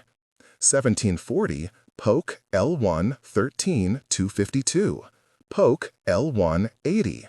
1750 poke L1 40. Poke L1 11 129. 1760 4 I1 to 100. 1770 next I. 1780 poke L1 128. 1790 return. Alf and Clark and I lived at the bottom of a hill on a dead-end street called Baltic Avenue. Our classmates loved to remind us that Baltic Avenue was among the cheapest properties in Monopoly, that the rent was a laughable $4. On rainy days, the storm drains would overflow, flooding our cul-de-sac and the sidewalks. We'd have to take off our sneakers and cuff our jeans just to wade out the front door, unless we cut through the old cemetery that bordered our backyards. It was the largest Catholic cemetery in New Jersey, 10 acres of tombstones, and growing up, we played beside every single one of them. I found Alf and Clark walking in the center of the road, faces down, like they were counting all of the tiny cracks and divots in the asphalt. They both looked exhausted. I biked alongside them and braked. "Where the hell have you been?" Alf asked. "At the store," I said. "What's up?" "I'm screwed is what's up," Alf said. "He lost the money," Clark said. "What money?" I asked, and then it hit me. "The money? I didn't lose it," Alf said. "It just somehow fell out of my pocket." "So it's the money's fault?" Clark asked. "I told you this would happen, but you had to carry it around, showing it off every chance you got. You had to be Mr. Big Stuff." "How much was there?" I asked.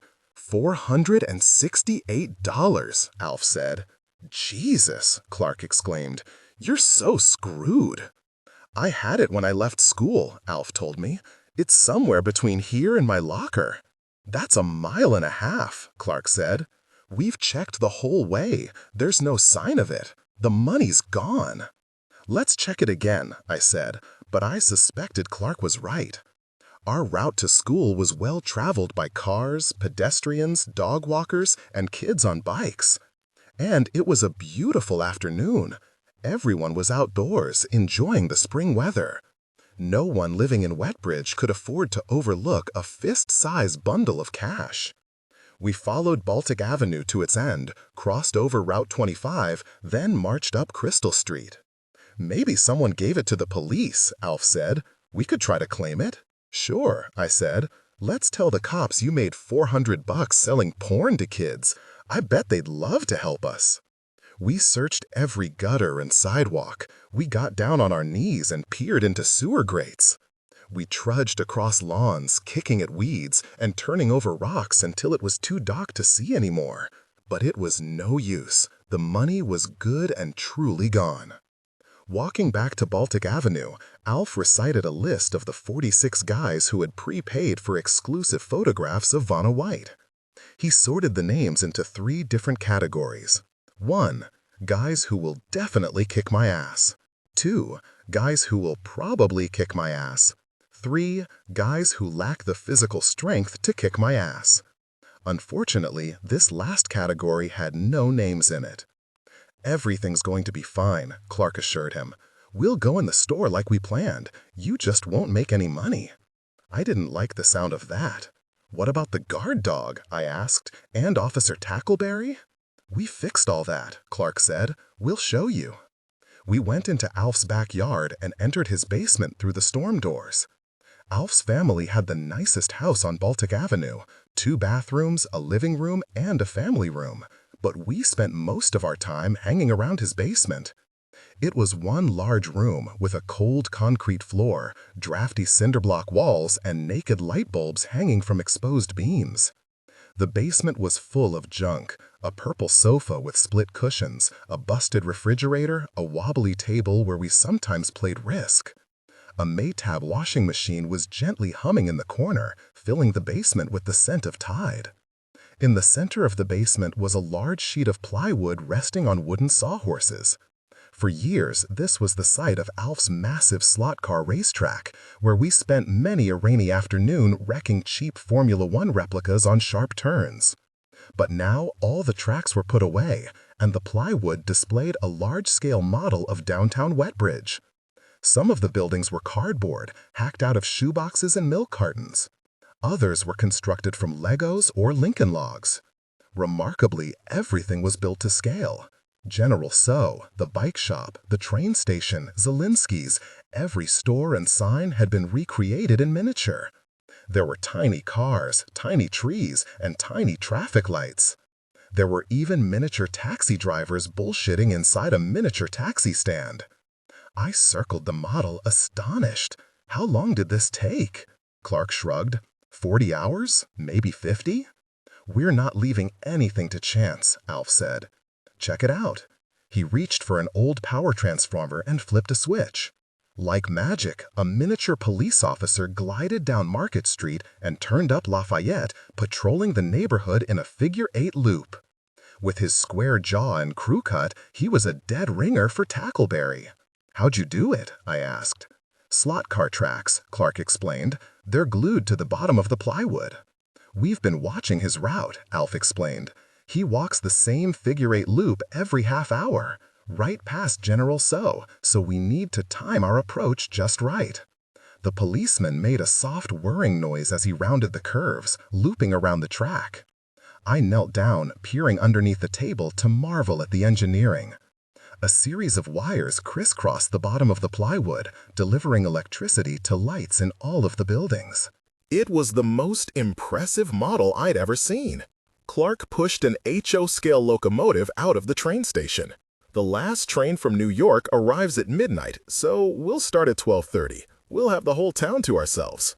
What about Arnold Schwarzenegger? I asked. What happens when we wake up the Shih Tzu?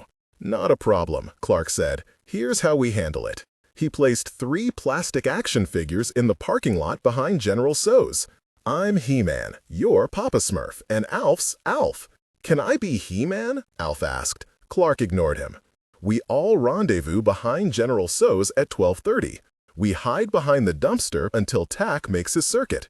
At that moment, we have exactly 30 minutes to get in and out of the store. He clicked the small digital stopwatch on the side of the table, and red LED numbers began counting down from 00:30. It's way more time than we need, he added. We can do the whole operation in 5 minutes. But what about the dog? I repeated. Alf smiled. You're going to love this. Right, pay attention, Clark said. He-Man and Papa Smurf start climbing the fire ladder while Alf runs down the alley. He galloped the action figure through the alley to the front of General So's. There's a separate entrance here for the second-floor apartment, with its own doorbell. They had incorporated a miniature doorbell into the model, and Clark pushed it with his claw. A single Christmas tree light illuminated the second-floor window of General So's, and a tiny sound chip, gutted from a stuffed animal, began to bark. We tried it for real last night, Alf explained. It took the General 3 minutes to get downstairs, and the dog came with him, yapping his head off. While he's distracted, we go up the ladder and across the roof. A ding-dong ditch? I asked. That's the plan? Clark shrugged. Sometimes the best solutions are the most obvious ones. What about the alley? I asked. We still have to get across the alley. Clark balanced a wooden popsicle stick between the 2 rooftops. We left a 2x4 on the General's roof. We'll use it like a bridge. Cross over to the bike shop and we're home free. I observed all of this with a slow building dread.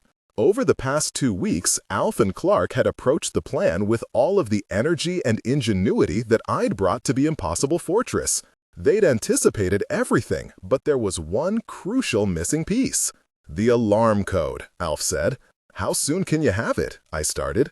Tough, Alf said. What's tough? Clark asked. Tough how? I'm trying. I go there every day, just like we planned. But her dad kicks me out at 7 o'clock every night. I never see him work the alarm. Alf frowned. You were supposed to screw it out of her, remember? Are you on third base yet? No. Second base? Any base? She's not like that. Tyler said she was hornier than a baboon. He said he had to beat her off with a stick. Tyler's full of shit. All his stories are bogus. Do you really believe he had sex with Senora Fernandez? Alf looked crestfallen, like I just revealed there was no Santa Claus. Of course I believe it. He said she came in Spanish. He's lying. He's lied about everything. Mary Zelinsky hates Tyler. She wouldn't touch that guy in a million years. How do you know? Clark asked. She told me. Tyler tried to steal from their store. They could have had him arrested. Alf had stopped listening. He was studying the model of downtown Wedbridge, tweaking the placement of Crenshaw's pharmacy just so. All the color had left his face, and he was shaking his head. Without the alarm code, we're screwed. There are 46 guys ready to kick my ass. You have to let me take over." "Take over what?" "Getting the code," Alf said. "You can't close the deal, so let me have a chance." The idea was so ridiculous I laughed. "You're not her type." I could tell I'd offended him, that I'd somehow hurt his feelings. "Oh, but you're her type? She likes scrawny guys with tiny dicks?" "I didn't say I'm her type. I said you're not her type." Over in the corner of the basement, the washing machine went to spin cycle, and the clothes shifted off balance, making a faint thump, thump, thump, thump. "Maybe I'm not her type," Alf said, "but I don't want to marry the girl. I just need a quick in and out. Wham bam, thank you, ma'am. Oh, and by the way, what's the code to the alarm system?"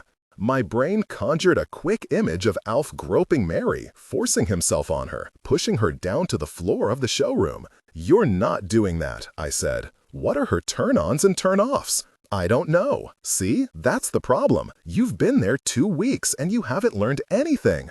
Clark made some goofy comment, but we both ignored him. The drum of the washing machine was louder and louder, boom, boom, boom, but none of us moved to stop it. Alf walked over to a wooden shelf where his mother stored extra food that wouldn't fit in their kitchen pantry. It was loaded with an astonishing amount of junk food. "What'd she like better?" Alf asked. "Twinkies or Oreos?" I didn't answer him. I knew he was trying to goad me into proving a point. "Never mind," Alf said, reaching for a bottle of Hershey's chocolate syrup. "This is the good stuff. I'm going to pour this on some very private places. You know what I'm saying?" Clark made another silly comment, but his voice was just more noise in the background. I blinked several times, trying to clear the picture in my mind. "The funny thing is, she's actually got nice boobs," Alf continued. "I won't mind that part of it. Unhooking her bra and watching those giant melons tumble out. What do you think her nipples are like?" I pushed him hard. I didn't mean to hurt him. I just needed him to stop talking. But the force sent Alf stumbling backward and he fell onto the model of Wetbridge, collapsing the Lego train station. Miniature cars careened off the sides of the platform, the plywood base slipped off the sawhorses, and all of Wetbridge came crashing down. And not even this could get Alf to shut up. "What the fuck, Billy? What's wrong with you?" He rolled off the model, crushing Crenshaw's pharmacy and stepping on the bike shop, a giant Godzilla stomping Tokyo. "This was your idea. You volunteered to do this." I was ready to hit him again. As soon as he stood up, I was going to knock him back down. "Stay away from her," I said. "If you go anywhere near Mary, I'll tell Zelensky what you're planning and he'll call the cops." Alf's grandmother came hurrying down the basement stairs, waving a lit cigarette and balancing Alf's baby brother on her hip. "What the hell is going on?" I ran past her, ran out into the yard, and scaled the chain-link fence that led into the Catholic cemetery. It was dark, but I still knew every inch of the place by heart. All the tombstones with the crazy names, and all of the old rabbit holes, and the dried-up creek that twisted and turned through the graves. I ran to the old oak on the far side of the cemetery, a tree that functioned as our headquarters until we were too cool to climb trees.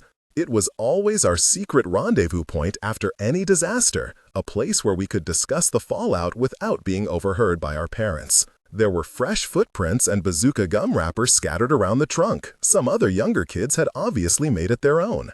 The wooden slats we'd nailed into the trunk were still there. I climbed to the highest perch, a curved limb that was wide enough to cradle you like a hammock. From this height, I could see 6 lanes of interstate traffic thundering past on the nearby Garden State Parkway.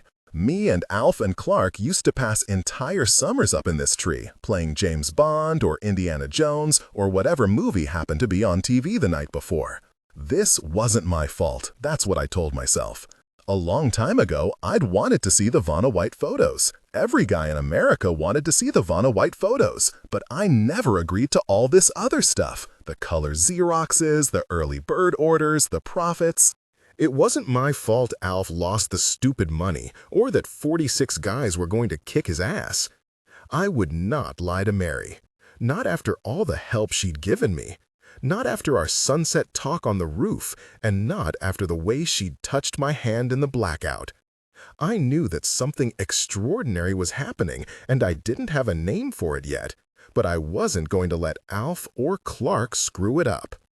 1-800-REM Bonus Life, 181-LIVES, 182-4IT0 to 24, Poke L1 Ream 1, 183-NEXT, 1840, Poke L1 115, Poke L1 10, Poke L1 50, Poke L1 6 240, 1860, Poke L1 24 15, Poke L4 17, 1870, 4SP10 to 250 Step 4, 1880, Poke L1 SP.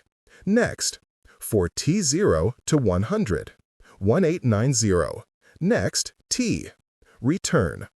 Later that evening, when I finally returned home, I heard familiar voices coming from the kitchen. My first choice is MIT, obviously, but that's going to depend on scholarships. Since I'm the girl, if I keep my 4.0, I've got a decent shot. You have a 4.0? Straight A's. My backups are Rutgers or Stevens Institute because they're so close to home. I could still see my dad on weekends. Mom and Mary were sitting in the breakfast nook, drinking tea and chatting like old friends. I didn't bother to mention this earlier, but our house was pretty old. Mom kept it clean, but the place needed many hundreds of dollars of repairs. The linoleum tiles on the kitchen floor had warped along the seams, and the corners were curling back. The faucet in the sink was broken, so we used a garden hose snaked through a window over the counter. None of this stuff ever bothered me before. I'd lived with it so long, I stopped noticing it. But with the arrival of Mary, I saw it all with fresh eyes. "Why are you here?" I asked. "For the game," Mary said. "We don't have much time." She didn't seem fazed by our kitchen. She sat drinking tea out of a chipped mug at our wobbly Formica table like it was all perfectly normal. "Mary found our address in the white pages," Mom explained, like this was a feat worthy of Sherlock Holmes himself. I could tell she was over the moon. It was her first time welcoming a straight-A student into our home. "She says your game is so good, you could use it for college applications, like a special essay." She hadn't looked so excited since Prince Charles married Lady Diana, and I hated to burst her bubble. "The game doesn't work," I said. "It's a failure." Mary's copy of How to Learn Machine Language in 30 Days was open on the table, and I felt like flinging it across the kitchen. We did everything that stupid book says. We followed the instructions to the letter, but it doesn't work. "Exactly," Mary said. She was leaning across the table, her face glowing, bursting with a secret she couldn't conceal any longer. I kept thinking the same thing. We did everything the book said. We followed the instructions to the letter. And that's when it hit me, Will. What if the book was wrong? At first, I didn't realize what she meant. I was raised to believe that everything in a book had to be true. Books were written by writers and edited by editors. They were created by smart, educated professionals who triple-checked everything before the text was printed. This was 1987, and I was 14 years old, and there was no such thing as a wrong book. Mary turned the pages to a map of the 64's memory. "We've been putting the ML at 4915, she said. "But that number has to be a misprint. Look at the map. There's a missing digit, a missing 2. We want 49152. This was so obvious I couldn't believe I didn't realize it sooner. All the type-in programs in my hobby magazines were loaded into 49152. It was the largest swath of free ML storage in the 64's RAM. Of course it was 49152. "You're totally right," I said. "I know," Mary said. "That has to be it." "I know." "Back up a minute," Mom said. "What's 4159? There was no time to explain. I wanted to try it immediately, but my copy of the game was back at the showroom. "I wish I had the disc," I said. Like a genie, Mary reached inside her purse and produced a floppy disk with the Planet Will logo on it. "Where's your 64? I ran back to my bedroom to power up my computer. I hadn't made my bed in a decade. The floor was a minefield of dirty underwear, dirty dishes, and splayed open hobby magazines. But there was no time to tidy up or to be embarrassed. I kicked a path from the door to the computer desk, and Mary trailed behind me in a sort of awe. The walls and ceiling were covered with posters of swimsuit models, Elle Mackelson and Paulina Porozoka, Kathy Ireland and Carol Alt. They were crawling and prancing and preening all over my walls, in various states of undress, a panoramic fantasy surrounding my bed. Mom followed along too. "We don't get a lot of guests," she explained to Mary. "Most days I just keep his door closed and try to ignore it." I loaded the game into memory and tweaked the code, changing the 4915 to a 49152. When I typed run, the screen went black and nothing happened. I braced myself for the inevitable error message. But then a mountain sprang up from the bottom of the screen, rising above the land with an earth-shaking, lava-spitting fury. 7 ogres were scrambling atop its peak. 7 different ogres, all moving independently, seemingly with minds of their own. The princess flailed in her cage, suspended by chains over the top of the mountain. "Holy shit," I whispered. My mother smacked my shoulder. "Move the hero," Mary said. "See if the ogres chase him." The hero was crouched at the bottom of the screen, ready to storm the fortress. I reached for the joystick, and he sprinted forward, racing up the side of the mountain, suddenly evading ogres that swarmed from all directions. It was all 100 times, maybe 1,000 times faster than before. I pressed the fire button, and the hero swung his sword, neutralizing an ogre with a satisfying swish. The game looked and played almost exactly as I'd first imagined it. "Does it work?" Mom asked. I turned and hugged her, and she gasped with surprise. It had been many months since I last hugged my mother. But I had to do something. I worried that if I kept looking at the screen, I might start to cry. 1900. REM, victory screen. 1920. Print, quote, "You escaped the fortress." 1930. If lives 3, then score, 500. 1940. If lives 3, then score, 300. 1950. If lives 2, then score, 200. 1960. If lives 1, then score, 100. 1970. Print, your score is score. 1980. Print, your rank is rank. 1990. Return. The next 2 days, Mary and I worked non-stop. Having fixed the main loop of the game, we started cramming in all of the little design details that made gameplay enjoyable. We created a victory screen for players who rescued the princess before the timer ran out. The hero and the princess hopped up and down, dancing to the chorus of Wang Chung's "Everybody Have Fun Tonight." There was even a bonus round where players could boost their scores. All of this was tremendously difficult, but it felt like play. The finish line was in sight. Now that we were close, nothing could dampen our spirits.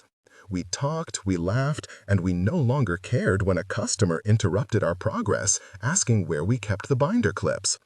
I even sold my first typewriter to a desperate Rutgers student scrambling to finish a term paper.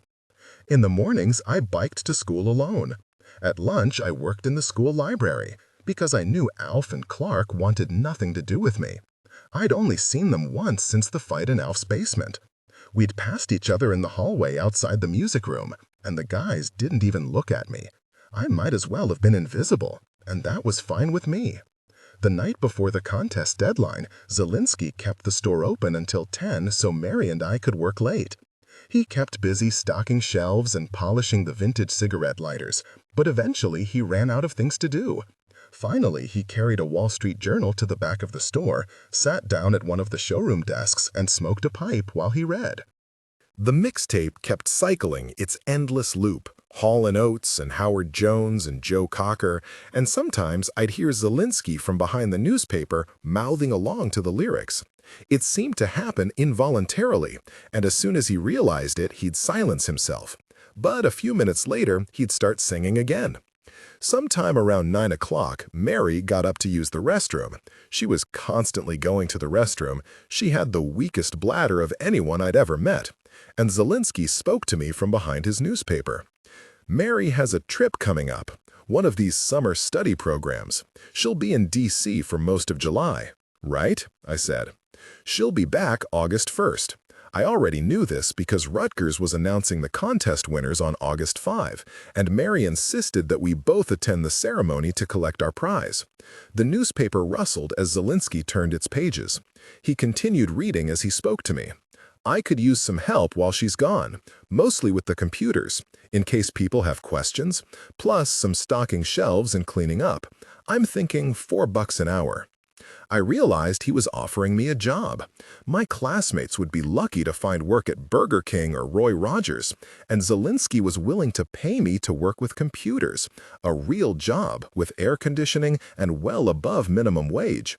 I can't, I said. Why not? It was that stupid Cosmex internship. There was no getting out of it, not if I wanted to advance to 10th grade. But I couldn't explain this to Zelinsky. He and Mary had no idea I was one of the dumbest kids in my class, that I was failing rocks and streams, and I sure wasn't going to tell them. I just can't. Zelinsky didn't set down the newspaper, so I couldn't read his expression, but I knew I'd offended him. Suit yourself. I wish I could, I added, a little too late, but I have this other thing. He cleared his throat and turned another page. Finish your game, Will. I want to go home soon. 2000 REM. Victory theme music. 2010. Read Q1. Read Q2. Read Q3. Read Q4. 2020. Read Q5. If Q10, then 4500. 2030. Poke W1, 17. Poke W2, 17. Poke W3, 21. 2040. Poke H1, Q1. Poke L1, Q2. Poke H2, Q3. 2050. Poke L2, Q4. Poke H3, Q14. 2060. Poke L3, Q24. 2070. For J, 1 to Q5. Next J. 2080. Poke W1, 16. Poke W2, 16. Poke W3, 16. 2090. Return. At 4 o'clock Friday afternoon, Mary declared the game complete, but I insisted on making one last change to the title screen. I tweaked the code so the game began with the following message: The Impossible Fortress, a game by Will Marvin and Mary Zelinsky. 1987, Radical Planet. "Aw, come on, Mary," said. "I don't need any credit." "You deserve all the credit," I said. "If it wasn't for you, I wouldn't know machine language." "What's Radical Planet?" "Our new company," I explained. "I took Radical Music and Planet Will and mashed them up." "Radical Planet," she repeated, testing the name. "It's not bad." The store carried all different kinds of padded envelopes, packing peanuts, and shipping supplies, and Zelinsky encouraged us to use whatever we needed, on the house. "After all this work," he said, "you don't want your disc getting mangled by a post office machine." By the time Mary finished, the package looked ready to survive a nuclear blast, and we stuck on enough postage to send it around the world. We left the store and walked 3 blocks along Market Street, arriving at the post office with just minutes to spare. The blue mailbox out front had a sign reading, "Last pickup, 5 o'clock." I reached for the handle. "Here goes nothing." "Wait," Mary said. "Don't move." "What's wrong?" "You've got an eyelash." She reached out and gently swiped my cheekbone, capturing the stray lash on her index finger. Then she held it out so I could make a wish. Perfect timing. If only I'd wished to win the contest, maybe I'd be telling a different story here. Maybe I would have gone home and this all would have ended differently. Now that the game was finished, I didn't have a reason to hang around the store anymore, but I wished I did. I wanted to do something. I wanted to celebrate. I wanted to go out. I blew on the eyelash and let the door of the mailbox clang shut. "We're going to win," Mary insisted. The eyelash clinched it. We took our time walking back. Rush hour traffic was inching along Market Street, and the sidewalks were full of commuters. The temperature was creeping up into the 80s, and the businessmen all carried their sports coats draped over their arms. Halfway back, we passed the Regal, Wetbridge's tiny one-screen movie house. A large marquee announced the current film, but the Regal rarely had enough letters to spell the complete title, so the owners resorted to abbreviations and weird phonetic spellings. In the past year, they'd screened Crocodile Dundee, Little Shop of Horrors, and Ferris Bueller Day Off. Sometimes the challenge of deciphering the title could be more entertaining than the actual movie. Today the marquee promised Some Kind of Wonderful. Some Kind of Wonderful, Mary said. I'd never heard of it. Do you want to go? I've seen it 3 times, she explained. Oh, but I would totally go again. It's awesome. I hurried home for a quick dinner, but I was too nervous to eat very much. Mom studied my plate with concern. It wasn't like me to leave meatloaf untouched. Are you all right? I'm fine. What are you doing tonight? Going to the movies. With Alf and Clark. With Mary, I said. She didn't say anything, just nodded, like I went to movies with girls all the time. I took a shower, put on my best Bugle Boy pants with an Ocean Pacific button-down. When I finally came out of the bathroom, I found a crisp $20 bill on my dresser. No note, no explanation. I went out to the living room to thank my mother, but she had already left for work. I walked back to the Regal. I didn't want to bike over. I worried the bike would make me seem like a little kid, and found Mary standing under the marquee. She was dressed in the same t-shirt and skirt she'd worn earlier. Suddenly, I felt silly for dressing up. You look nice, she said. I got pizza on my other shirt, I explained. These were my only clean clothes. Let's get our tickets, she said. The Regal was a small brick building that dated back to the vaudeville era. Now it was just a second-run movie theater facing stiff competition from VCRs, cable television, and shopping mall multiplexes. The owner was rumored to be more than 100 years old. She single-handedly sold the tickets, served up cold popcorn and watery Cokes, operated the projector, and famously refused to admit any latecomers. Everyone I knew called her the Sea Hag because of her humpbacked posture and sharp tongue, but Mary greeted her at the box office window like an old friend. "Hello, Mrs. Beckenbauer," she said. "How was your trip to the optometrist?" The Sea Hag peered through the smudged plexiglass and smiled. I'd never seen the Sea Hag smile at anyone. Until that moment, I wasn't even convinced she had teeth. "This is the 3rd time he dilated my eyes," she said, blinking furiously. "Look at my pupils. They're like quarters." Mary turned to me. "This is my friend Well." The Sea Hag studied me with her enormous quarter-sized pupils. I'd been to the Regal dozens of times, but she didn't recognize me. "It's very nice to meet you, Will. You kids are going to like this picture. It's a good one." We tried to pay for our tickets, but she refused to take our money. Instead, she passed us a pack of gummy bears on the house. "Popcorn's ready in a minute if you're interested." There were a lot of people still waiting to pay, so Mary and I moved along into the theater. "She's in our store every day," Mary explained. "Pack of Virginia Slims and a Wall Street Journal, and she and my mom used to talk for hours. Do you know everyone working in this town?" "Pretty much." The Regal Theater had a classic old-timey sort of beauty. There was a red velvet curtain, an orchestra pit, and boxed seats for distinguished guests, and the walls were adorned with portraits of silver-screen movie stars, Clark Gable, Greta Garbo, Fred Astaire. It wasn't Carnegie Hall, but if you were a 14-year-old growing up in Wetbridge in 1987, you could almost believe the experience was classy. The theater was only half full, and we had no trouble finding good seats in the middle. As we took our seats, a girl across the aisle made eye contact with Mary and offered a flat hello. She was seated with a man and woman, presumably her parents. They were busy talking and didn't look over. "Hello," Mary said. The girl abruptly looked away, choosing to stare at the curtain rather than continue the conversation. "Friend of yours?" I asked. "Used to be," Mary said with a shrug. "Her name's Sharon Boyd. We were best friends growing up, but then she sorta ditched me." "What happened?" "High school, I guess," she shrugged again. "If you want to know the truth, I don't have a lot of friends right now." This seemed hard to believe. Everyone at the store loved Mary. There were a half-dozen regulars who stopped in daily for newspapers or cigarettes, and they always asked how Mary was feeling, as if her mother's death was 2 days ago and not 2 years ago. "You have tons of friends. We just got free movie tickets, didn't we?" "It's different at school," she said. St. Agatha's is just like the Breakfast Club. They put everybody in these slots. Sporty girls, girly girls, party girls. But they don't have a slot for me. So by default, I'm Ali Sheedy. The basket case? I'm serious. They avoid me, like I'm contagious. I knew exactly how she felt. Let me tell you something, I said. Radical Planet is going to change everything. The Impossible Fortress is just the beginning. We're going to work together, you and me. We're going to grow it into a giant company, and we're only going to hire cool people. We'll work out of a giant skyscraper in New York. We'll drive around in a limousine, and everyone in Wetbridge will be jealous. Mary laughed. Look who's dreaming now, she said. Are you serious? We're a great team, I said.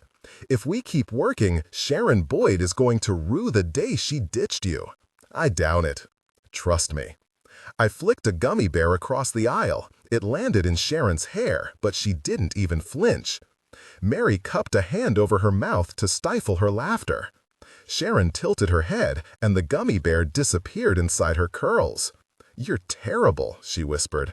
She's not going to find that bear until graduation. I offered the bag to Mary, and she popped one of the candies into her mouth. Radical Planet, I said, as if simply saying the name aloud made it real. We should start the next game tomorrow. We should keep working. Don't you want to relax for a bit? I do not, I said. I want to keep going.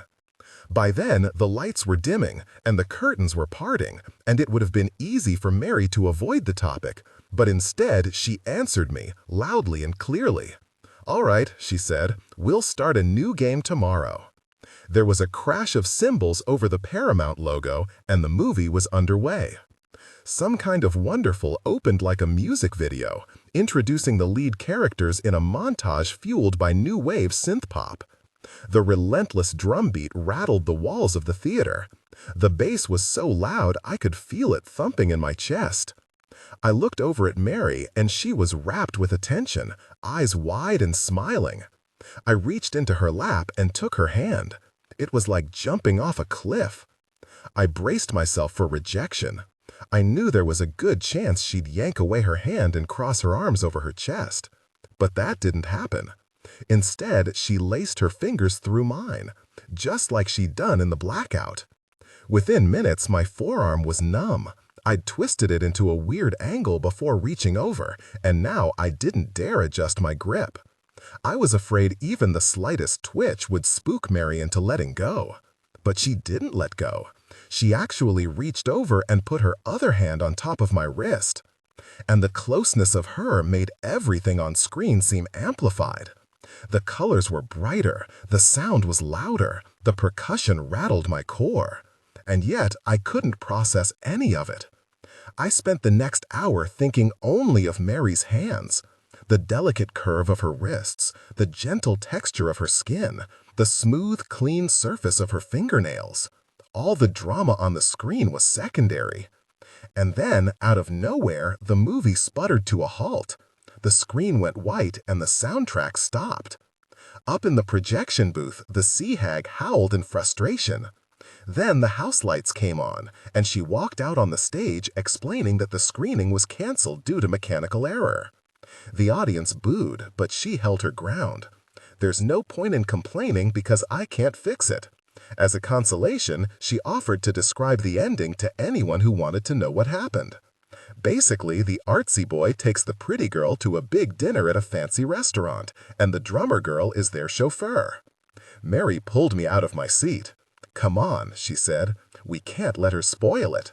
I didn't particularly care, but I could tell it was important to Mary, so I followed her up the center aisle to the lobby. The main entrance was already unlocked, but once outside, we realized we had no place to go. Sometime during the movie, it had started to thunderstorm. Heavy rains were pelting Market Street, pounding the cars with a loud drumming and slowing traffic to a crawl. We huddled with our fellow moviegoers under the marquee, inches from getting soaked. My father's not coming for an hour, Mary said. He's meeting me here. I suggested that she called him from a payphone, but Mary hesitated. Neither of us was ready to go home. There was a crack of thunder, and a woman standing under the marquee yelped with fright. "The train station's still open," I suggested. "We could wait in the lobby until the rain stops." "Would you rather go to the store?" Mary asked. "What store?" "My store." She reached in her pocket for a key ring.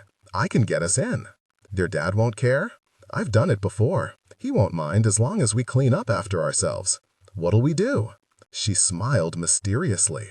"We can play some games," she said.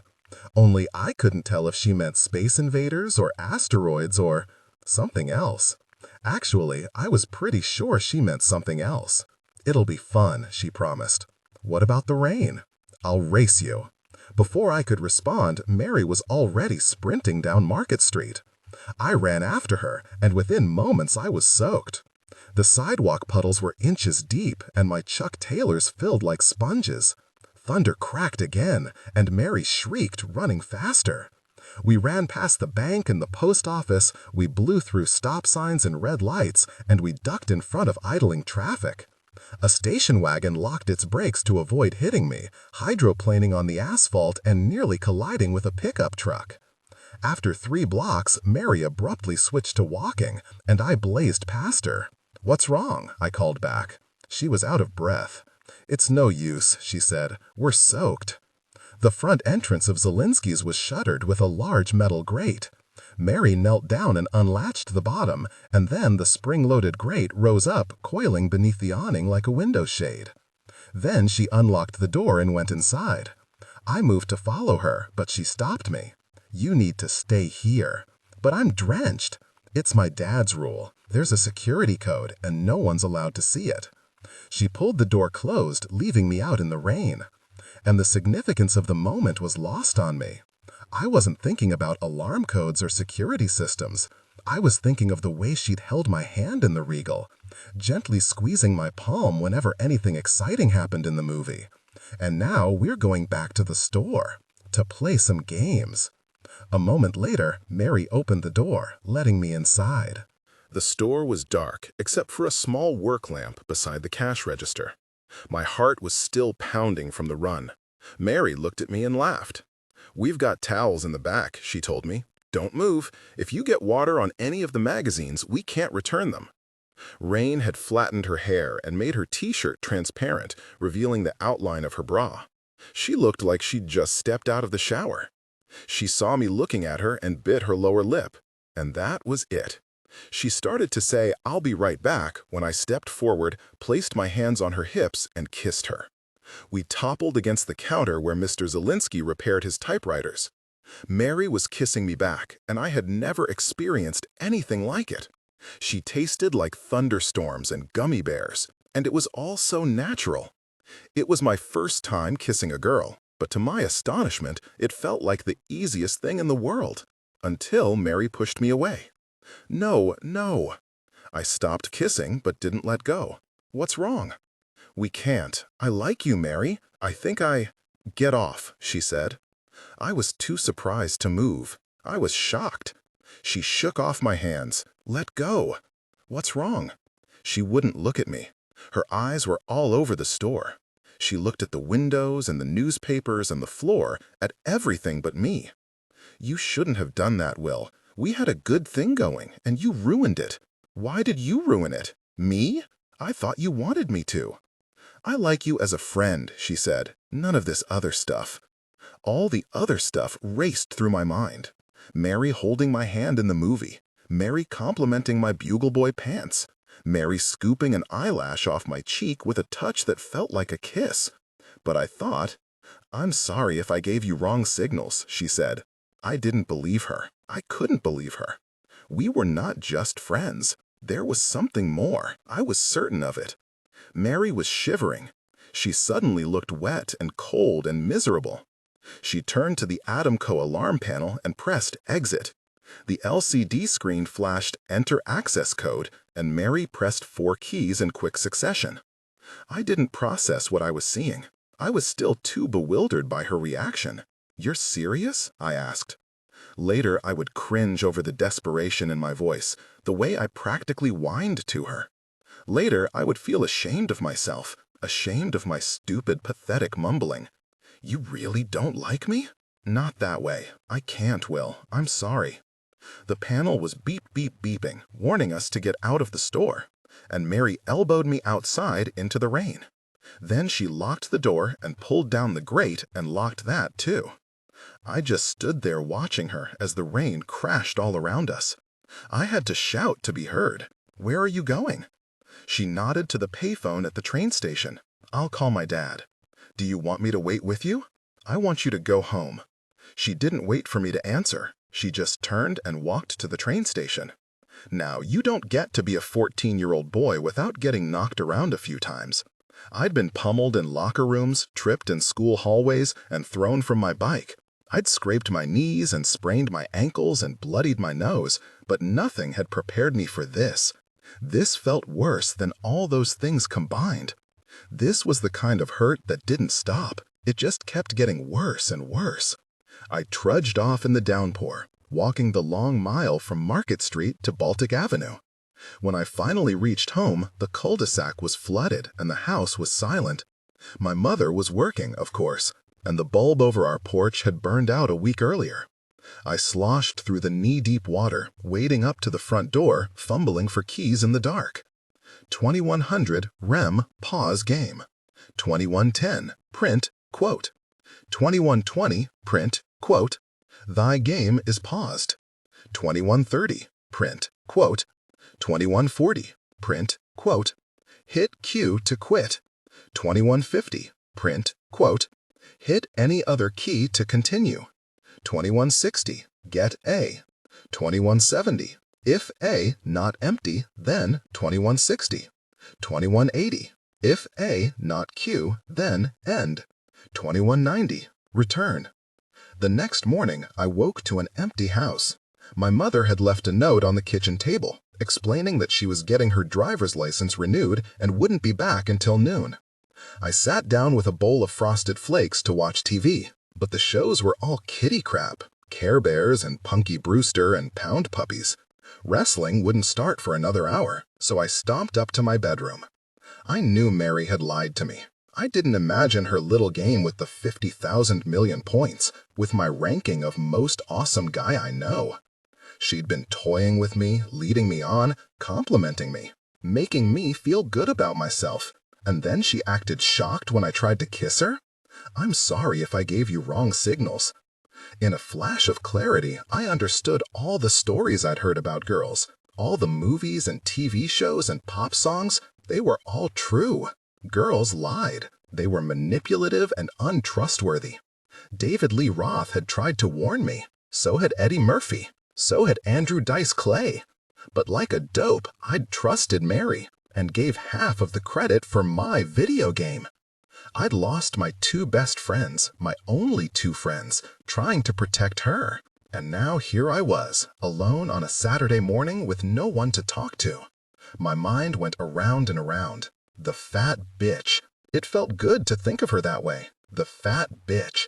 I took out a sheet of loose leaf and wrote the words over and over. Fat bitch, fat bitch, fat bitch.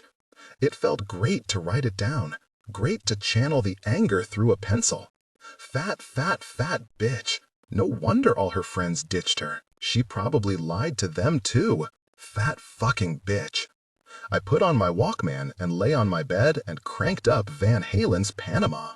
I looked up at my posters of Kathy Ireland and Paulina Porozoka and Elle Mackelson, all my gorgeous and willing supermodels with their slender legs and hairless arms and pouting lips. From now on, I would set my sights on one of them like a normal person. My next girlfriend would not be ashamed to walk on the beach in a bikini. My next girlfriend would be gorgeous, a knockout, a perfect 10. And Mary Zelinsky would die a virgin, unloved, unwanted, untouched. I cranked the volume on my headphones all the way up, burning out my eardrums.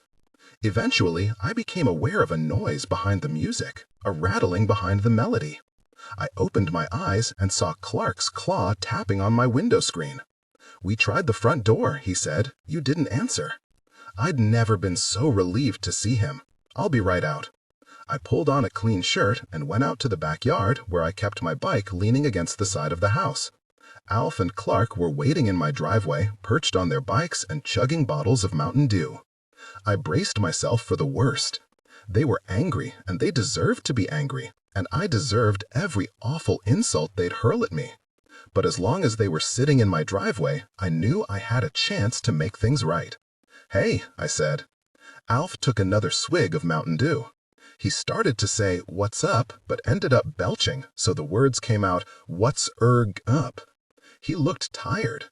There was a large scrape over his left eye. It looked like someone had massaged his face against a concrete sidewalk, plus several smaller scrapes on his neck and a Band-Aid stretched awkwardly over the top of his left ear. "What happened to your face?" I asked. "Rob Castro happened to my face," he said.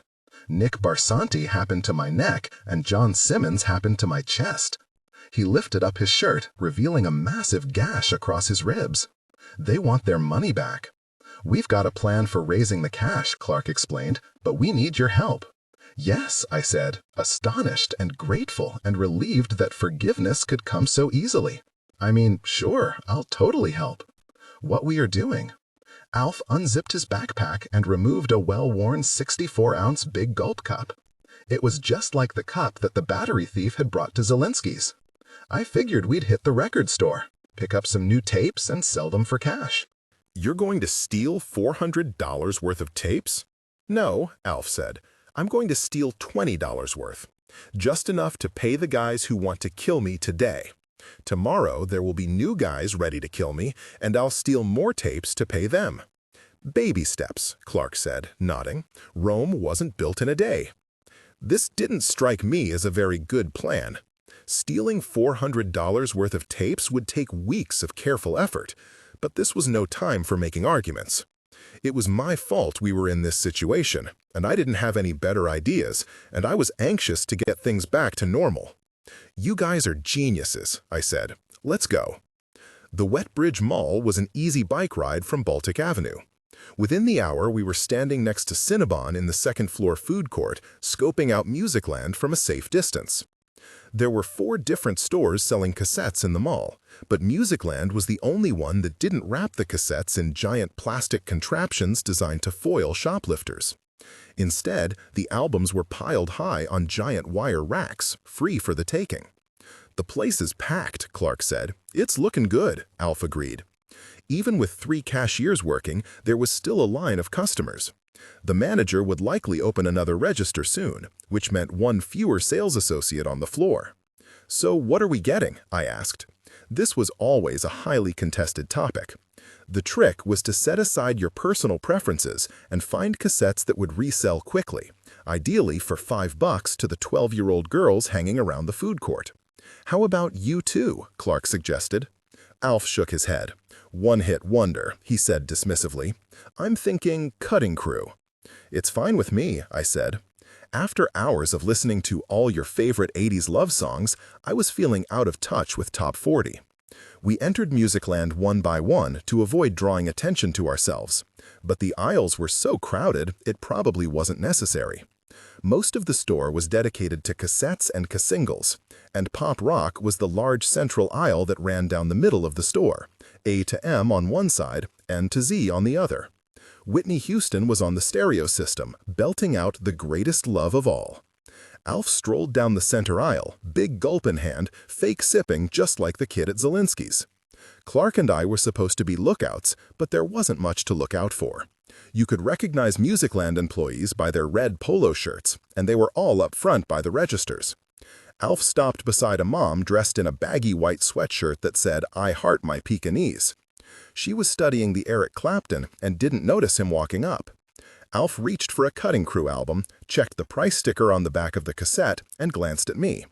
I gave him a nod, and the tape went in the cup. Then he reached for 2 more. I thought he was pushing his luck, but I looked around, and the coast was clear. I nodded, and with another flawless bit of sleight of hand, the tapes dropped into the cup. By this point, Clark was already on his way out of the store. I turned to follow and saw Alf reach for another 3 tapes. Yes, it was possible to fit 6 cassettes into a single 64-ounce cup, if you positioned each cassette just so. But up until that day, none of us had ever mustered the courage to try it. I couldn't bear to watch. I turned and fled. Clark was waiting 5 stores away, on a bench outside the Hickory Farms. We only waited a minute for Alf to join us. He hurried over, big gulp in hand, grinning with satisfaction. 6 tapes? Clark asked. Are you kidding me? 3 cutting crews in 3 crowded house? That's money in the bank, gentlemen. He uncapped the big gulp and removed the cassettes, passing 2 to each of us. Let's unload these and we'll go back for Whitney Houston. Some of that How Will I Know crap. We'll sell a ton. Over his shoulder, through a sea of people saddled with shopping bags, 2 figures emerged from the crowd. One was a man in a jacket, the other was the mom in the I Heart My Pekingese shirt. She spoke into a walkie-talkie and then started to run. "Shit," Clark said. We dropped our tapes and scattered. We knew the goal of loss prevention, as the stores called it, was preventing loss. So if you surrendered the merchandise, you were much less likely to be chased. I never looked back to see if anyone was following me. I just ran like crazy, darting into the Sears, ducking behind racks of men's suits, sprinting down an escalator, and finally diving beneath a queen-sized bed where I waited for 10 minutes, practically holding my breath. I had managed to escape, but just barely. I went outside to the bus stop. All 3 bikes were still chained to a no parking sign, but there was no sign of Alf or Clark. After 20 minutes of waiting, I biked home to Baltic Avenue, fearing the worst. Clearly, my friends had been caught shoplifting, and now they were on their way to a juvenile detention center. Officer Tackleberry had warned us about these places. She'd spoken of rats and dripping cinder block walls and basement shower facilities where new inmates were hosed down and dropping the soap had horrific, unimaginable consequences. Instead of going home, I biked through the cemetery and stopped at the base of our old tree fort. I climbed the tree and waited in its branches, hoping and wishing and praying that my friends were okay. But an hour passed and still they hadn't come. I felt like I was going to be sick. If I hadn't promised to get the alarm code, if I hadn't expressed so much confidence, if I hadn't lied to Alf and Clark, none of this would have happened. I could trace this whole awful event back to the roof of the train station, back when I promised my best friends I would get the code. Eventually, I got tired of waiting, so I left the fort and went home. I was unlocking my front door when Alf and Clark came coasting down Baltic Avenue on their bicycles. "You're okay," Alf exclaimed. "We thought you were busted," Clark said. "I'm fine," I said. "Where have you been?" Alf produced 6 wrinkled dollar bills from his pocket. "We hit Sam Goody after you left. The tapes are harder to boost because of those stupid plastic frames, but I managed to stuff a Bon Jovi down my pants." I couldn't believe it. "You guys went back for more?" "We'll have better luck tomorrow," Clark promised. "No," I told them. "You can't keep taking stupid risks. Sooner or later, you're going to get busted." Alf shrugged. "Sooner or later, Ray Castro is going to kick my ass. Do you have a better idea?" I took a deep breath. In fact, I did have a better idea. I'd been keeping it to myself all day because I was afraid to mention it. But when I realized how much Alf needed my help, I didn't have any choice. "I can get you Vanna White," I said. "Where?" Alf asked. "How?" "I got the code," I said. "To Zelinsky's?" Clark said. "The alarm code?" "I got it last night." I explained that I had watched Mary punch the access code into the Adamco panel. Shame had etched the moment deep into my memory. Like a video, I could rewind and replay again and again. If I closed my eyes and concentrated, I could still see the exact placement of her fingers across the 12-button keypad. Top left, bottom middle, top middle. 1002, I said. "That's the code." "You're sure?" Clark asked. "Positive. I was standing right next to her." "No, I mean, are you sure you want to do this?" Clark asked. "Last time we talked in Alf's basement." "I'm sorry about that." "You guys were totally right. It's not stealing if we pay for it." "Exactly," Alf said. "That's what we told you." "But we need to be super careful," I insisted. "We're going to treat this store like a museum. We don't touch anything, we don't disturb anything. We get Vanna White, we leave the money, and we fix the hatch on the way out. So Zelinsky never knows it was us. Is that clear?" "Absolutely," Clark agreed. "We'll be like ghosts. Like ninjas," Alf said. When are we doing this? I took a deep breath. It was Saturday, May 30, nearly 1 month after Alf first spotted the magazine and came running to my house to deliver the news. "We better go tonight," I said. 2200 REM Fortress is breached. 2010 for IO to 24 Poke L1.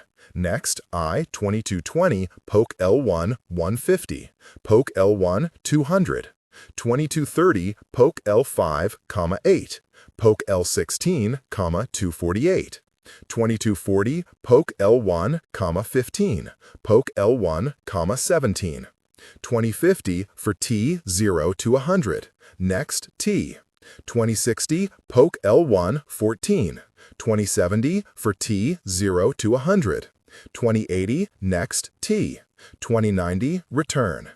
I'm sure Alf and Clark staged all kinds of elaborate stunts to sneak out of their houses past midnight.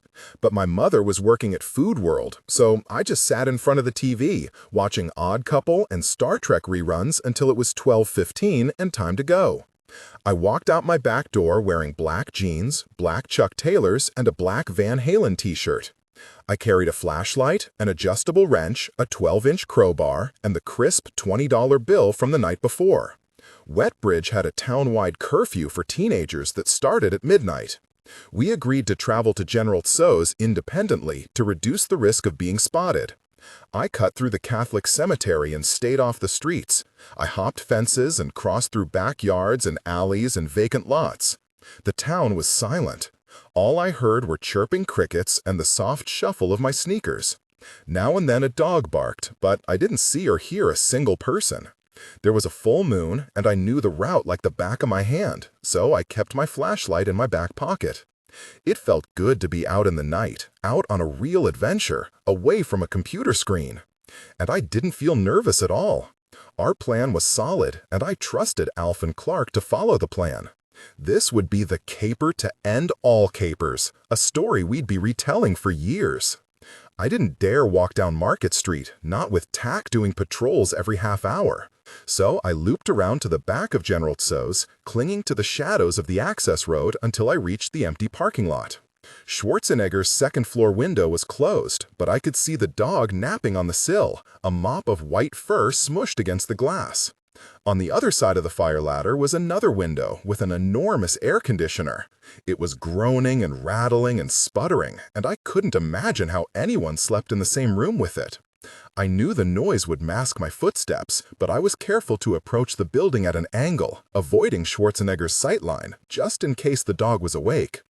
There was a 12-inch gap between the garbage dumpster and the back wall of the restaurant, and this is where I found Alf and Clark, crouched on their knees and waiting for me. I squeezed in beside them and switched on my flashlight. The pavement sparkled with broken glass, like a bed of glittering jewels. Clark was dressed in the same t-shirt and jeans that he'd worn to the mall, but Alf had changed into clothes that were full-on Rambo. He wore olive and brown fatigues, and his face was smeared with grease paint. "Are we going to Vietnam?" I asked. "It's called camouflage," Alf said.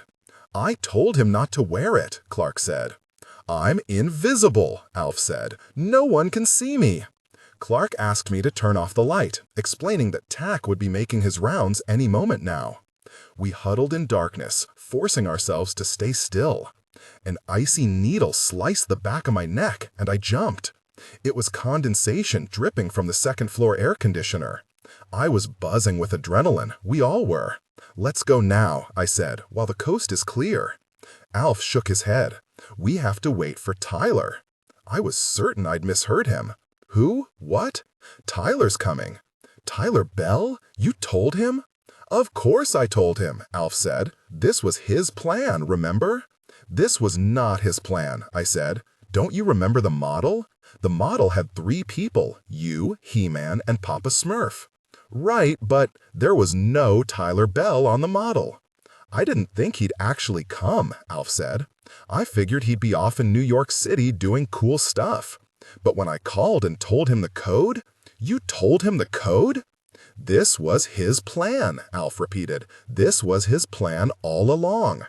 "I'm with Alf on this one," Clark said. "I think Tyler deserves his own magazine as a courtesy.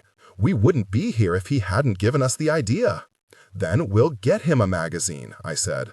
"I don't want him coming with us. I don't trust him." I said we'd wait, Alf said. I'm not waiting. We go now or I quit. Then quit, Alf said with a shrug. I'll get you a magazine and you can pay me back. This is when I understood my participation in the plan was no longer essential. All they needed from me was the code, and I'd already turned it over. Clark rested the claw on my shoulder. Relax, Billy. Everything's going to be fine. We'll do the plan exactly like we prepared. No changes. We'll just have an extra helper. But I knew it wasn't that simple. Something about Tyler's story didn't add up. The guy's 18 years old, a senior. If he wants a Playboy, he can just walk into a store and buy one. Stop being a tight ass, Alf said. We finally have a senior on our side, a cool person trying to help us, and you're being a dick. Because he's lying, I said. He was fired from Zelinsky's for stealing. So what? Alf asked. So he's dishonest. Of course he's dishonest. We're breaking into a store to steal Playboy? We argued back and forth in whispers, then stopped at the sound of approaching footsteps. Someone was coming. Clark was closest to the end, so he peeked out. It's them, he whispered. Them? I asked. Clark shrugged. I guess Tyler brought a friend. I nudged him aside to see for myself. Tyler and his friend were walking right in the middle of the access road, right where anyone could see them. Tyler recognized me and pointed. What's up, pussy? He called. Why you hidin'? Tyler grinned, but his friend had a flat, neutral expression. The friend was a man, a full-grown man, 30 or 40 or 50 years old. He had a brown beard and long brown hair braided into a ponytail. He looked like a cross between Willie Nelson and Sasquatch. Where's your girlfriends? Tyler asked. Alf and Clark stood up, gesturing for Tyler to keep his voice down. Tack is doing patrols, Clark whispered. He starts on Liberty Place and walks west on Market Street, then cuts through the alley. Tyler waved a hand, cutting him off. Tack's not catching nobody.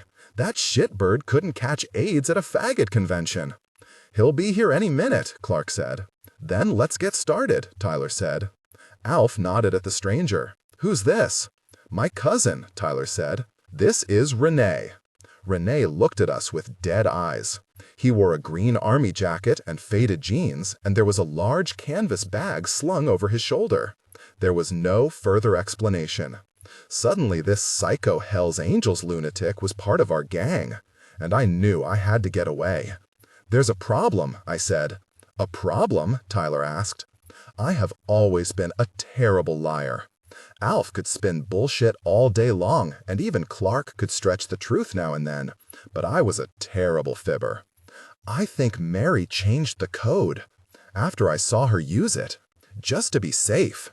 Tyler turned on Alf, grabbing his fatigues and pushing him up against the wall.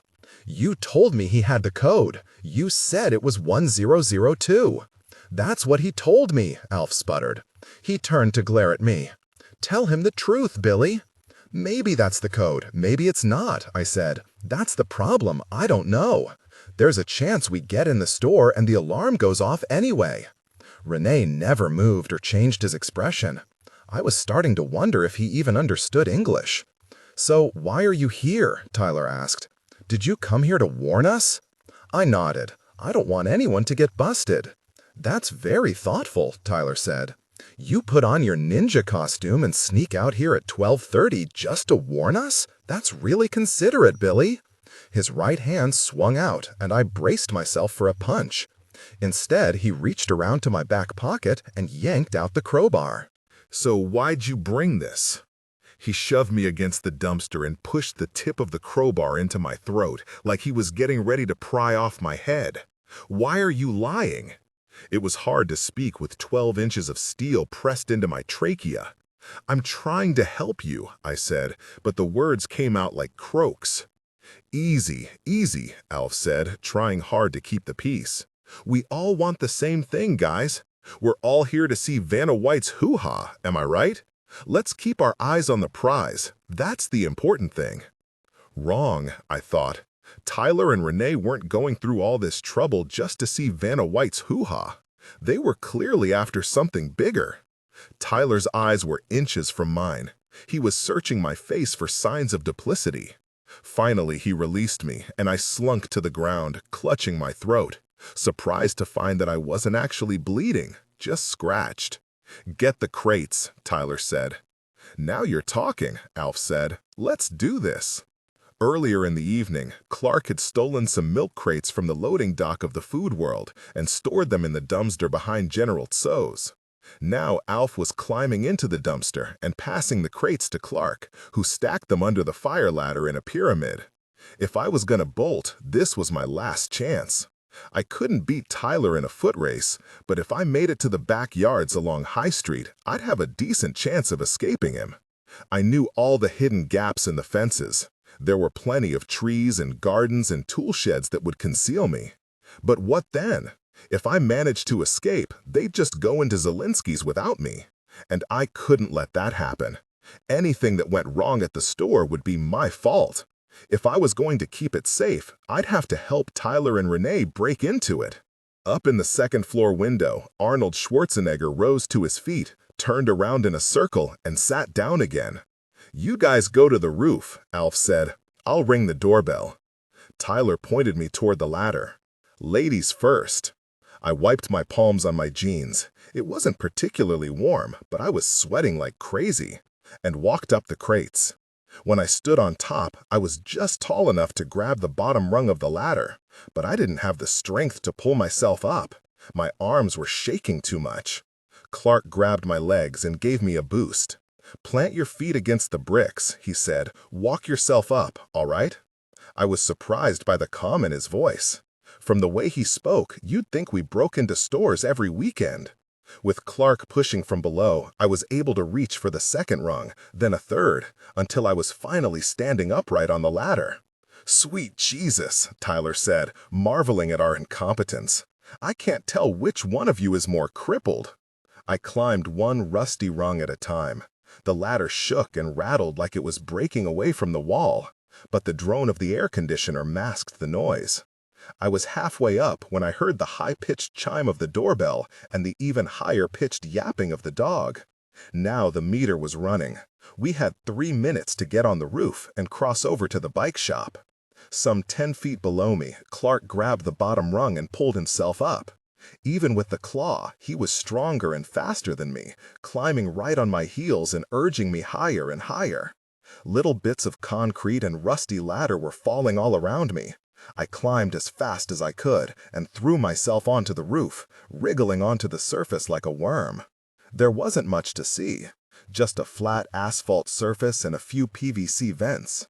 I walked up to the east edge of the roof, to the alley separating General Tso's from the bike shop next door, and my stomach flip-flopped. At ground level, the alley looked small, a narrow gap you could easily hop across. But here on the roof, it was a vast chasm. You'd need a running start to clear it. But there was a knee-high wall surrounding the roof, designed to keep debris from spilling off the sides. We would have to stand on top of the wall and leap across. Clark walked up behind me. 5 feet, 2 inches. How do you know? I measured it when we built the model. I'm not sure I can make it. You don't have to make it, he said. We brought a bridge, remember? Clark disappeared into the shadows and returned carrying a long wooden plank. He walked to the east edge of the roof and then carefully laid the plank across the alley until the far end rested on the roof of the bike shop. I clicked on my flashlight and realized it was just an old 2x4, and like most 2x4s, it only measured 3.5 inches wide. This was a bridge? Schwarzenegger's bark echoed up through the alley, and I could hear General Tso shouting across Market Street, daring whoever rang his bell to show your faces like men. We had a minute, 90 seconds tops, before he returned to his apartment. Everything was happening much faster than I anticipated.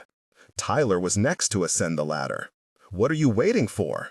He stepped onto the plank, took 5 confident footsteps across the alley, then arrived on the roof of the bike shop.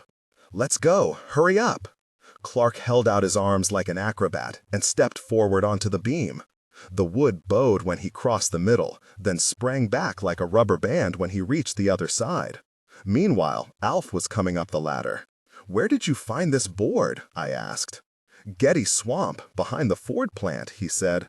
Perfectly good lumber just sitting out in the mud. Can you believe it? Alf was waiting for me to cross, but I gestured for him to go first. I wasn't ready yet. He looked down at the chasm and hesitated. Holy shit. Yeah, I said. Come on, Tyler called. Move it.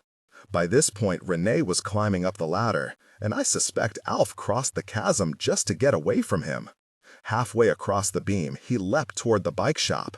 The plank bounced hard, flipping upside down and nearly clattering off the side. Alf hadn't close to falling, but Clark pulled him to safety anyway. I'm all right, he said, breathing deeply. I'm cool. He looked over at me. It's okay if you don't look down. Just look straight ahead. Renee went next, stepping past me like I wasn't even there. He tossed his canvas bag across the alley, and it landed on the roof of the bike shop with a terrible clatter. Then he used the toe of his boot to straighten the plank. On his second step, the 2x4 released a loud crack. It sounded like something in the wood had been fatally damaged, its back broken, its spine snapped. Renee took a third step forward. He was easily 200 pounds, the biggest of our group. And the plank bowed like it was straight out of Looney Tunes, stretching in ways that defied the laws of physics. 2 steps later, he was safe on the roof of the bike shop. He grabbed his bag and kept walking. Come on, Tyler called. Alf and Clark stared helplessly across the chasm. I realized I was embarrassing them. But still, I didn't move. Tyler knelt down and grabbed a plank. You come right now, or I'm pulling it in, he said. I'm gonna count to 3. Walking out on the bridge was a spectacularly stupid idea. I knew that Renee's weight had pushed the wood beyond its limits. I was trusting my life to a plank that had soaked all year in a fetid swamp. But I couldn't stay behind. I had to keep an eye on them, keep things from slipping out of control. I stepped forward onto the plank. The first step was easy. But the second step, the step where I fully removed myself from the roof, that was the commitment. The wood trembled beneath my weight, quivering like the edge of a diving board. I made the mistake of looking down, but there was nothing to see. No alley, just a vast black gulf, a bottomless sinkhole. A third step was impossible. I couldn't step forward or backward, not without something to hold on to. The beam was too wobbly. I was stuck. On the far side of the chasm, Alf and Clark were coaching me with tips and strategies, but it was all noise. They didn't understand my predicament. Nobody understood my predicament. I was balanced, but I needed all of my concentration to stay balanced. If I shifted my weight even an inch, the board would respond, and I'd have no way to steady myself. I wanted to explain all of this to Alf and Clark, but even talking seemed too dangerous. My muscles were locked and starting to tremble. Sweat was dripping down my sides. Through the clutter of my thoughts, I heard Tyler yelling at everyone, saying, "Shut up! Shut the fuck up!" Suddenly, the chasm beneath me transformed into a regular alley with concrete walls and a finite depth. A light was bouncing off the sides, bringing size and dimension to the void, illuminating the route for Tackleberry as he arrived for his patrol. It was a miracle. We could end this all right now. Tack would help me off the plank and chase Tyler and Renee from the store, and I would explain everything. Yes, there would be consequences, but none of the consequences were going to kill me. Not like the bridge. I tried to open my mouth, but my jaw was clenched. I couldn't unhinge it. Tack was whistling a song I couldn't quite place, one of those songs you know all the words to, even though you don't particularly enjoy it. He swept his flashlight back and forth, and I suppose the only thing that prevented him from seeing me was the wide brim of his hat. He passed beneath me, and darkness followed in his wake, erasing the alley's dimensions, replacing them with more nothing. I didn't dare turn my head to look after him. I focused on his footsteps and his whistling until I couldn't hear them anymore. And then I was alone again. "Billy," Alf said. I blinked. He was standing on the edge of the bike shop, reaching for me. "Can you reach out your hand?" I shook my head. Not a chance. "Put out your hand," Tyler said, "or I'll throw this crowbar at your goddamn skull." I put out my hand. Even with Alf leaning off the side of the building, there was still a large gap between our fingers. "Can you step a little closer? Just a half step closer." No way, not happening. Tyler could throw a crowbar at my skull, but I wasn't budging. Alf stepped onto the far end of the plank, then crept closer, 1 inch at a time, testing the strength of the wood. The board groaned and shuddered, but Alf kept pressing his luck, advancing while reaching toward me. It was by far the riskiest, most dumbest thing he'd ever done, and I am talking about a guy who once ate a strip of Staples on a dare. "It's okay," he whispered. "I'm going to help you, Billy. I'm going to get you out of here." By the time his fingers touched my hand, we were standing in the center of a giant V. He kept whispering encouragement, coaxing me along, and with his hand on my wrist, I found the confidence to shuffle forward. Clark watched us from the roof of the bike shop. I realized he was gripping Alf's other wrist, holding him steady while he stepped out to retrieve me. If anything happened to the plank, all 3 of us would have toppled into the void. Instead, they pulled me to safety. I reached the roof of the bike shop and immediately sank to my knees. Tyler pulled in the plank, then looked down at me with disdain. "Are you fucking around?" "He's fine," Alf said, clapping me on the back. "You're okay, ain't you, Billy?" "Sure he is," Clark said. "It's smooth sailing from here." I was thinking just the opposite. It was not smooth sailing, because I had to cross the bridge again to get home, but that was a problem for later. The guys helped me stand, and we followed Tyler across the roof. To anyone down on the street, the bike shop, travel agency, and Zielinski's all appeared to be 3 distinct buildings with their own unique architecture, but this was just an illusion. In truth, they were 3 identically sized units within a single large building. The roof was a wide, flat expanse. There was no way to tell where the bike shop ended and the travel agency began, but each unit had its own roof access hatch, and each hatch was stenciled with the name of the corresponding business. Rene had already unpacked his duffel bag and arranged its contents beside the hatch labeled Zielinski's. He had brought a carbon steel crowbar, a cordless power drill with multiple fittings, WD-40, wire cutters, a socket wrench, and, most inexplicably, a knife shaped like a meat cleaver. He wore plastic safety glasses and held a small torch to one of the hinges. It emitted a bright blue flame, and the air smelled like a gas station. "Almost done?" Tyler asked. Rene nodded. Rather than carefully removing each bolt so we could reaffix the hatch later, he was slicing the hinges in half, destroying them. When he was finished, we would essentially rip the doors right off the roof. I pulled Alf aside. "We have to fix everything when we're done. We have to be like ghosts, remember? They know what they're doing. This wasn't our plan. They're just hinges, Billy. They cost less than the magazines. We're paying for the magazines. What do you want me to do? We can't stop them now." Clark joined our huddle. "It's safer this way," he assured me. "I don't want to get caught." Then he pulled the t-shirt up over his nose, choking on the acrid fumes of melted metal. The rooftop was thick with smoke, and I wondered if it was visible from street level. If Tack had finished his loop without interruption, he'd be back at the train station by now. He would see Zielinski's building in its entirety. He'd likely notice a plume of gray smoke rising above the roofline. Rene finished cutting the last hinge, then switched off the torch and removed his safety glasses. He called Tyler over, and they spoke to each other in low whispers. Then Tyler called for all of us to stand around the doors. "Everyone take a corner," he said. "We're going to lift the doors straight up. These fuckers probably weigh 100 pounds, so watch your fingers." We moved into position around the hatch, Tyler and Rene across from Alf and Clark. There was no corner for me to lift, so I squeezed between my 2 friends.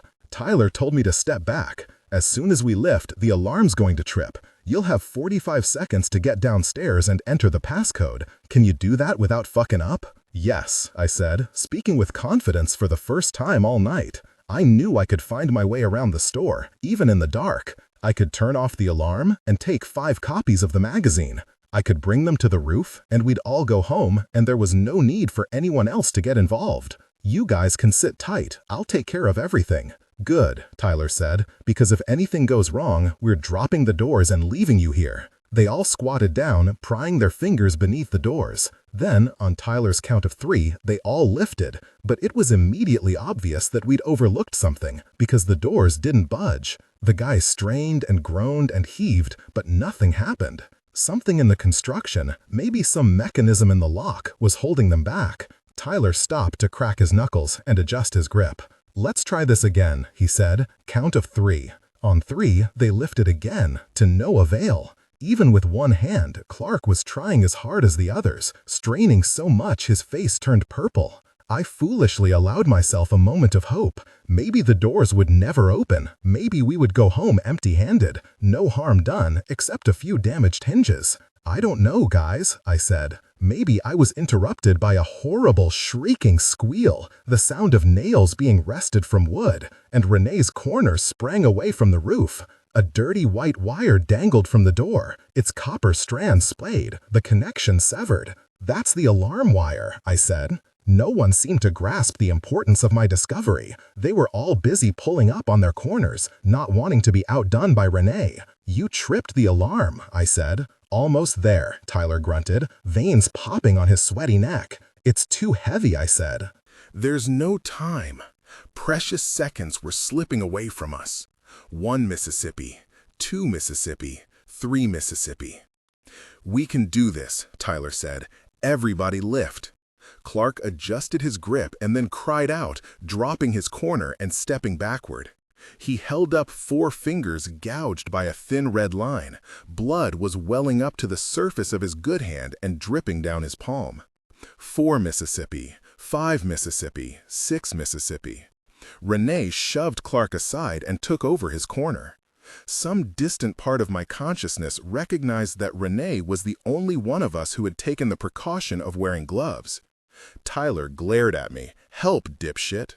I squeezed between Alf and Tyler but couldn't get any leverage. We might as well have been lifting a car. Alf's face was beaded with sweat.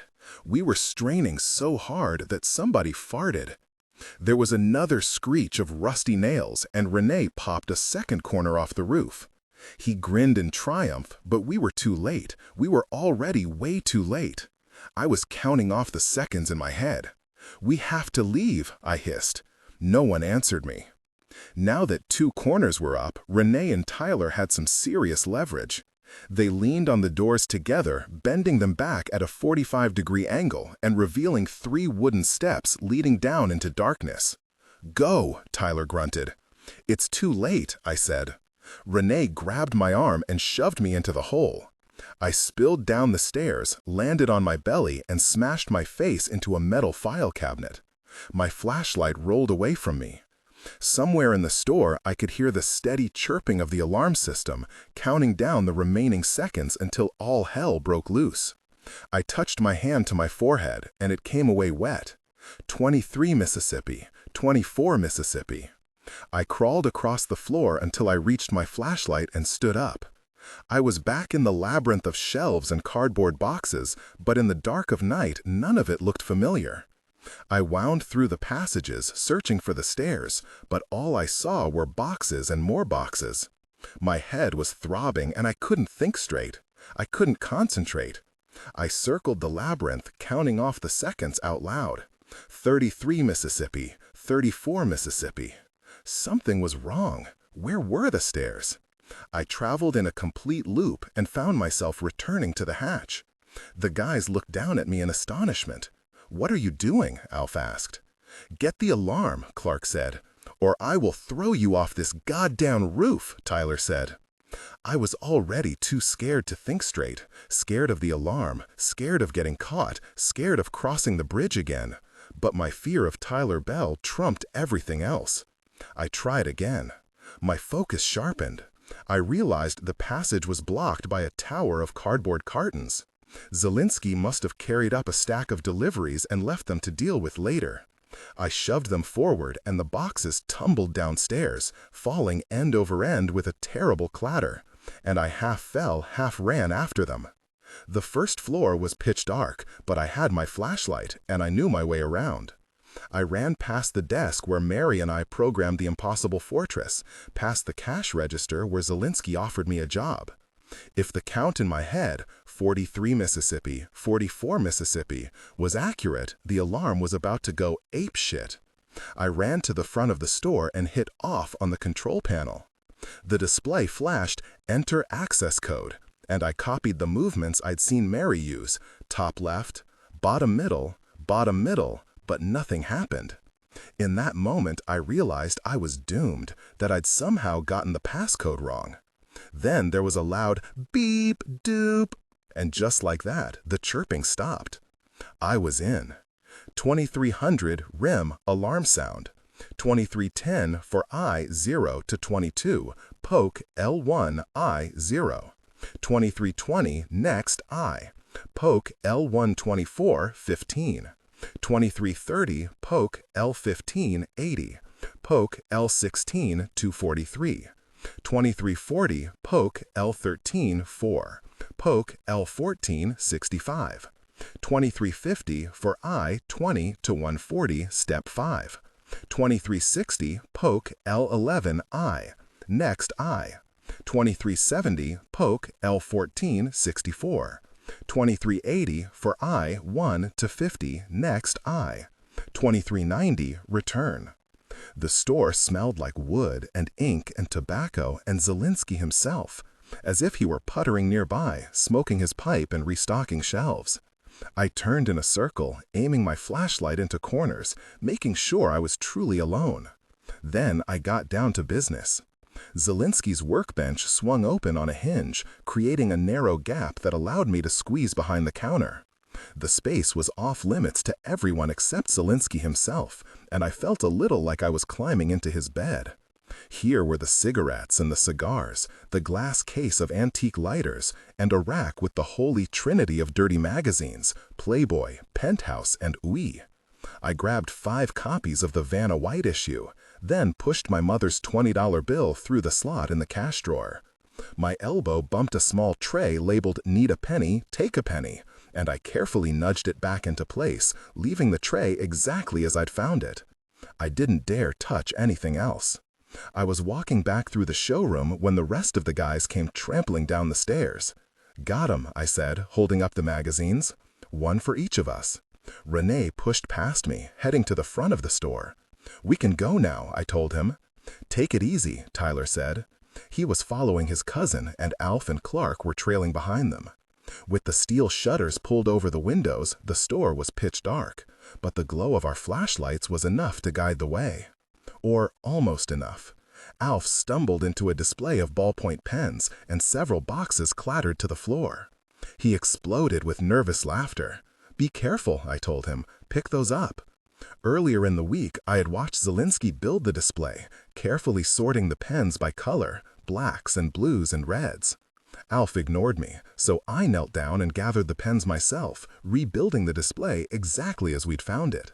At the front of the store, Tyler and Renee were studying the alarm panel. It was studded with lights and LEDs, but only one was glowing, a tiny green bulb labeled "Ready." Tyler smirked. "You still think she changed the code?" "It could be a silent alarm," I said. "It could be calling the police right now." "It could be," Tyler said, "but I don't think so." Renee unzipped his canvas bag and produced a second canvas bag, nearly identical in size and color. He gave it a shake, snapping it open. Then he raised the workbench and carried both bags behind the counter. "The cash register's empty," I said. Renee was ignoring me, so I turned to Tyler. "You worked here. You know Zelinsky empties it every night. He walks to the night deposit box at the Savings and Loan." Tyler grabbed a Snickers from the candy rack, bit through the wrapper, and spit the shred of paper to the floor. "Relax." Alf tugged on my arm. "Let's go," he whispered. "We got what we came for." "Seriously," Clark said. His good hand was wrapped in the bottom of his t-shirt, but this hadn't stopped the bleeding. Tiny red dots were spotting the floor around his sneakers. "I'm pretty messed up. I need a bandage or something. You too, Billy. Your forehead's all bloody." I gave 2 of the magazines to Alf. "You can go if you want, but I'm staying. If anything happens, it's going to be our fault." "Nothing's going to happen," Alf said. Renee swung his crowbar at the case of antique lighters. The glass door splintered, but didn't break. It took 3 more whacks before it shattered. Then Renee set down the crowbar and began plucking lighters out of the case, transferring them one by one to the empty duffel bag. At last I understood why he'd come. The lighters were easy to carry, easy to unload at pawn shops or flea markets, and worth a combined $7,500 or more. "Stop," I told him. "You can't take those." Renee ignored me. I was just a gnat in his ear. I turned to Tyler. He picked up the crowbar and was feeling its heft. It was maybe 24 or 30 inches long, the sort of wrecking bar used by EMTs to pry the doors off a smashed vehicle. I stepped in front of Tyler and said, "I didn't come here to steal." "Me neither," Tyler said. He finished the last of the Snickers and dropped the wrapper. I knelt down to pick it up. Zelinsky was always on me and Mary to keep the showroom neat, to pick up our garbage and recycle our soda cans and get rid of our scrap paper. Tyler watched me reach for the wrapper and grinned. "Don't bother." "Why not?" "Because I'm not finished." He hooked the crowbar on the candy rack, tipping it forward and spilling all the shelves an avalanche of gums and mints and chocolate falling over my sneakers. Alf and Clark backed away, but Renee didn't even flinch. He kept plucking lighters from the case like he was picking apples. "That's enough," I said. "Let's go." But Tyler was just getting warmed up. He twirled the crowbar like a baton and walked toward the aisle with all of the typewriters. "6 months I worked here," he said. "I swept the floors, I stocked the shelves, I fixed the whole goddamn inventory. That room on the 2nd floor, it was a mess when I got here. I designed that room. I built those shelves." With the curved end of the crowbar, he hooked the mouth of a Brother portable typewriter and yanked it off the shelf. It landed with a crash, and Tyler stepped over it, moving on to the next machine, an old-fashioned black Olivetti. I showed up on time, I did my work, and the asshole fired me anyway. "You stole from him," I said. "Bullshit," Tyler said. "I never stole a thing from this place. But I'll tell you what happened, if you really want to know." The Olivetti hit the floor and split open like a melon, cracking down the middle and revealing its oily black innards. Tyler looked crazed, and I wondered if he was high on drugs, because what he said next was ridiculous. "First of all, Mary Zelinsky is the horniest bitch I've ever met. From the day I started working here, she couldn't keep her hands off me. Every time Daddy turned his back, she'd start rubbing up against me, pushing her tits in my face. I'd leave the store and she'd come racing after me on Market Street, hanging on my elbow like I was her boyfriend." He toppled 3 more typewriters, knocking them to the floor, then turned to a shelf of Elmer's glue, 12 white bottles with orange tips, arranged in rows like toy soldiers. With one swing of the crowbar, they went scattering across the store. And through it all, Tyler kept talking. "For weeks I put up with her crap. I figure she'll get over it, she'll lose interest. But she doesn't lose interest, she just gets worse. She's sending me letters and song lyrics. So one day I lay it out for her. I say, 'Sorry, but you are never going to be my girlfriend. It's not happening, ever.' And that's when she runs to Daddy, tells him I tried to steal a lighter, and the asshole fires me on the spot. By this point, Tyler had stopped smashing stuff. He was concentrating on telling his story, holding my eye contact to make sure I was paying attention. I nodded in all the right places, but I knew it was bullshit, just like his stories about Senora Fernandez and banging girls on the roof of the train station. "Now, if that's not bad enough," Tyler continued, "Zelinsky spreads the word in town, so no one will hire me. And pretty soon, I can't pay the insurance on my bike. And the day after it lapses, I swear to God, TAC pulls me over, and there goes my license. Now I've got no job and no way to get around, all because of Mary and her dad. So this is my little way of saying thanks, understand? Maybe if I'd answered yes, the night would have ended right there. We would have taken the magazines and the lighters to the roof, we would have crossed the bridge and gone home. Instead, I said, 'You're full of shit.'" Tyler stared back at me, astonished, but I couldn't help myself. Someone had to say it. He was full of shit. He knew it, I knew it, anyone who knew Mary knew it. "Me? I'm full of shit? Mary would never go for you," I said. "She's too good for you." Tyler snorted. "You don't know that girl at all." "I know who I believe," I said. And this really set him off. Tyler took aim at the nearest shelf, swinging the crowbar like a baseball bat, toppling jars of ink and paste and rubber cement. He swung again and again, laying waste to everything in sight, smashing calculators and adding machines, flinging merchandise to the floor and stomping it with his shit-kicker boots. And all the while, he was working his way toward me. I had my back against the Iowa stereo that powered the store's music. I pushed the eject button on the tape deck, pocketed the cassette labeled All Your Favorite 80s Love Songs, and got the hell out of the way. A moment later, the stereo was on the floor. Tyler stomped it with the heel of his boot, smashing it into tiny pieces of plastic, like he was beating the life out of it. I kept telling myself that everything could be righted in the morning, everything could be reshelved, but Tyler was relentless, and my confidence was fading fast. He toppled the spinner rack full of batteries, he smashed dozens of reading glasses, he gouged the walls and shattered the light fixtures and pulled down the hand-lettered signs. If Renee hadn't intervened, I'm not sure he would have stopped. His cousin had both duffel bags slung over his shoulders. They were so full of antique lighters and cigarette cartons he couldn't zipper them shut, and he stilled Tyler with a single touch on the shoulder. Renee didn't have to say a word. We all understood what he meant. Enough was enough. The store was trashed. It was time to go. Tyler paused to catch his breath. All of the destruction had left him winded. "Well, we'll hit the computers on the way out," he said, turning to the showroom. "She loves those fucking things." I stepped in front of him. "No." Tyler pulled back the crowbar, raising it over his head, allowing me a moment to change my mind. "Move." I lunged for the crowbar, but didn't have a chance.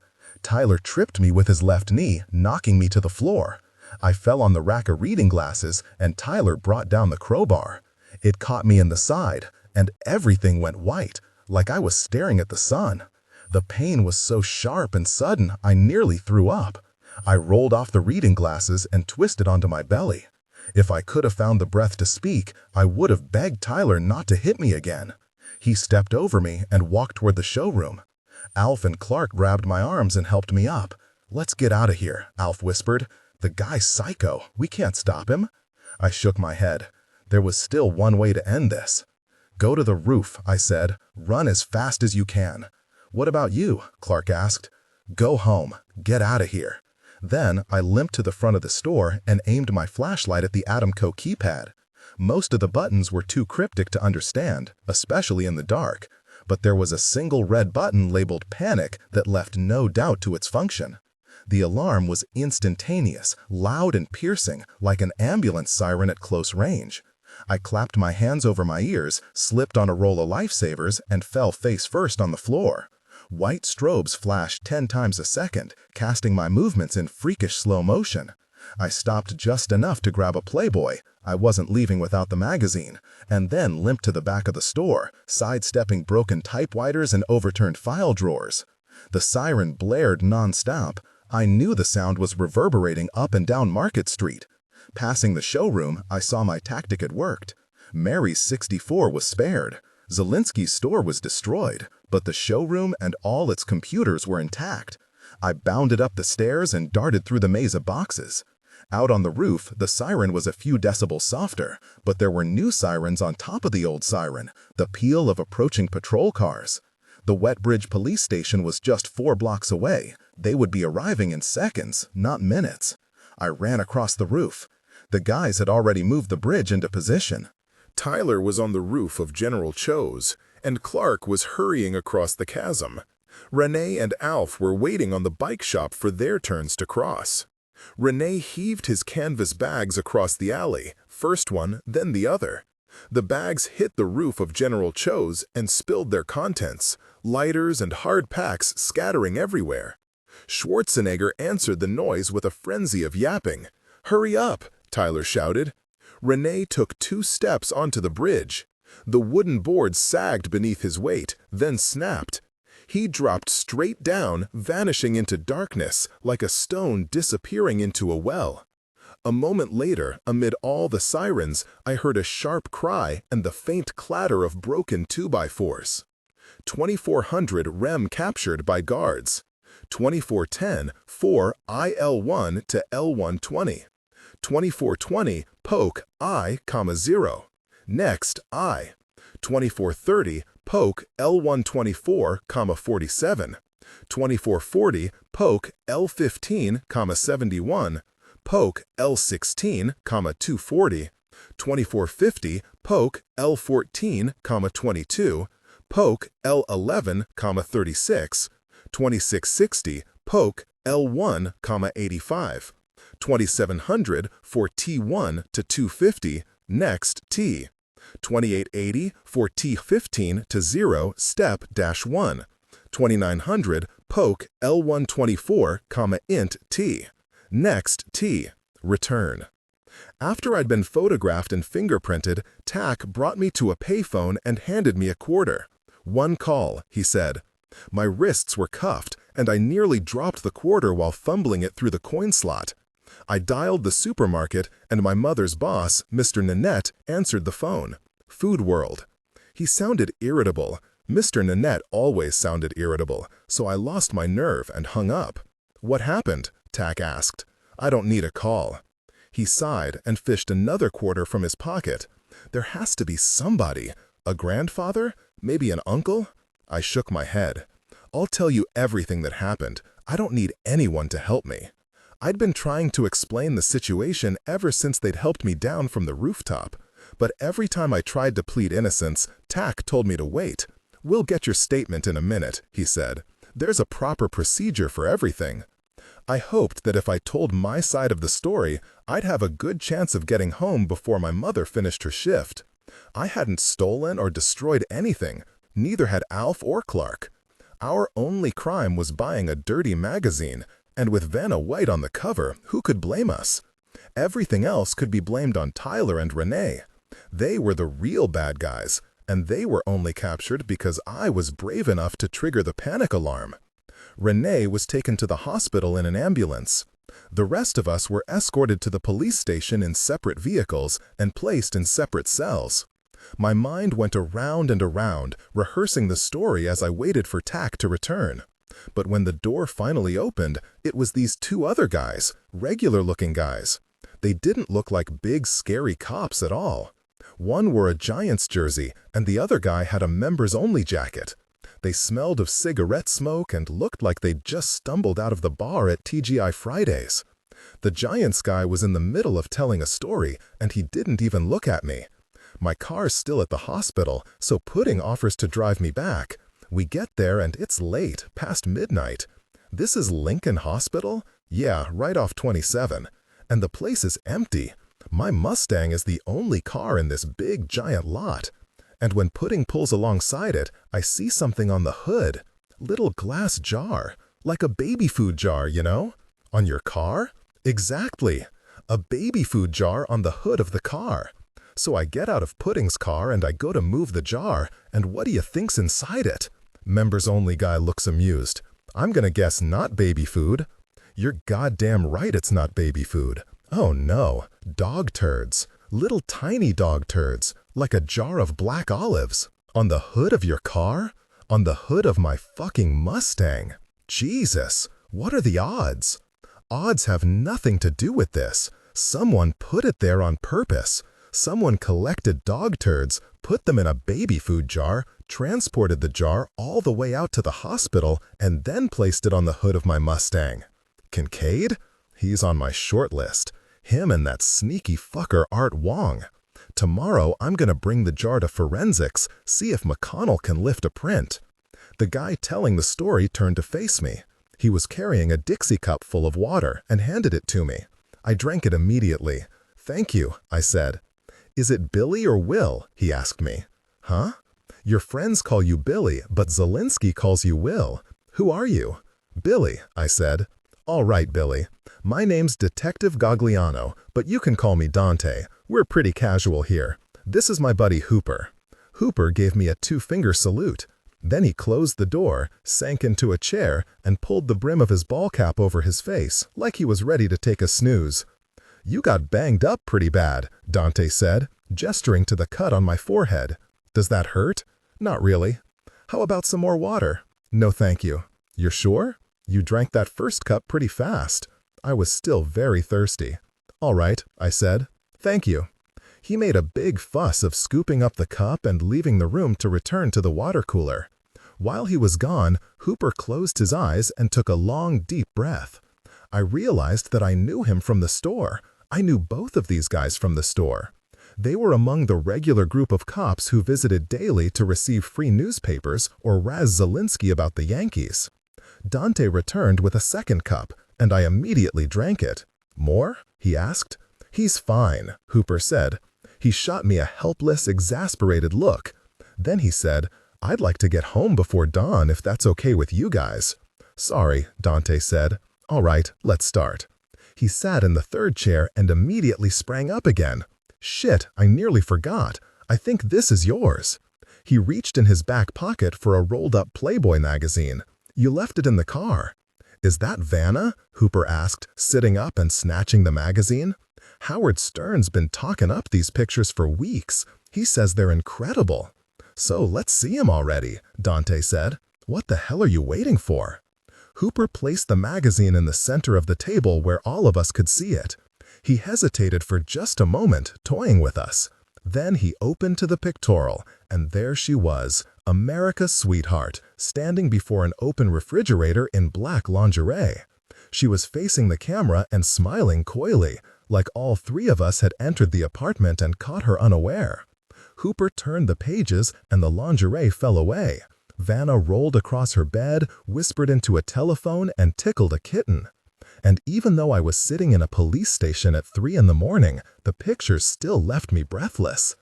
In spite of all the trouble they'd caused me, you could almost argue they were worth it. "I don't know about you guys," Dante said, "but this is what I call a miracle. You put that face on that body, with those legs and that ass, there's just no other word to describe it. Miraculous." "I could look at these photos all night," Hooper agreed, then turned to me. "Unfortunately."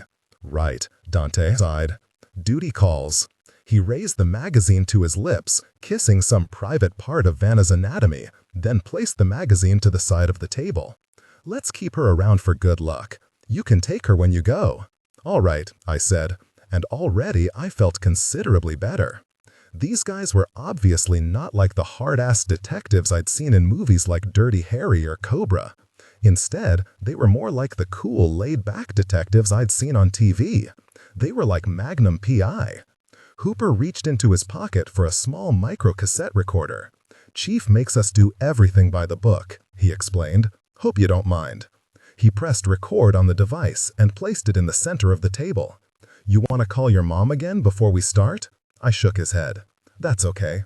Anyone else you want to call? We recommend you have a grown-up for this conversation." "No, I'm cool. I just want to tell you guys what happened." Dante asked me to state my name and my address and my date of birth.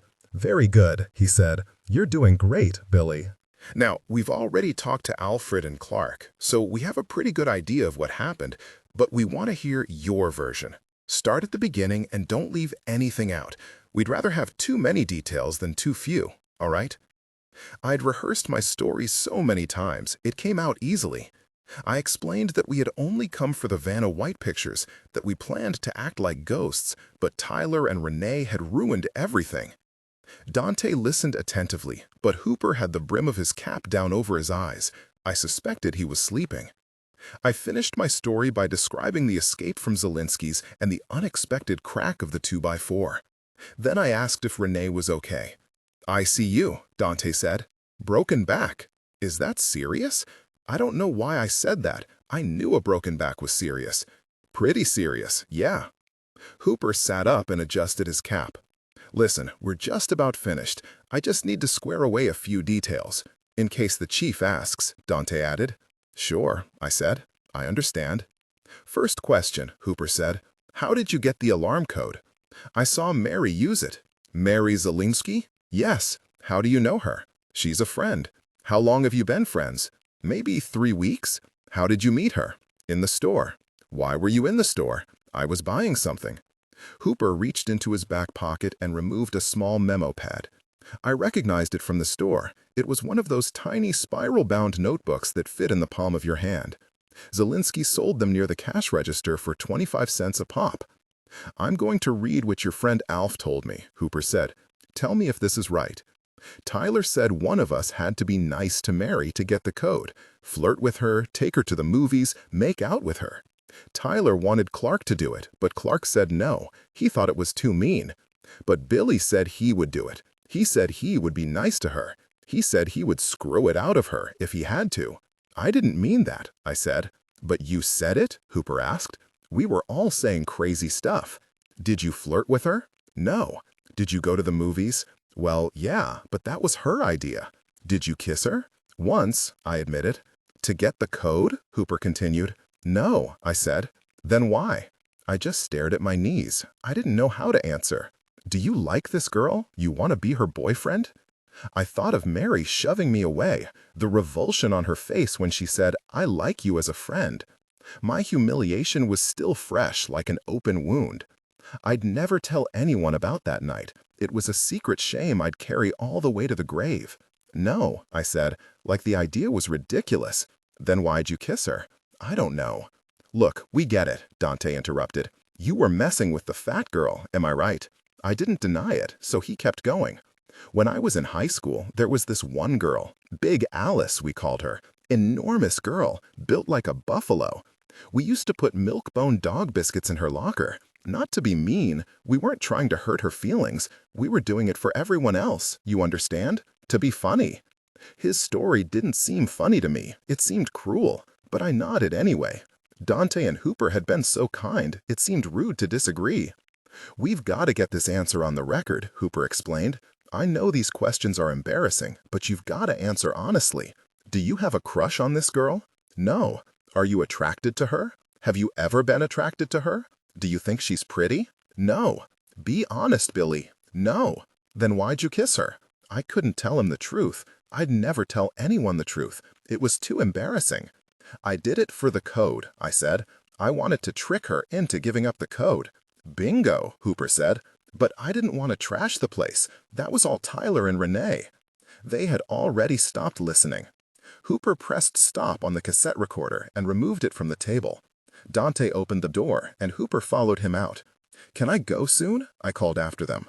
I guessed it was nearly dawn, and I wanted to get home before my mother ended her shift. I still thought that if I was quick enough, I could keep the whole story from her. How much longer do I have to wait? Hooper turned back at me, and his entire demeanor had changed. He was no longer slouching, no longer teetering on the edge of sleep. His eyes were alert. Suddenly he was all business. That'll be up to the judge, he said. We're talking burglary, B&E, vandalism, destruction of property. I'm going to guess 3 months, but honestly, I hope it's more. More for me? You're mad at me? Dante advanced toward me, leaning over the table, squashing my paper cup flat with his palm. He was so close I could smell the coffee on his breath. I could see the sweat in his mustache.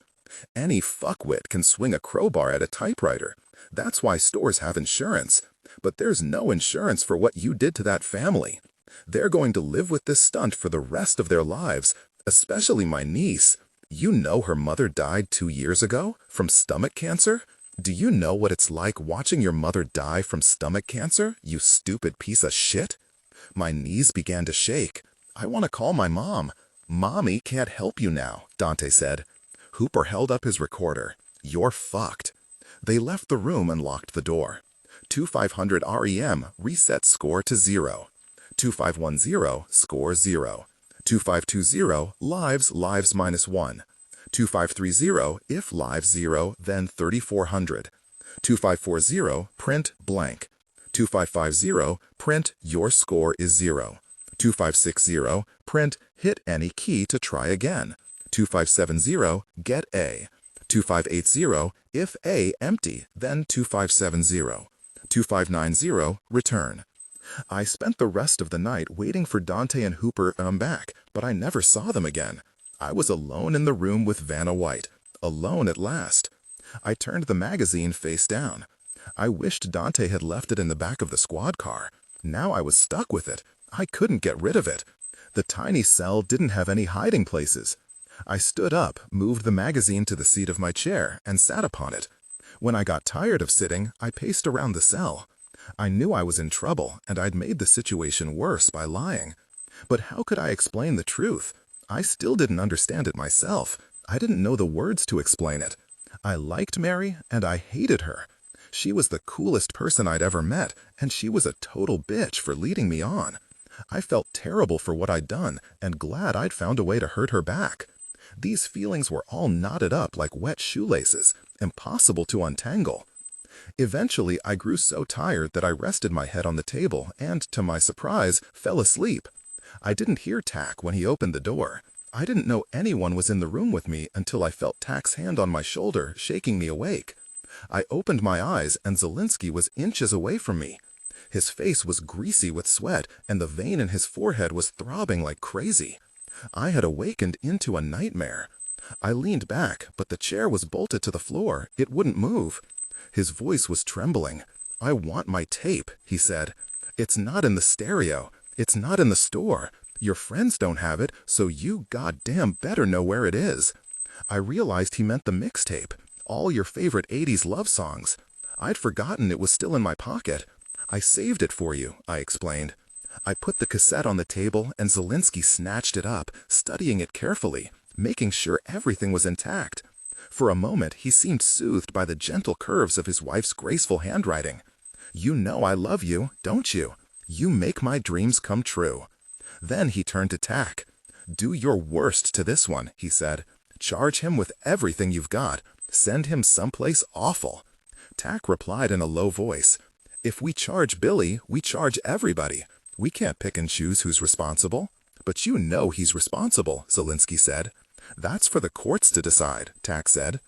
I realized Zelinsky was confused about the whole situation. He hadn't heard my side of the story. "I didn't break anything," I said. "Shut up," Tak said. "And I didn't steal anything. It was those other guys." "Shut up," Tak repeated. "Don't say anything." "But I'm not responsible." Zelinsky's bloodshot eyes bore into me. He'd been roused from his house in the middle of the night. He was still wearing the undershirt he'd slept in. Around his neck was a silver chain. A dainty women's wedding band hung from its bottom like a charm. "You're completely responsible," he said. "All of this was your fault. You let them into my store." "I'm sorry," I said. "I'm sorry for all of it." "You're only sorry you were caught," Zelinsky said. "They told me what happened, how you planned the whole thing, tricking Mary into giving up the code. And I'll admit, you had me fooled, had us both fooled. You were pretty damn convincing. But here's what you don't know. All this time, she's been fooling you right back. You don't know her at all, and you're too dumb to even realize it."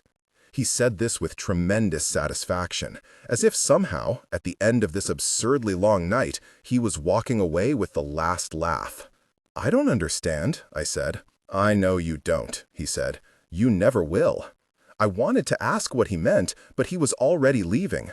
Tak followed him out and closed the door. None of it made any sense. Mary was fooling me right back? Why was he singling out me? What about the guy who stole the lighters and cigarettes, or the guy who smashed all the typewriters? I didn't have much time to ponder things. Tak returned to my room just a few minutes later, this time accompanied by my mother. She wore her white Food World uniform, and she was clutching a handful of Kleenex. Her face and neck were flushed with hives, like she was having an allergic reaction. "How did you find me?" I asked. "Officer Blesky called me," she said. It took me a moment to realize she meant Tackleberry. "He said you were too afraid to do it yourself." "Stand up," Tak said. "Put out your wrists." I held out my arms, and he undid the cuffs. Mom took a deep breath. "Mr. Zelinsky is dropping the charges. For all of you." She whispered the words, like she was afraid of jinxing herself. "Under 2 conditions," Tak added. "Number 1, you don't go anywhere near the store. No General Tso's, no train station, no movies. If I see you anywhere on Market Street, I will arrest you for harassment and bring you back here." "All right," I said. "I need you to say it," Tak insisted. "Look me in the eye and say it out loud." I looked him in the eye and said it out loud. "I will stay away from Market Street." "Number 2, you stay away from Mary. You don't call her, you don't talk to her, you see her at Wetbridge Mall, you turn the other way and run. Understand?" "I would like to apologize," I said. "Oh, that's real sweet," Tak said. "Suddenly you're concerned about her feelings? Well, forget it. You don't get to apologize. You've bothered her long enough. Move on and harass someone else." "He understands," Mom said, placing a firm hand on my elbow. "Tell him, Billy."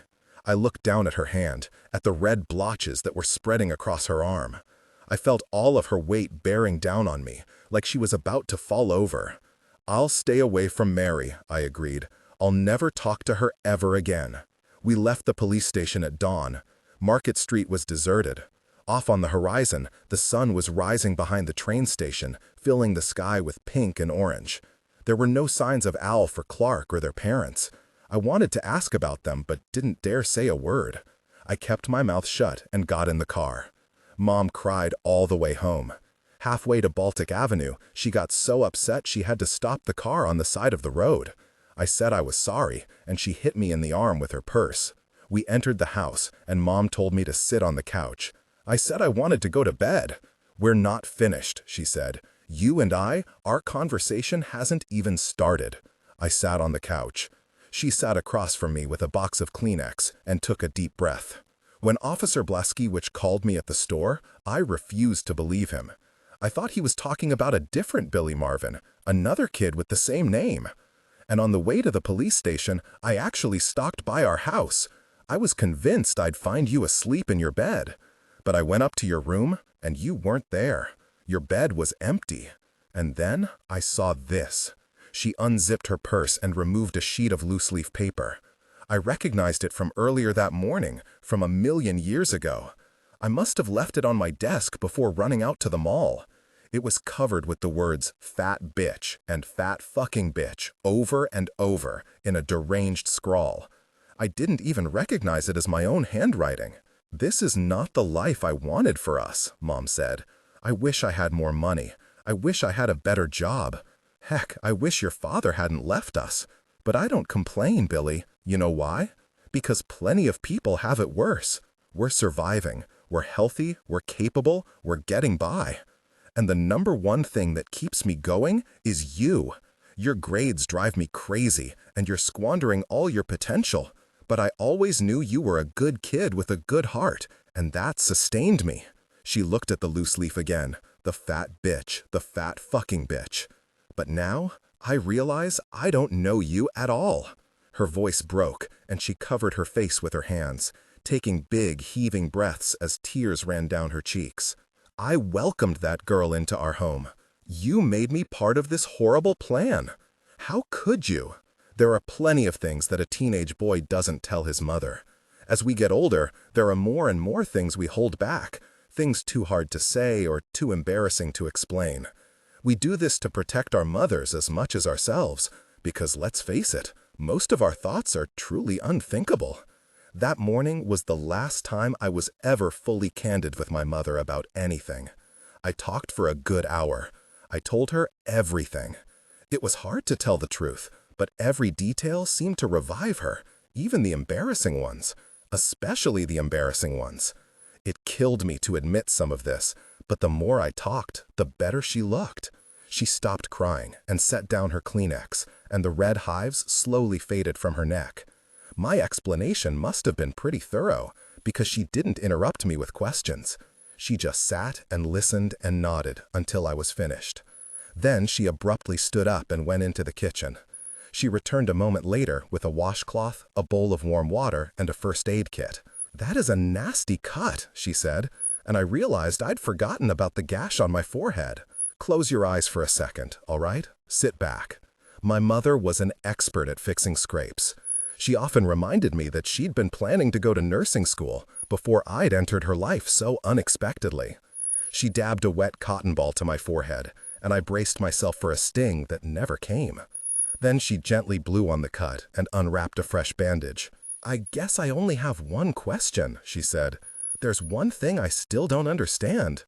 "What's that?" I asked. "Why aren't you in jail right now?" she said.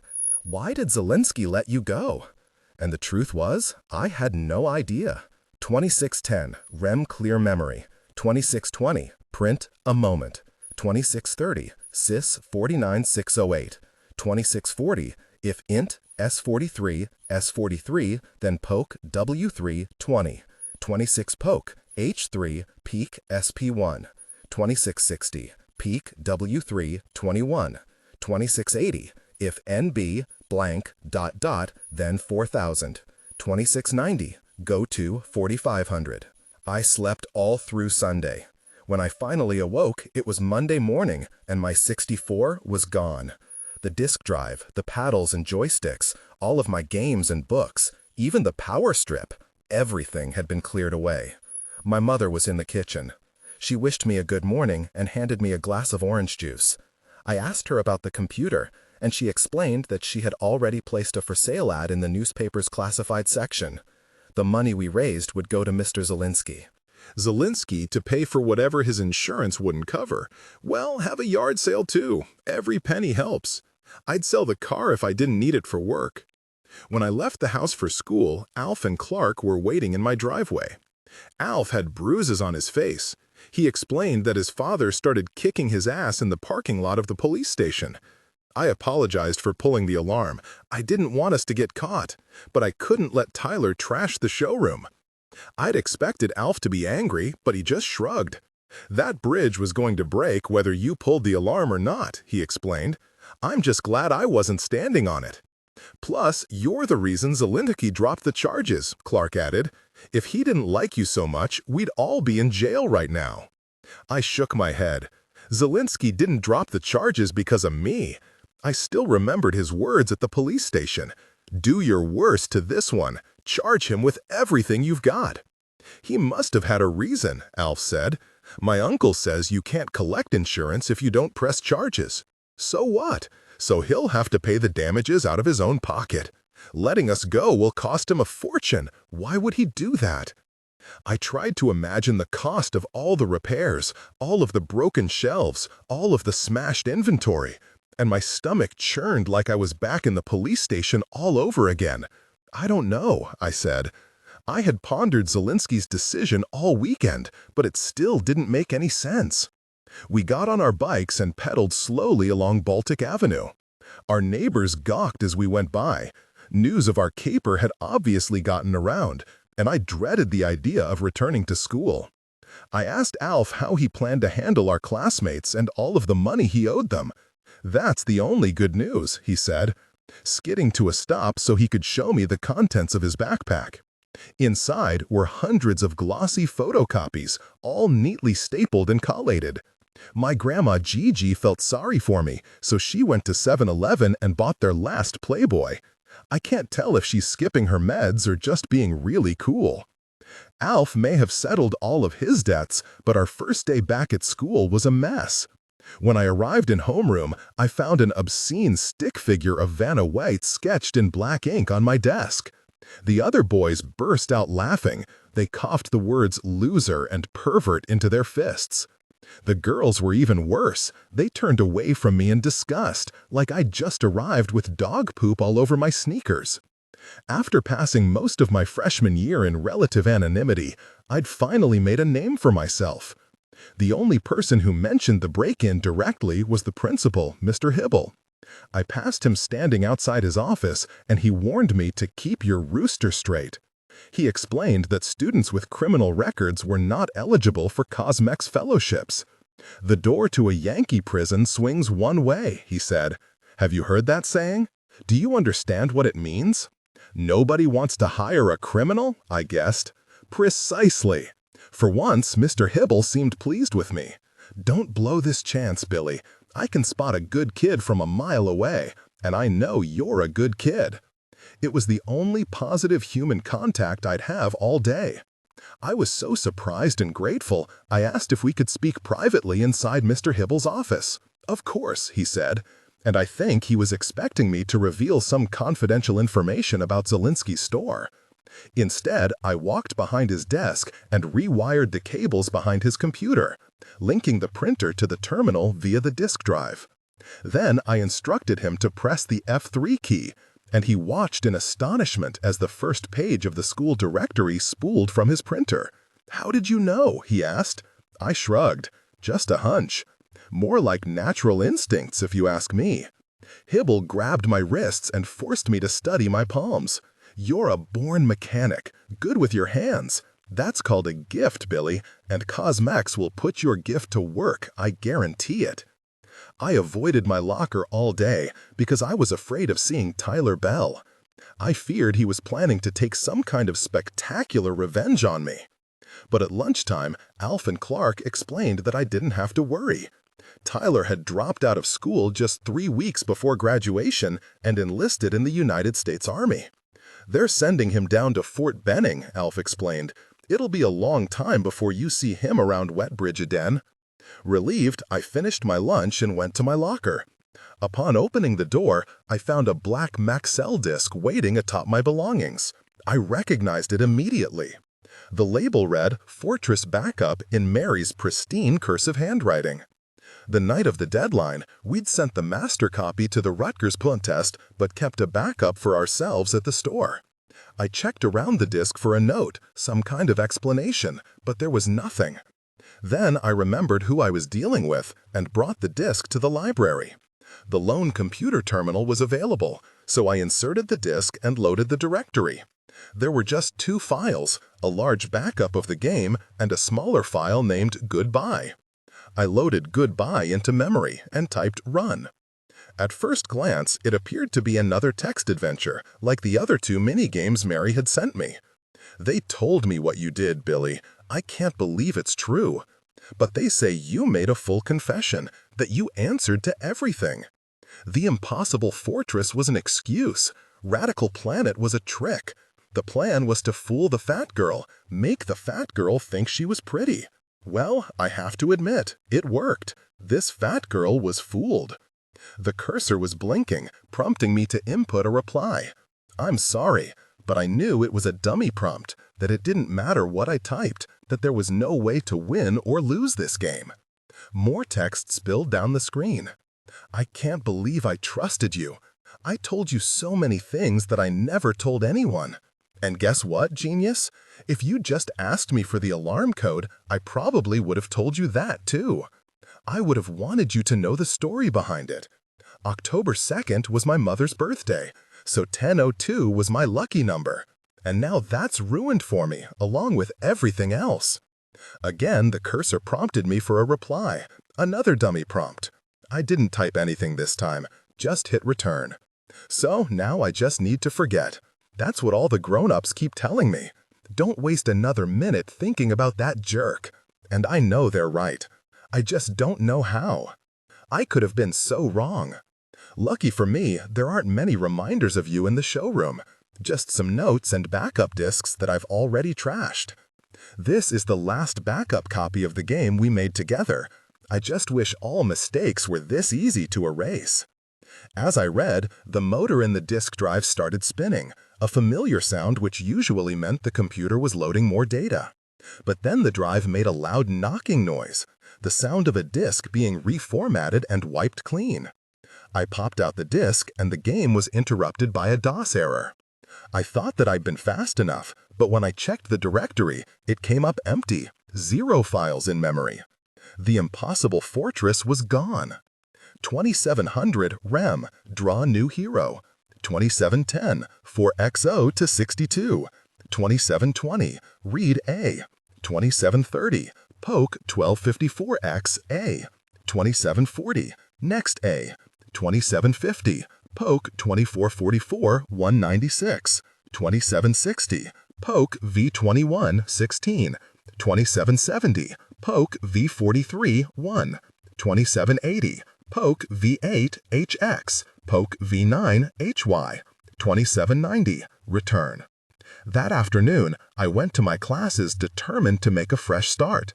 With no computer programming in my future, I was free to concentrate on my grades. I decided I would end the year on a high note. I would ace my finals and give my mother a report card worthy of posting on the refrigerator. I arrived at Rocks and Streams and took a seat in the front row. I opened my notebook and put the date at the top of the page. I listened attentively as Miss Seidel patiently drilled us on the 5 kinds of igneous rocks: granite, diorite, gabbro, peridotite, and pegmatite. After a minute or so, I turned to a new page and started writing a letter to Mary. The guilt kept sneaking up on me and derailing my concentration. I couldn't stop thinking about what I'd done, or what Mary thought I'd done. I needed her to know the truth. The impossible fortress wasn't an excuse. Radical Planet wasn't a trick. Everything was real. It was all real. I spent the afternoon sitting in classes and putting these thoughts on paper, drafting a letter to send to Mary. I didn't think anything could be harder than writing machine language, but I was wrong. Again and again, I crumpled my paper into a ball and gave up. But after a few moments, my thoughts would return to Mary, and I'd start writing again. The end-of-day bell rang at 2:45, and I still wasn't happy with my letter, but it would have to be good enough. I hurried out of woodshop and bolted down the hall, darting around students as they emerged from classrooms, pushing and jostling each other, ready to go home. Everybody had spring fever, but there were still 3 more weeks of school. I could feel a sort of expanding energy in the hallways, a growing pressure, as if the school couldn't contain us much longer. I found Ashley Applewhite standing in front of her locker. Ashley Applewhite, 9th grade class representative, treasurer of the Key Club, deputy editor of the student newspaper, daughter of the school superintendent, and next-door neighbor of Mary Zielinski. She was gabbing with 3 of her girlfriends, but they all saw me coming and stopped talking. "What do you want?" said Ashley. I held up the Impossible Fortress disc. "I got your message," she explained. "You're supposed to put that inside a computer." Then she turned back to her entourage, forcing me to interrupt their conversation. "I know what it is," I said. "I need to send a message back." I held out my letter, a single sheet of paper that I'd folded and taped shut. Ashley sprang back like it was radioactive. "No way," she said. "Mary wants nothing to do with you." Again, she turned to her entourage, and again I interrupted them. "Please," I said, "it's important." The other girls huffed and sighed. They were the closest thing to royalty in our 9th grade, and I was testing their patience. Ashley snatched the letter from my fingers, then ripped it into halves, quarters, eighths, and 16ths. She threw the pieces back in my face, a quick poof of confetti that clung to my head and shoulders.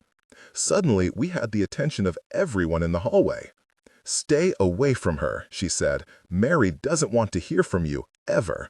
And if you try to give me another note, I'll take it straight to the police." 2800 REM start. Bonus level. 2810. Print, "You have entered." 2820. Print, "The bonus round." 2830. Print, "Fate has given you." 2840. Print, "One last chance." 2850. Print, "Don't screw it up." 2860. Print, "Don't screw it up." 2870. Print, "Don't screw it up." 2880. 4. Delay, 1 to 1000. Next, delay. 2890. Return. That night, I reassembled the scraps and copied the letter onto a clean sheet of paper. Then I carried it with me for days, trying to think of ways to get it to Mary. "What's the letter say?" Alf kept asking. "None of your business," I told him. This was maybe a week after our arrest, and any notoriety we'd earned among our classmates was almost gone. Now everyone was buzzing about the 10th grader caught masturbating in the library to Volume K of the World Book Encyclopedia. "Why Volume K?" Alf kept wondering aloud. "Where's the good stuff in Volume K?" Me and Alf and Clark were sitting at our little table in the back of the cafeteria, finishing our sloppy joes and French fries. No one else was sitting within 20 feet of us, as if our pervert loser genes were contagious. I was staring at the envelope and turning it around in my hand, trying to brainstorm solutions to my dilemma. "Can't you CompuServe it to her?" Clark asked. "Do that electronic mail thing?" "My mom sold the computer," I reminded him. "Then regular mail it," he said. "Leave off the return address and send it to the store." "Her dad'll intercept it," I said. "I need to make sure Mary gets it." "Why? What's the letter say?" Alf asked again. "None of your business," I repeated. A few moments later, I made the mistake of looking around the cafeteria, searching the tables for anyone who might be able to help me. While I had my back turned, Alf reached across my lunch tray and snatched the envelope.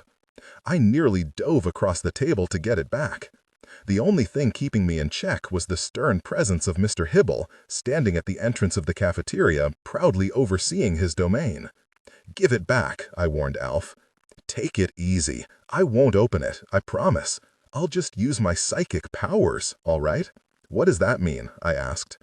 He held the envelope to his forehead like Karnak the Magnificent, the fake mystic played by Johnny Carson on The Tonight Show. "What the hell are you doing?" I asked.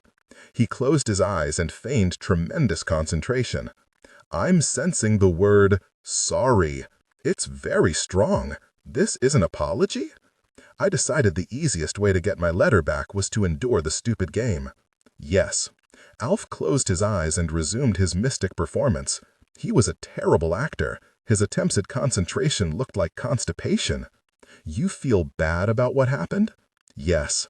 Because we trashed the store? Yes. We ruined everything? Yes. And now Mary hates you? Yes. And her father hates you? Yes. And you like this girl? Shut up, I told him. You like this girl, Alf repeated, more confidently. It's cool, Billy. I see it all right here in the letter. You were never trying to get the alarm code. You were hanging around the store because you like Mary for real. I was so startled to hear Alf speaking the truth, I didn't even try to deny it. Clark's eyes went wide. Wait, seriously? I shrugged. I don't know. Maybe. Maybe. Definitely, Alf insisted. Come on, Billy, stop playing dumb. It's so obvious. Fine, I said. It's true. But she doesn't know, Clark said. Right. You told the cops you faked everything. Right. Oh my God, Clark said, falling back in his chair and holding the claw to his forehead, reeling from the news. This changes everything, Billy. Why didn't you tell us sooner? Exactly, Alf said. If you told us, we could have helped you. You've already helped me plenty, I said. Thanks to you guys, Mary and her dad hate my guts. They think I'm this giant, spectacular asshole. I figured giant, spectacular asshole was pretty strong, but I was desperate for reassurance. I needed my friends to tell me that things weren't as bad as they seemed. I guess you're right, Clark sighed. Thanks, I said, pushing away my tray because I'd lost my appetite. Does anybody want my food? Alf plucked a handful of French fries from my tray and dragged them through a smear of ketchup. Listen, we can make this right, he said. This letter will clear up everything. We just need to make sure Mary gets it. He proposed a dozen different scenarios, but none of them were truly viable. I couldn't go to Mary's house. I was forbidden by law to go anywhere near the store. I couldn't count on any classmates to help me. I wasn't even allowed on Market Street anymore. As we pondered all of the different scenarios, Clark didn't say a word. He just chewed thoughtfully on his sloppy joe, like he was turning around an idea. There is one thing you could do, he finally said. It's super risky. There's an excellent chance you'll get caught. But I guarantee you won't see Zelinsky. He'll be miles away. We waited for him to elaborate, but he suggested we meet in the library after school. Tell us your stupid idea, Alf said. Why are you being so mysterious? Clark refused to spill. I need to research a few things, make sure it's really possible. I don't want Billy getting busted again. When Alf and I reached the library, we found Clark in the reference section, sitting at one of the long tables near all of the college brochures. He was reading a map, but it was upside down, so I couldn't make sense of it. At the table next to ours, a group of fifth-grade girls were pretending to study, but every so often, they'd steal glances at Clark and squeal with laughter. This seemed to be happening more and more lately. Girls would see him and just lose their minds, even with the claw right in plain view. Well, I asked, are you ready to tell us the master plan? Let me make sure I have her schedule right, Clark said. Every morning, Zelinsky drives Mary to Market Street. They open the store together, and then she boards the bus to St. Agatha's. That's right, I said. And then every afternoon, the bus brings her back to Market Street, and she stays at the store until closing. Then Dad brings her home? Exactly, I said. That's the problem. Clark shook his head. No, I just told you the solution. This is how you reach her. He spun the map right side up so we could read the headline at the top of the page. Mount St. Agatha's Preparatory School for Girls. Impossible, Alf said. No one climbs that mountain. Why not? Clark asked. They've got guards and fences, electric fences. Clark shook his head. It's a convent, not a James Bond movie. You're Presbyterian, so how would you know? Alf asked. I'm an altar boy, and I'm telling you, nobody gets into St. Agatha's. It's like Fort Knox for Catholic girls. It's a school, Clark insisted. They have visitors, deliveries, lots of people coming and going. The map was part of an admissions application describing the school's remarkable mountaintop campus. 100 years ago, St. Agatha's was a monastery with a chapel and a simple dormitory. Since evolving into an all-girls prep school, the campus had expanded to feature a classroom building, a cafeteria, and athletic fields. Everything was bordered by a verdant forest landscape rich with the abundant wildlife of northern New Jersey. "They don't show the fences on this map," Alf said, "but they're there." He leaned across the table and scrawled a crazy, jagged circle around the map. "These things will fry you like a grilled cheese." For once, I actually agreed with Alf. I'd heard so many crazy stories about St. Agatha's, the idea of infiltrating the campus seemed ridiculous. "Zelinsky won't be anywhere near it," Clark reminded me. "He works miles away." "Fine, walk me through it," I told Clark. "Once I get up the mountain, how do I find Mary?" "You don't need to find Mary," Clark said. "That's the beauty of this plan. You just need to find any girl and ask her to deliver the note." "How do I know she will?" "Because you had the guts to get there. No one's ever done it before. Girls will respect that. She'll know it must be important, and she'll make sure Mary gets it." When he put it that way, the plan almost sounded easy. I didn't need to search an entire mountain looking for Mary. I just needed to find one Catholic schoolgirl on a mountain filled with Catholic schoolgirls. Alf just shook his head.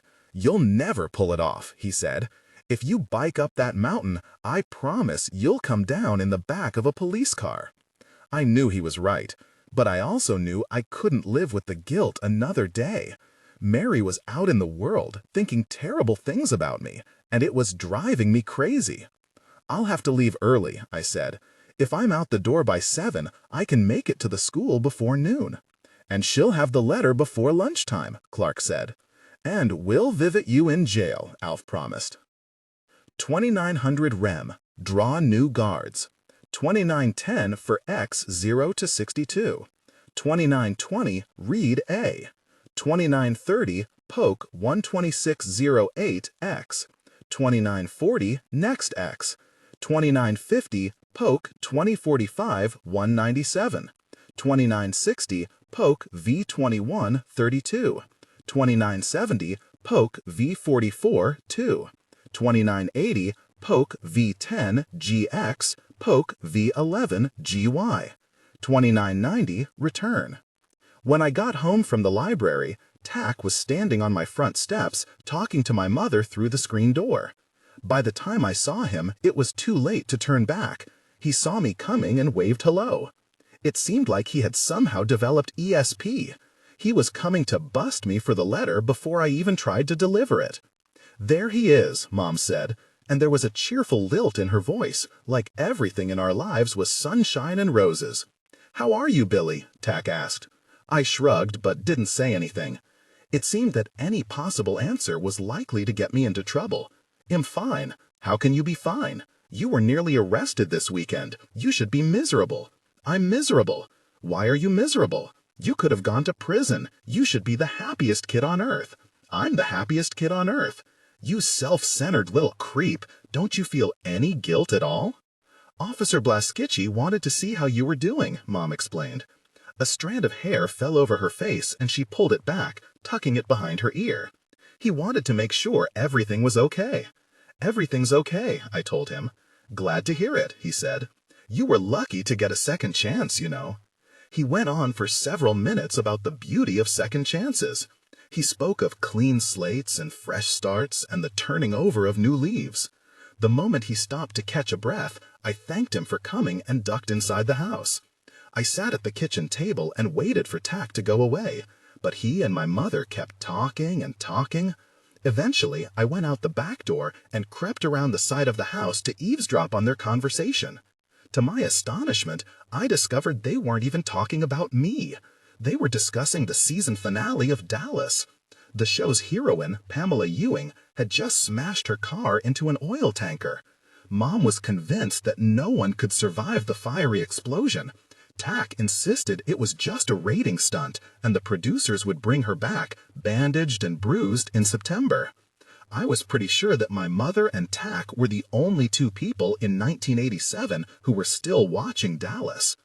That's weird, I said to Mom later after Tack got in his squad car and drove away. She remained at the front door, looking out at the lawn. I'm going to stop by the garden store tomorrow, she said. Maybe pick up some perennials. Our front yard looks so dreary. Our front yard looked the way it always did. Our postage stamp lawn was speckled with dandelions and ringed by a thin ribbon of white gravel that we replenished every spring. I said that weird, I repeated. Tack coming to our house. Mom shrugged. I thought it was a nice gesture. He's taken an interest in you. He wants to make sure you're not doing anything stupid. I'm not, I lied. Then I went to my bedroom, opened a road atlas of New Jersey, and charted the most direct route from Wetbridge to Mount St. Agatha's Preparatory School for Girls. 3100 Rem, draw new environment. 3020 for J, 6 to 14. 3030 for I, 1030 to 1036, J40. 3040, poke I. 3050, poke IBG 9. 3060 for I, 1044 to 156, J40. 3070, poke I. 3080, poke IBG 9. 3090, next I, next J. 3900, return. The next morning, I woke up early, scarfed down a bowl of Frosted Flakes, and dressed in the same khakis and button-down shirt that I'd worn to the movie theater. I didn't think I'd actually see Mary, but if I did, I wanted to look my best. I placed the letter in my back pocket and headed out the front door. Alf and Clark were waiting in my driveway. They were dressed up too. Alf had ditched his usual Hawaiian shirt for a pristine white Hard Rock Cafe button-down, and Clark was wearing the nicest hand-me-downs of his Georgia relatives, a lime green short-sleeved button-down shirt and black wool pants. We're coming with, Alf said. Alf's worried you'll mess up, Clark said. I never said that, Alf insisted. You said he'd get fried on the electric fence, Clark said. Those were your exact words. Alf shrugged, looking sheepish. You gotta understand, Billy, these nuns mean business. If they catch you on their mountain, they will kick your ass. I'll be fine, I said, irritated. Go to school. If I somehow had the chance to speak with Mary, I didn't want Alf and Clark hanging around making stupid wisecracks. We're coming with, Alf repeated. You'll need a diversion to get through the security gates. Clark and I can draw attention away from you. And then you'll get caught, I told him. You've still got bruises from Saturday. Imagine what your dad'll do if you're busted again. If I can see St. Agatha's firsthand, it'll be worth it, Alf said. I've been hearing about this place my whole life. It's legendary. Did you know there's a swimming pool? They say the girls lie around on giant pillows, sunning themselves like house cats. I don't think that's true, Clark said. I've brought everything we need, Alf said. He unzipped his backpack to show us its contents. Binoculars, walkie-talkies, wire cutters, and a solar-powered calculator. What's the calculator for? I asked. Math problems, he said. I forgot to take it out of my bag. I realized there was no talking them out of it, so we pedaled off down the street. It felt good to be moving, good to have the plan in motion. But after just 5 minutes of pedaling, I wished I'd worn shorts. The day was warm and muggy, 80 degrees, and still early. I was already sweating, and I still had to pedal 15 miles on a single-gear dirt bike. Wetbridge sat at the intersection of the New Jersey Turnpike and the Garden State Parkway, and it was ringed by 6-lane highways. None of these roads were designed for bike traffic, but we squeezed into the shoulder lanes anyway, pedaling furiously as Greyhound buses and tractor-trailers thundered past, spraying our faces with gravel and exhaust. I kept my mouth shut, but somehow it filled with a grit that tasted like charcoal. By the time we exited onto a smaller 2-lane road, I was dripping with sweat and filthier than I'd been in my entire life. And we still had 13 miles to go. We passed through 3 different towns, each nicer than the last. We were entering a part of New Jersey I'd never seen before, residential neighborhoods where all the homes had circular driveways and 2-car garages, where the hedges were pruned and the gardens were mulched and the flower beds were bursting with vibrant colors. Between the houses, we saw glimpses of crystal blue swimming pools and private tennis courts. Traffic was light, so we biked down the center of the road, looking around in astonishment. "This place is rad," I said. "Soon as I grow up, I'm moving here." "Soon as you grow up?" Alf asked. "You know what I mean. When I get older." Clark shook his head. "This street's like Park Place and Boardwalk combined. How are you gonna make all that money?" "Game design," I said. "I'm going to save all my money and get a new computer, and then I'll make games that sell like crazy." Alf and Clark didn't answer, but I knew what they were thinking. Minimum wage was $3.35 an hour, and an IBM PS2 averaged $4,000. I'd need to save for years and years before I ever wrote another line of code, and who had that kind of willpower? "I'll tell you one thing I like about Baltic Avenue," Alf said. "Less grass to mow." "And less snow in the winter," Clark said. "Can you imagine shoveling all these driveways? It'd take forever," Alf said. We stood up on our bikes and pumped our legs, pedaling faster, leaving behind the neighborhood and talk of our futures. By 11 o'clock, I was farther from home than I'd ever been in my life. We were passing fields full of tomatoes and corn and fir trees. We even passed a stable full of horses.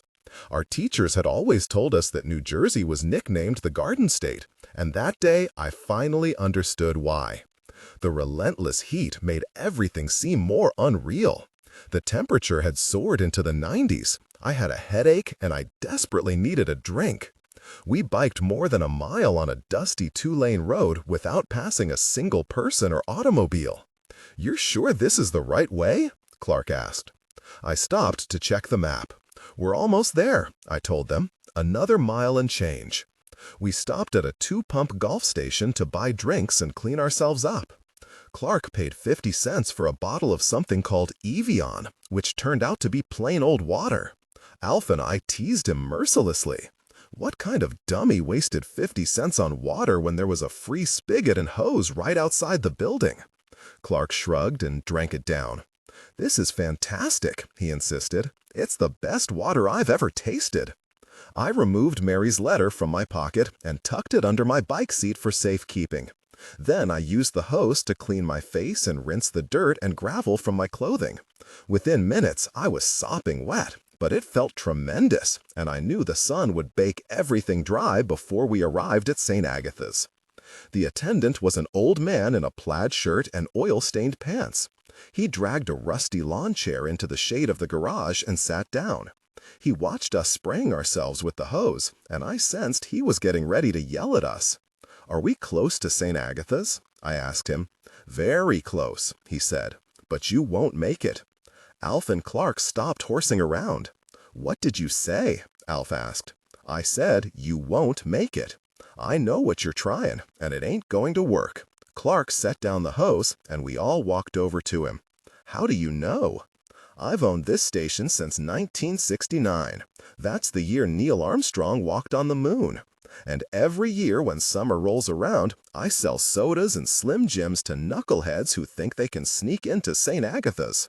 So I am speaking from experience. Turn your bikes around. You will not get inside. No one gets inside." "Because of the fence?" Alf asked. "The electric fence?" The old man smiled. "You won't even reach the fence." He refused to elaborate, just shook his head and clucked his disapproval, like we were venturing blindly into a jungle full of quicksand and crocodiles. I retrieved Mary's letter and returned it to my back pocket. Alf and Clark didn't say anything, but I knew what they were thinking. We had come too far to turn back now. We hopped on our bikes and kept going. 3100, draw a new fortress. 3110, for I-134 to 136. 3120, poke I-35, poke IBG 9. 3130, next I. 3140, for I-1612 of the 1612 to 164. 3150, poke I-35, poke IBG 9. 3160, next I. 3170, for I-159 to 1542.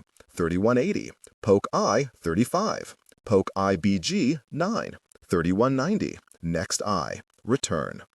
A few minutes after the gas station, the road curved through a small patch of trees. When we emerged on the other side, the mountain was upon us.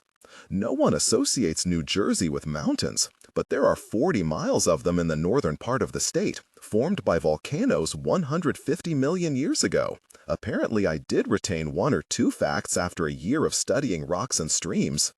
Our destination wasn't particularly large. If you were driving past the mountain in a car, you wouldn't give it a second look. But from the sweaty vinyl seat of a dirt bike on the hottest day of the year, it might as well have been Kilimanjaro.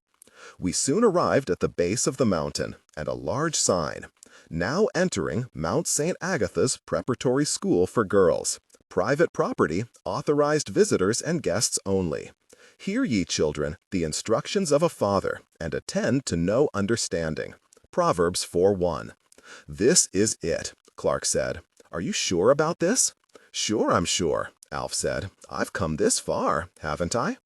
Clark flipped his empty water bottle at Alf's face, conking him on the forehead. "I'm talking to Billy, numbnuts."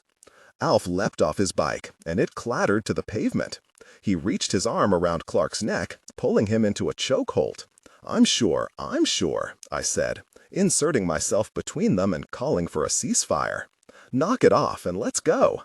I'd barely separated them when Alf pointed behind us, to the grove of trees we'd just traveled through. A white Volkswagen Beetle was weaving along the road, coming right toward us. "Hide," I said. We dragged our bikes off the road and into the surrounding woods, then dove behind shrubs to conceal ourselves. The Beetle motored past, and we saw 5 sisters in black habits through the windows, crammed inside like clowns in a circus car. We crawled out from our hiding places to watch the VW ascend the mountain. Even with switchbacks cut into the sides, the incline was steep, and the car climbed slowly, gears grinding and engine groaning. "I can't pedal that," Alf said. "I'm already whipped." "That's fine," I said. "Well, leave the bikes." We charged the road at a full-on sprint, but the pitch was brutal, and after a minute, we were all walking again. The sun beat down on our necks. The black asphalt was broiling, and I was soaked with sweat. But we were close. I touched my back pocket, checking for Mary's letter. Soon she would have it, and that was all the motivation I needed to keep going. In another 30 or 40 minutes, she would finally know the truth, and I'd be able to live with myself again. We had just climbed the second switchback, not even halfway up the mountain, when I peered down to the road below. Another vehicle was emerging from the grove of trees. This one was a brown UPS truck, and it was going well over the speed limit, building momentum before the first ascent. "Shit," Alf said. We started running, but I already knew we weren't fast enough. The truck was coming way too fast. It was bound to overtake us before we reached the top. At once, I understood why the old man at the gas station had predicted our failure. We were running up the road in plain sight, 3 boys on private property where boys were expressly forbidden. "We're not going to make it," I gasped. We'd just rounded the 4th switchback, and the truck had rounded the 3rd.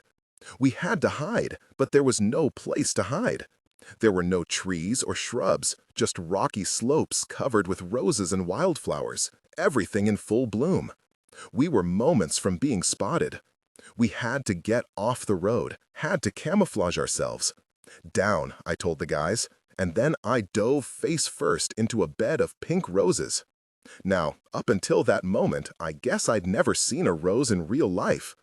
I'd watched countless music videos in which half-dressed girls laid down on beds of roses, caressing crimson petals against their milky white skin. But none of these videos prepared me for the fact that real rose stems are covered with hard, brittle spikes. Before I'd even hit the ground, hundreds of thorns were piercing my clothes, puncturing my skin, and drawing blood. By the time I realized my mistake, it was too late. I tried to push myself off, but the hooks had me snared. I shrieked, I howled.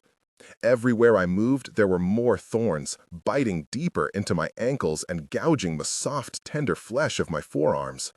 I might have been stuck there forever if Alf and Clark hadn't grabbed my belt and pulled hard, peeling me off the vines like a strip of Velcro. The three of us lay gasping and out of breath on the side of the road as the UPS truck rumbled past.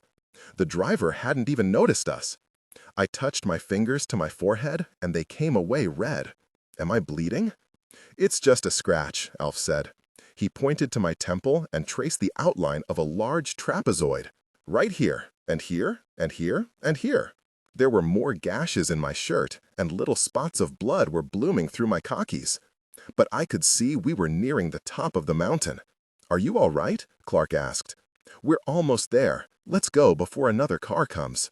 We ran up the last two switchbacks without any problems, and finally the pitch of the mountain leveled off, but the road kept going, winding through a dark grove of trees. We followed it from a distance, trampling over ferns and rotting branches, ready to drop at the sound of another car. I soon realized the school map wasn't drawn to scale. We seemed to be lost in the middle of a primeval forest, not minutes away from a chapel or classroom building. Alf looked around, skeptical. Are you sure this is right? It has to be, Clark said. This is the only road in. Up there, I said, pointing. See? Through the trees we glimpsed a large wrought iron gate that looked like it had risen up out of the earth, all twisting vines and pointed leaves, and the words Mount St. Agatha's Preparatory School for Girls arched across the top. On either side of the gate was a tall wrought iron fence. It was 7 feet high and stretched off into the forest, forming a boundary around the entire campus. If that's an electric fence, Clark asked, where are all the wires? They bury the wires, Alf said. That's how they fool you. I pointed to a cluster of sparrows on top of the fence, happily chirping. Maybe you should warn those birds. Clark pointed out that the fence, electric or otherwise, was the least of our concerns. Next to the gate was a small shed that looked like a toll booth. Inside sat a man reading a newspaper. We crouched behind a fallen tree and studied the man through Alf's binoculars. This was no snoozing old-timer we could easily distract. The guy looked like a Navy SEAL. He sat on a stool that was too small for his huge, hulking frame, sipping coffee from a thermos and reading the sports pages. I handed the binoculars to Clark. Now what? He peered through the lenses. I'm not sure. It's easy, Alf said. We wait for another car to drive up. While the guard's distracted, we make a break for it. That's not going to work, I said. I'd seen too many World War II movies where a lone guard radios for help and suddenly the whole prison camp is teeming with Nazi soldiers. Clark agreed. Let's follow the fence, he suggested. Maybe it stops after a while. Or maybe there's another way inside. Anything seemed better than confronting the guard. So we set off into the woods, trampling through mud and weeds and fallen branches. I carried the map, but there were no landmarks to guide us, no buildings or roads on either side of the fence, just tangled forest and occasional boulder. The fence twisted and turned, weaving its way around the largest trees. Every 20 feet or so, Alf would give the bars a gentle tap, still determined to find an electrified section. Clark pushed even harder, hoping to find a spot where the fence was weak and we might pull it down. But the fence never budged. It seemed like it was built to repel an army. Suddenly, Clark stopped walking. Did you hear that? He asked. I stopped and listened. I didn't hear anything. It was a girl, he said. I heard a girl calling for someone. Alf looked skeptical, and I guess I was skeptical too. We were so hot and tired and thirsty, it seemed possible that Clark might be hallucinating. Keep walking, I said. We kept walking. The fence led us all the way around the campus, but we never saw a single student or even a building. The school and its entire population were hidden well beyond the perimeter. After 20 minutes of hiking, I realized we were approaching the gate again, this time from the opposite direction. Some 50 yards ahead of us, I could just make out the guard booth through the trees. Careful, Alf said, grabbing my arm. I was so busy looking for the security guard, I'd nearly walked into a small stream. Alf and Clark hopped across, but I stopped to take a closer look.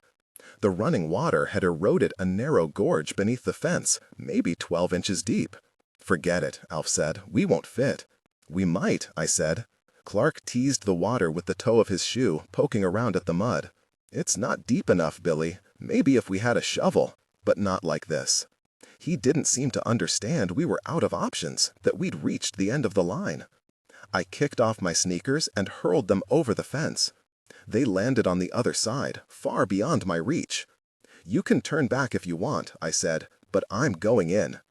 Alf and Clark watched, skeptical, as I climbed down into the creek and lay flat on my back in the cool, muddy water. At the base of the fence was a rusty horizontal bar with jagged edges. By turning my face to the side, I was able to pass my head underneath, but my chest wouldn't fit. I sucked in my gut and pulled on the fence, wedging myself further and further until I was completely and totally stuck. Alf watched me flail for a minute before offering to pull me back out. "Should I grab your feet?" "Hang on," I said. By pushing up on the fence, I found I could press myself deeper into the mud, carving a deeper trench through the ooze. Something small and slimy fluttered against the back of my neck. A fish? A tadpole? I ignored it and kept pushing, using my legs to propel me along. The rusty base of the fence raked the front of my shirt, slashing the cotton and popping buttons. But soon my waist was through, and the rest was easy. I crawled out of the creek, caked with mud and slime, and stood up. Through the bars of the fence, Alf and Clark observed me in a sort of horror. "You look like Swamp Thing," Clark said. "It'll wash off." I dipped my hand into the shallow water of the creek, demonstrating how easy it would be to clean up. All I really managed was to smear the mud around my skin. "Come on now, let's go." They both hesitated, and I knew what they were thinking. This sort of thing never happened to James Bond. Somehow he always managed to breach the perimeter without getting a speck of dirt on his white tuxedo. But then a sound cut through the forest. A girl's voice, laughing. "That's it," Clark said. "That's her." "I hear it now," Alf said. He kicked off his sneakers and knelt down in the mud. All of my squirming and thrashing had made things easier for him. Once he was halfway under, I grabbed his arms and pulled, dragging his pristine Hard Rock Cafe shirt through the mud. Clark had a somewhat harder time because he had to do most of the pushing with one hand. But Alf and I splashed around him in the mud, heaving and pulling until he was all the way through. It wasn't until Clark stood up that we realized Alf had forgotten his socks and sneakers. They were back on the other side of the fence, out of reach. Alf fished a branch through the wrought iron bars, trying to snare them, but all he managed to do was push the sneakers farther out of reach. "We have to go back," he said. "Are you kidding?" Clark asked. "There's no time," I said. "We'll get them on the way out." Alf took a step forward, wincing as his bare heel came down on a pine cone.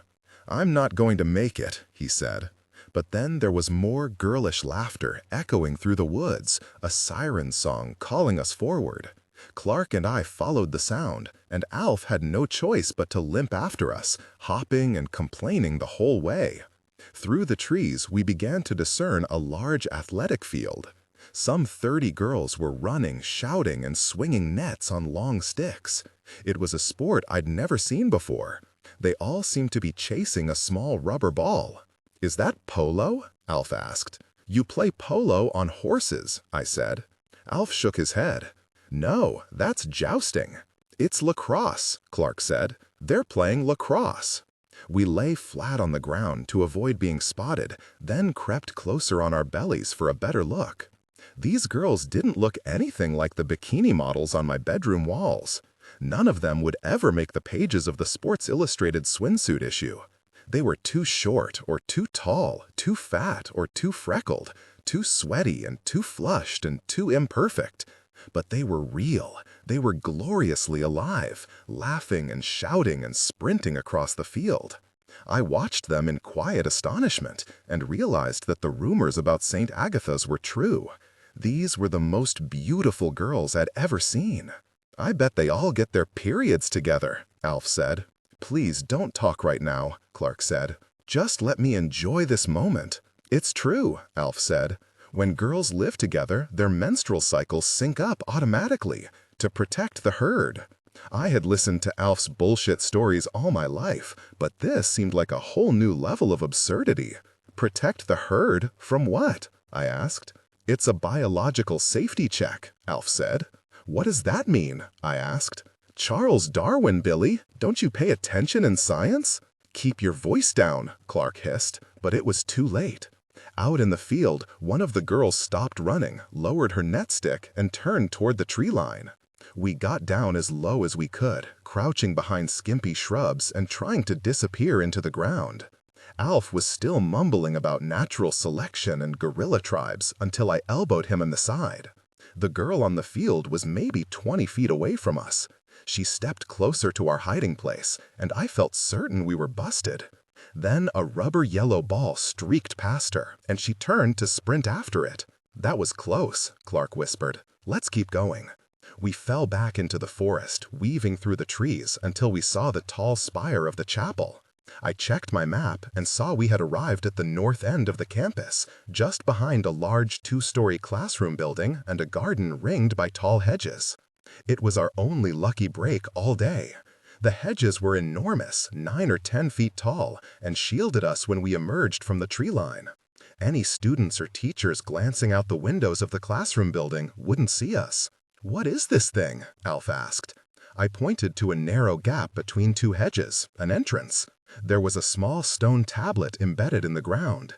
It was engraved with the words, "In loving memory of Sister Beatrice, 1821-1857, a place of beauty and silent contemplation." Clark raised a finger to his lips, gesturing for us to be quiet, and slipped through the gap.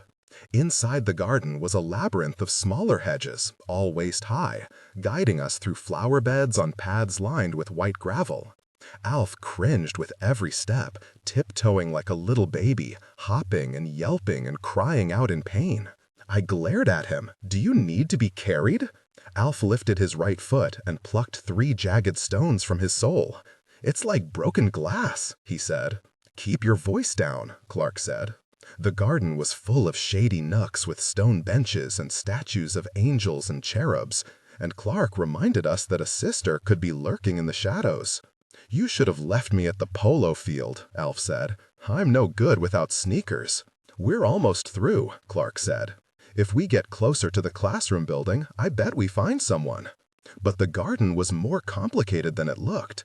The paths doubled back on themselves, splitting into dead ends and infinite loops. I don't know how anyone was supposed to relax in this place. It was a giant exercise in frustration, and Alf's non-stop griping just made it worse. Then we turned a corner and nearly collided with a girl on a bench. She was taking notes in a paperback and listening to a Sony Walkman. But at the sight of us, she dropped everything and scrambled backward, reaching for a silver whistle that hung from a chain around her neck. "Wait," I said. "Please," Alf told her. The girl pressed the whistle to her lips. "Video City," Clark exclaimed. And the girl hesitated. "You work at Video City?" he said. "You're Lynn Scott, the staff recommendations near the cash register. Don't you recognize us?" Our faces were covered with mud. Our clothes were ruined. Of course she didn't recognize us. "We were just there last week," Clark said. Alf nodded. "We rented Kramer vs. Kramer." Lynn blinked. "Wait a second. You're those guys? The guys who keep renting Kramer vs. Kramer over and over?" "Maybe once or twice," Clark admitted. 18 times, she said. "The owners keep a tally on a sticky note next to the register. They're taking bets on how soon you get to 20. I noticed Clark had already hidden the claw inside his pocket. Every time we went to Video City, Clark was always careful to hide the claw from Lynn and her coworkers.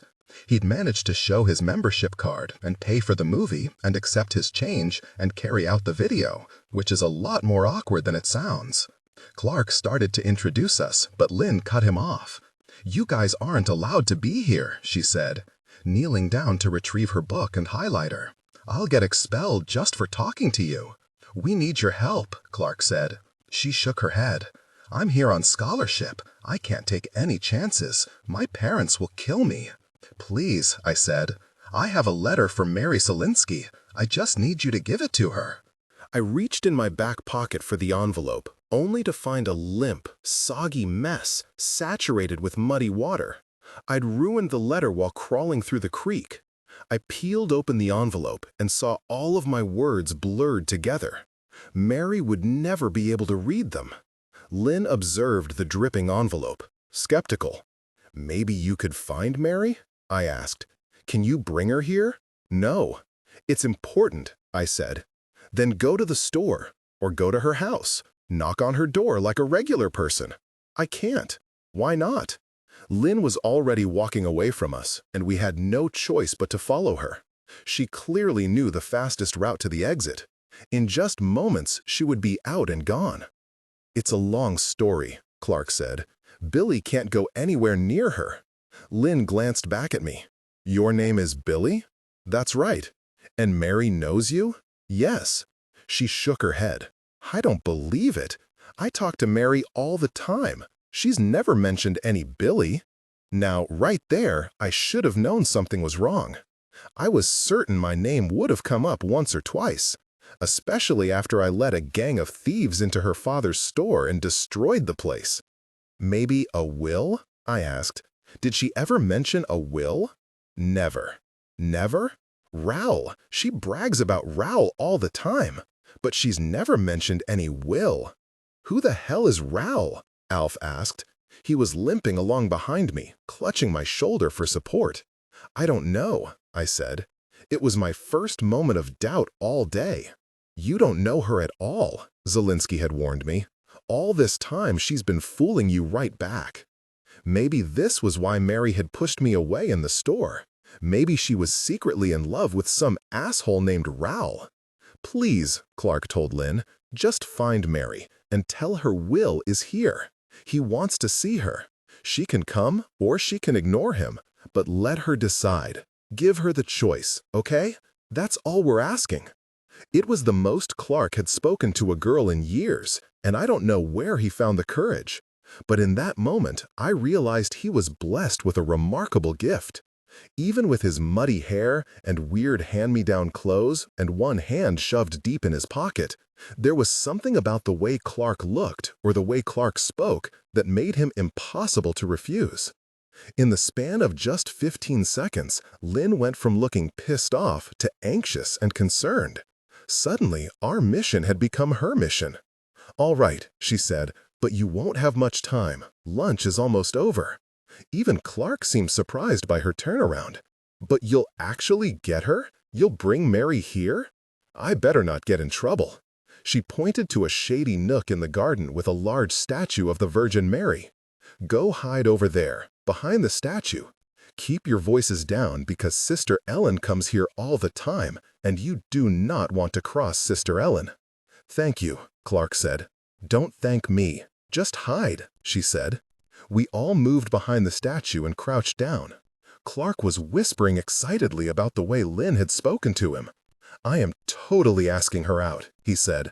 "As soon as I get my surgery, as soon as they hack off this stupid freak show, I am totally asking her out." "She likes you already," Alf said. "Why are you going to wait 4 years?" "You've already spooked her by renting that stupid movie 18 times. Their bickering was making me tired.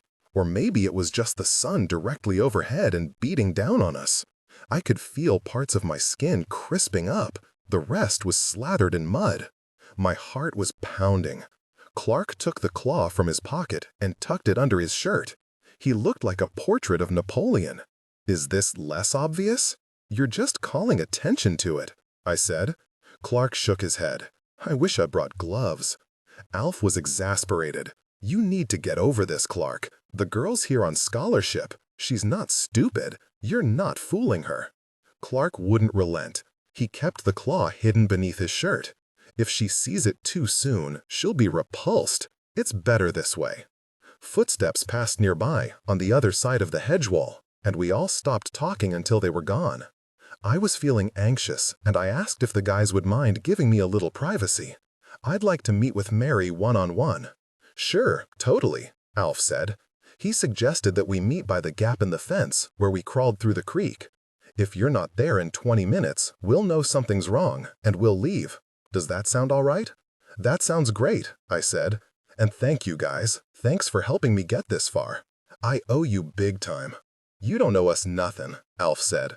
"Just promise you'll make this count, all right? Tell her what you came to say. No wussing out." He put out his hand and we shook on it. No wussing out. Good luck, Billy, Clark said. I really hope it goes okay for you. And tell Lynn I said goodbye, all right? I promised I would, but this turned out to be unnecessary. Alf and Clark were just standing to leave when Lynn returned to the garden. Trailing behind her was a tall, slender Asian girl with long, dark hair. She cracked her gum and studied us with disapproval. "Who's this?" Alf asked. "This is Mary," Lynn said, "from Video City." "Who the hell are you?" Mary from Video City asked. "Zelinsky," I told Lynn. "I said Mary Zelinsky. You said Mary from Video City." "I don't know Mary from Video City." I turned to Mary from Video City. "I'm very sorry to bother you. There's been a mistake. I'm looking for Mary Zelinsky." The girls stared back at me, confused. "She's short, black hair," I said. "She paints little pictures on her fingernails, little binary numbers." "Wait, computer geek Mary?" Lynn asked. "Yes," I said. "From the typewriter store?" "Exactly," I said. "We don't really know her," Lynn said. "She keeps to herself," Mary from Video City explained. We were interrupted by a loud chime that echoed across campus.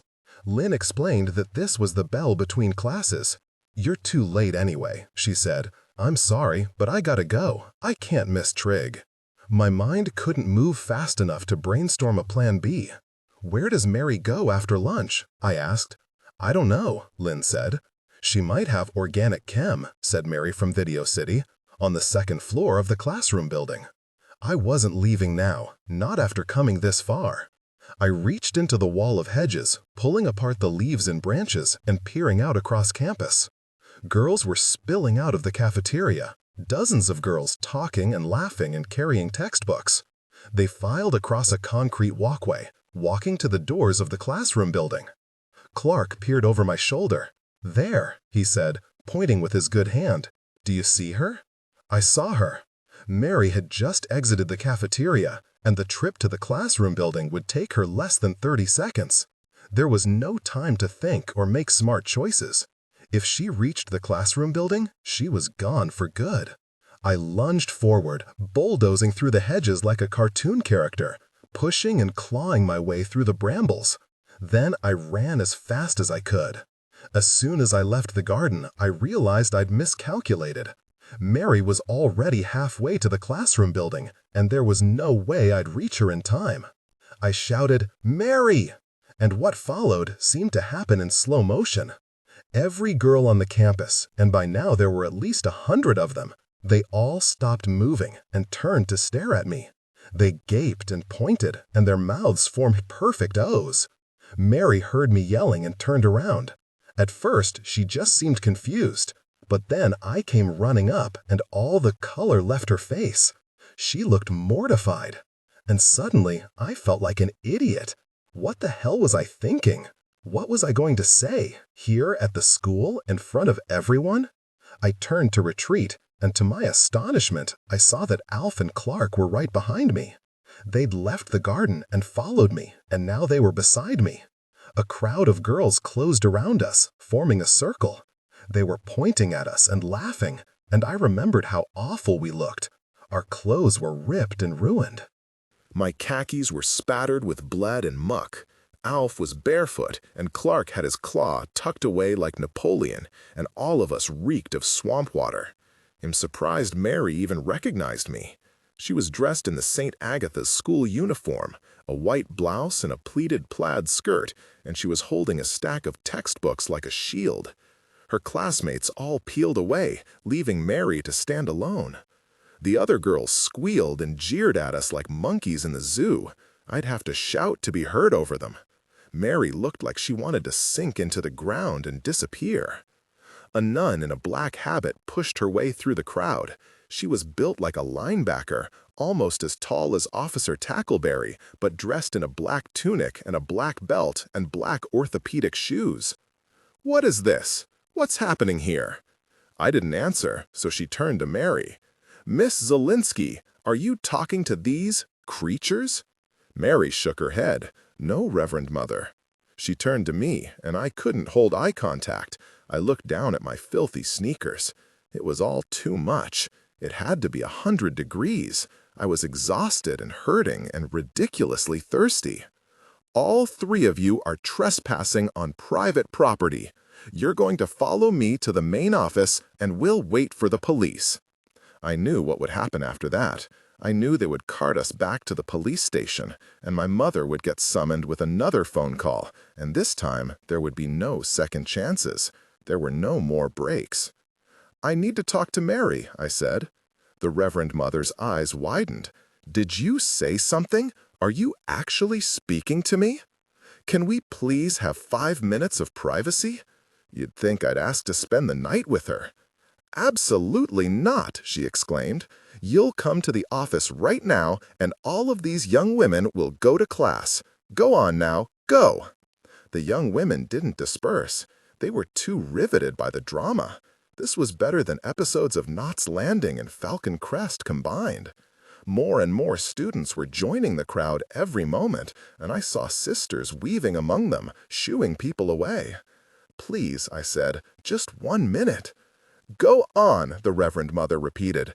"Anyone standing here in 5 seconds is going to face serious consequences."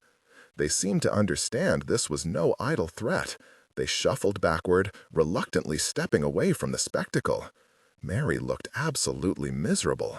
I'd ruined everything. "Hang on," a voice said, and I realized it had come from the barefoot boy standing beside me. "My name is Alfred Boyle, and I've been an altar boy at St. Stephen's for the last 7 years. You know me, Reverend Mother. I've seen you at the 5:30 Mass. And I biked all morning to get here. We climbed your mountain and crawled through your mud and your thorns. I lost my sneakers and ruined my best Hard Rock Cafe shirt from Cancun, Mexico. And my poor friend Clark, he grabbed Clark's elbow and yanked the claw free of the shirt, holding it high for everyone to see. My poor friend Clark destroyed his hand climbing under your fence." All of the girls gasped, like Alf had just unveiled the Elephant Man. "And we did all of this just so Billy could talk to Mary. So I'm asking you to show a little compassion, like our Savior Jesus Christ taught us in the story of the Good Samaritan." The Reverend Mother glared at him, and something twitched at the corner of her lips. "Do you mean Jesus and the Good Samaritan?" Alf nodded. "That's what I said." The Reverend Mother stepped forward to inspect Clark's hand. Like the rest of him, it was covered in mud, so you couldn't tell precisely what was wrong with it. Clark was mortified, but he endured the scrutiny. What else could he do? He let her look, he let everyone look. The other girls were no longer drifting away. If anything, they had moved even closer. The Reverend Mother turned to me. "You have 1 minute," she said, "but no privacy. Say what you need to say, and then we go to my office and call the police." I turned to Mary. I tried to remember the exact phrasing of my letter. On paper, everything had seemed so clear and concise, but up in my brain, my thoughts were a mess. Mary started shaking. She looked like she was ready to cry. "I'm sorry to come here like this," I said. "I just need you to know the truth. I never lied to you, not about anything, especially the last night, after the movie.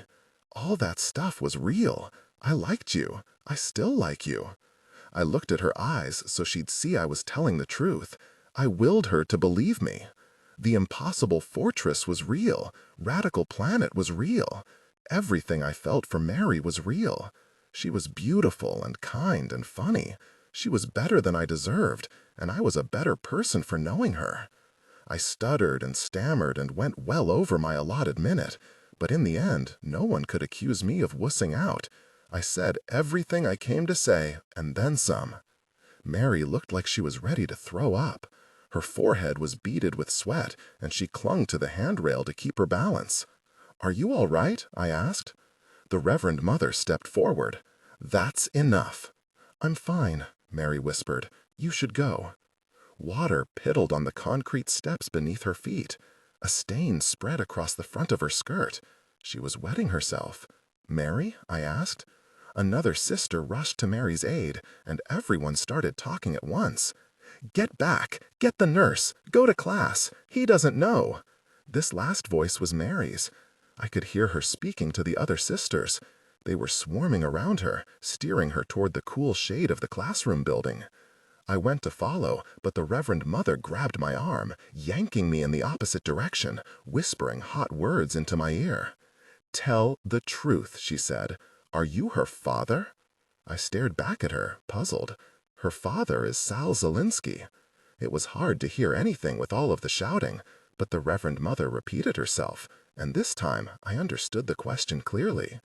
"Are you the father?"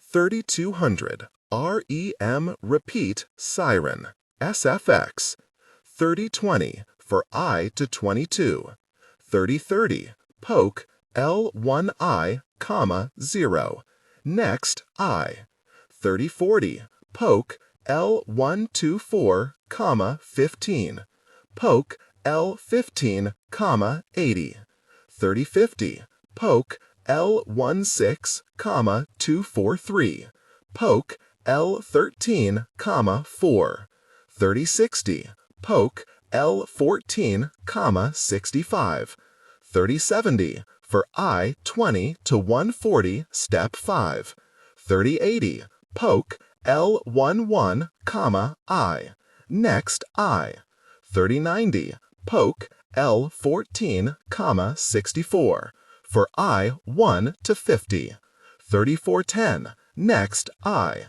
3420 return. My mother insisted on driving me to the hospital. We left our house after dinner, after I'd showered and cleaned myself up. On the drive across town, she tried to manage my expectations. "This is probably a bad idea," she said. "I want to see her," I said. "They might not let you see her. If she's been sedated, or God forbid if anything went wrong, I'll just ask." Mom squeezed the steering wheel tighter. "And Mary could say no. She's probably not ready to see you. Labor is labor. It's not like the movies. You need to respect that." "I know." "No, you don't know, Billy. You have no idea. This girl is a mother, at age 14. She shuddered at some long-ago memory. Everyone said I was young, and I was a senior. At the hospital, Mom waited in the car with a Sidney Sheldon paperback while I went inside and got directions to Mary's room. The maternity ward at Wetbridge Memorial Hospital was full of balloons and stuffed animals. There were grown-ups laughing and babies crying, and grandparents carrying enormous video cameras that required 2 hands to operate. Every room was packed with visitors. People spilled out of doorways, talking and smoking cigars and eating food off paper plates. I felt like I'd wandered into a surprise party in the Twilight Zone. I asked another nurse for Mary, and she pointed down the corridor to a stretch of dim rooms far from the streamers and celebrations. Zelinsky and the Reverend Mother were seated on folding chairs at the very end of the hallway. Zelinsky saw me coming and stood up, crossing his arms over his chest. "You're not supposed to be here," he said. "I came to see if Mary's all right." "She's not all right. Do you think she'd be here if she was all right?" "I'm all right," Mary called from inside the room. I couldn't see her from the hallway. I could only see the foot of her bed. "Can you let him in, please?" Zelinsky didn't budge. I sensed that part of him wanted to drag me kicking and screaming out of the maternity ward, but another part of him was ready to let Mary have anything she wanted. The Reverend Mother spoke to him in a whisper. "He's the first friend to visit," she said. "I think Mary could stand to see a friend, just for a short while." Zelinsky didn't answer. He sank into his chair, shaking his head, and buried his face in ink-stained hands. 10 minutes, love," the Reverend Mother told me. She placed a gentle hand on the small of my back, guiding me through the doorway. "Mary's had a long day. Do you understand?" "Thank you," I said. I stepped cautiously into the room. I didn't know anything about babies. I'd never even held a baby, so part of me was scared to go any farther. The room was divided into halves by a curtain. The front half was empty. The back half had a bed and a chair and a window overlooking the parking lot. Mary was sitting up in the bed, chewing on a pencil eraser and reading a large binder full of computer code. Her hair was pulled back in a headband, and some of the color had returned to her face. If she hadn't been dressed in a hospital gown, you might not have realized that anything was wrong. "You're all right?" I asked. All the gory stuff is over, she said. Be glad you weren't here 5 hours ago. I looked around the room. There was a dresser and a television, but I didn't see any cribs or boxes or containers that might be holding a baby. Where is it? I asked. Where's what? She asked. The baby? Yeah, she's down the hall with her parents. They just got here from Scranton. I took a moment to process this, to understand what she meant. Are they nice? Super nice. They're music teachers. And they already have a daughter, so she'll have a sister. They have a house with 3 bedrooms, and they live across the street from a park. My father and I drove out there a month ago so we could see exactly where she'd live. It's really nice, nicer than Wetbridge. A month ago, and all this time I had no idea. A month ago, I had walked into the store to buy hearing aid batteries, and Mary gave me a flyer advertising a computer programming contest, and I had no idea. All this time she's been fooling you right back, Zielinski told me. You don't know her at all. Scranton's not very far, I said. I guess you could visit? Mary shook her head. It's not going to work like that, she said, and her voice cracked. She looked at the open binder in her lap. But look what they brought me, as a gift. She closed the binder and showed me the cover. It was the operating guide for the new IBM PS2 computer. No more messing around on 64s for me. I'm moving on to the big time. VGA graphics and a 20-megabyte hard disk. It's crazy. In spite of everything she'd been through, I felt a pang of envy. With a PS2, Mary would rocket into the big time. Nothing would hold her back now. Do you want to sit down? She asked. The only seat in the room was a hard-backed metal folding chair, but I took it anyway. I'm glad you're okay. Me too. I thought you were dying. Dying of embarrassment, maybe. I didn't know, I said. I really had no clue. God, it was so obvious, Mary said. Did you notice how many times I went to the bathroom? I shrugged. I thought that was normal. In movies, girls are always running to the bathroom. I guess I did a good job of hiding everything. She gently patted her hips. The perks of having a full figure. I didn't know what to say to that. At the end of this month, Mary continued, I was supposed to visit my aunt in Harrisburg, have the baby out there. You never would have known. You could have just told me. No, I couldn't have, she said, and I knew Mary was right. I wouldn't have understood. I didn't even understand now. There was only one explanation for all of this, and yet it seemed impossible. Tyler Bell? Yeah. Was it, did he force himself on you? She shook her head. More like the other way around. You forced yourself on Tyler Bell? Mary scrambled for the remote control and turned on the television. Can you keep your voice down? She raised the volume, concealing our conversation with an ad for Calvin Klein Obsession. It was stupid, Will. I know it was stupid. He took me out on his motorcycle, and I thought we'd just kiss. But you liked him? Liked him? She didn't answer right away. She looked like she was trying to remember something that happened many years ago. My mom had this thing about second chances, she explained. Everybody deserves a second chance, she'd say. Even criminals, especially criminals. Before she got sick, when she worked at the store, she'd hire part-timers who were straight out of prison. She said it was the Christian thing to do, that Jesus commanded us to forgive them. My father hated this idea. He thought she was crazy.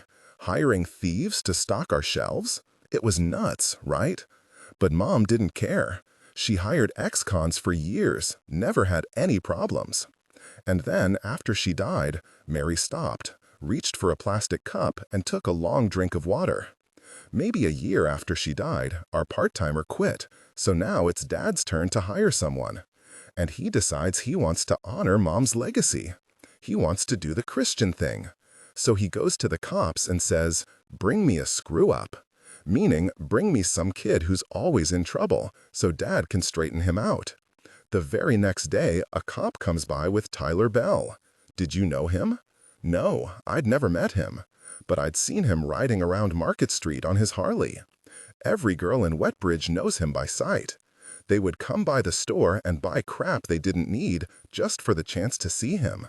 His hair and his eyes and the whole biker thing. To be honest, I'm not sure if I really liked him or if I just liked him because everybody else liked him. She explained that the first few weeks passed without incident. Tyler did his work and kept to himself. He was nice to me because he had to be, Mary said. I was the boss's daughter, right? So even though he's 3 years older, I felt really safe talking to him, making little jokes. I guess it was flirting, but always when Dad had his back turned. Tyler didn't mind, he just laughed. So every day I got a little bolder. Then one night, Tyler invited Mary to take a ride on his motorcycle. She described how he drove them into the woods behind the Ford motor plant. They sat on blankets and smoked a cigarette. Then they started kissing and didn't stop.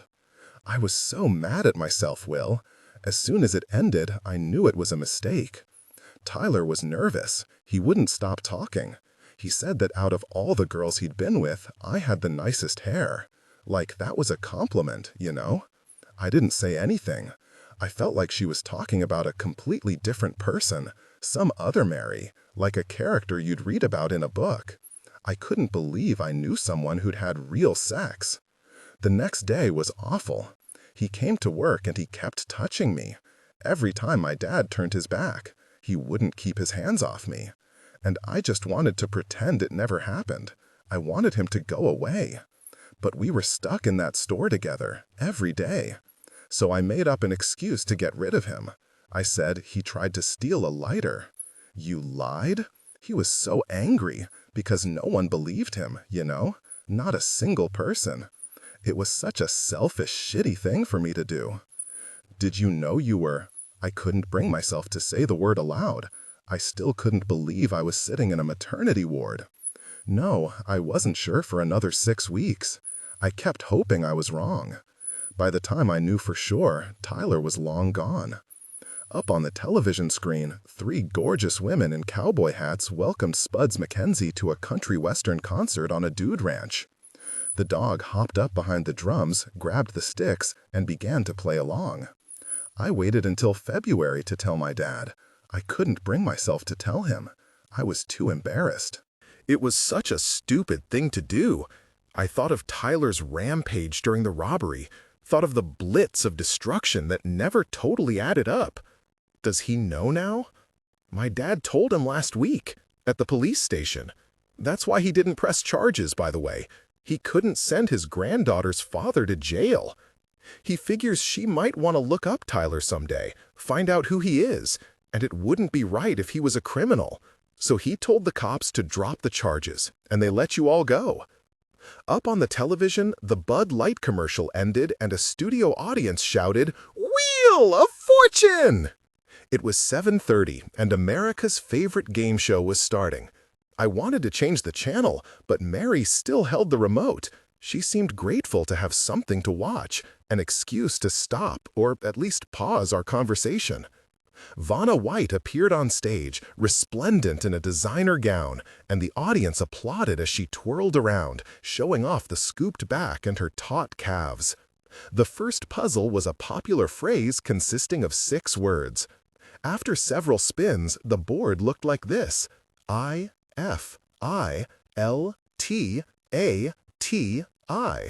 I guess I was grateful to have the TV too.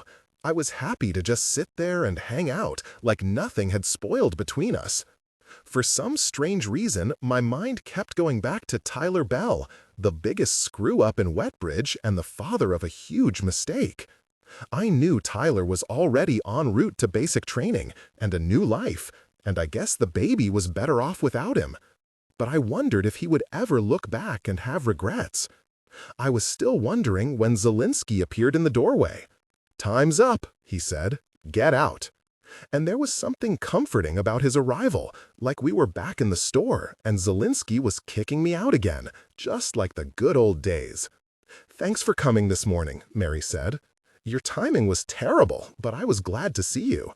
"Maybe we could hang out sometime," I said. "The Regal has a new movie." "Witches Eastwick?" "The Witches of Eastwick," Mary corrected. "Maybe we could meet there," I said. if you felt like hanging out again. Mary straightened up in bed, neatening the blankets. Her fingernails were painted with tiny ladybugs, little pops of red and black. I don't think so, Will. She tried clearing her throat, but her voice was still thick. I got a fresh start today. Things can finally go back to normal. I can pretend this whole awful year never happened.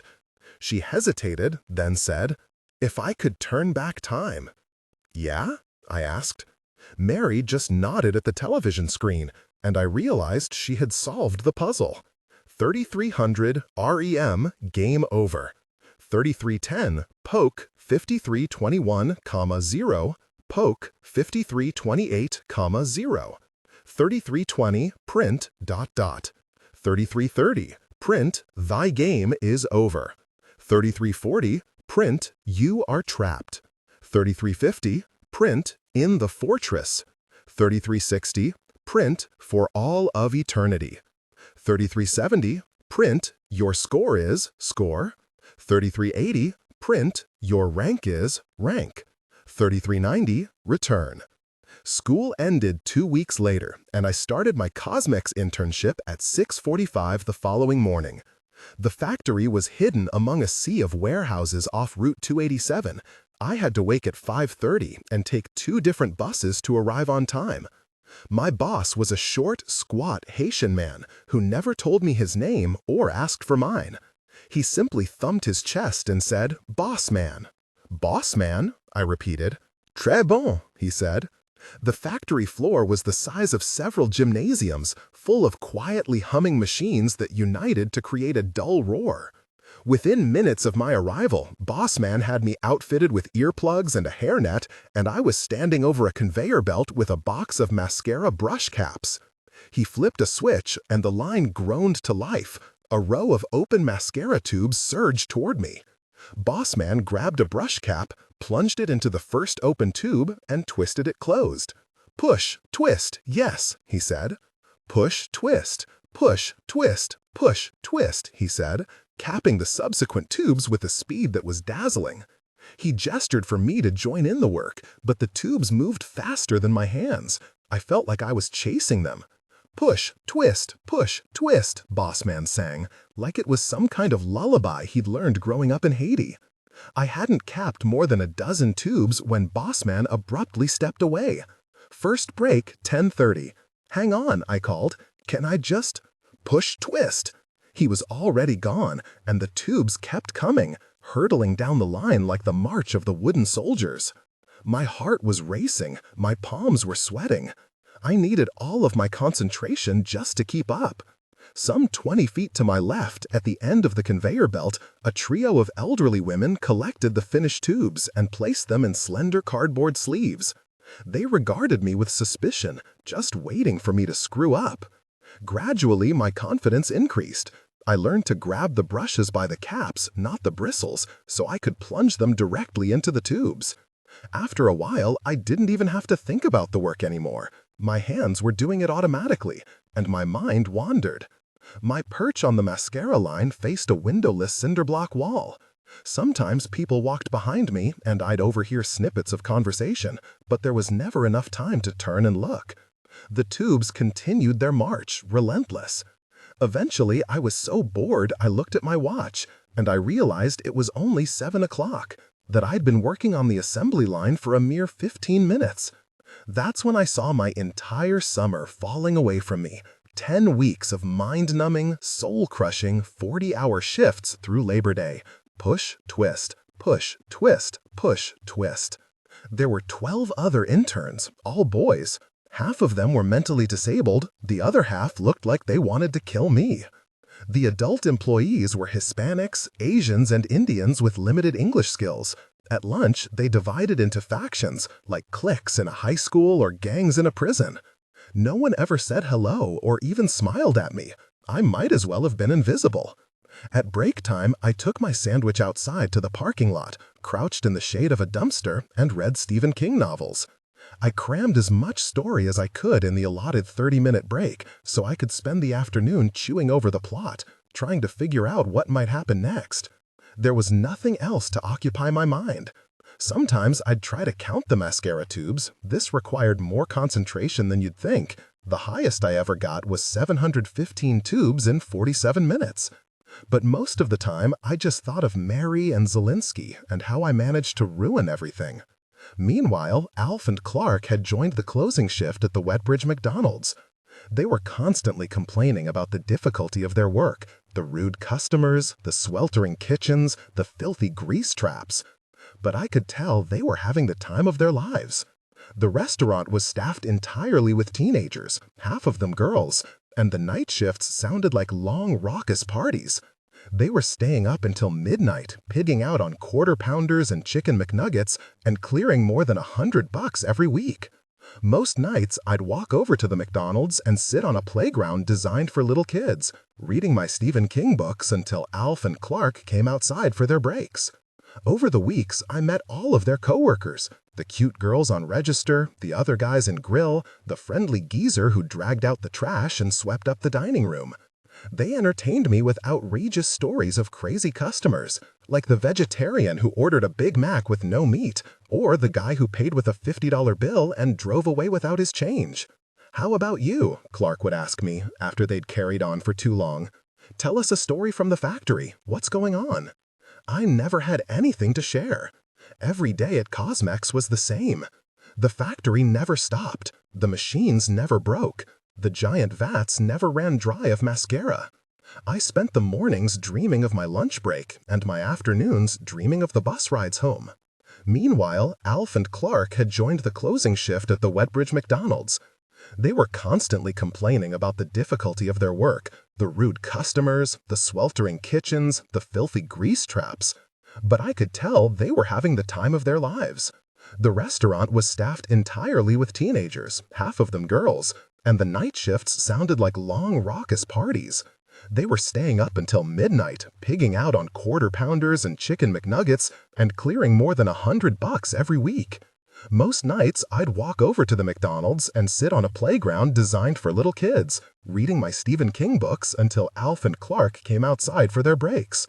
Over the weeks, I met all of their coworkers, the cute girls on register, the other guys in grill, the friendly geezer who dragged out the trash and swept up the dining room. They entertained me with outrageous stories of crazy customers, like the vegetarian who ordered a Big Mac with no meat, or the guy who paid with a $50 bill and drove away without his change. "How about you?" Clark would ask me after they'd carried on for too long. "Tell us a story from the factory. What's going on?" I never had anything to share. Every day at Cosmex was the same. The factory never stopped. The machines never broke. The giant vats never ran dry of mascara.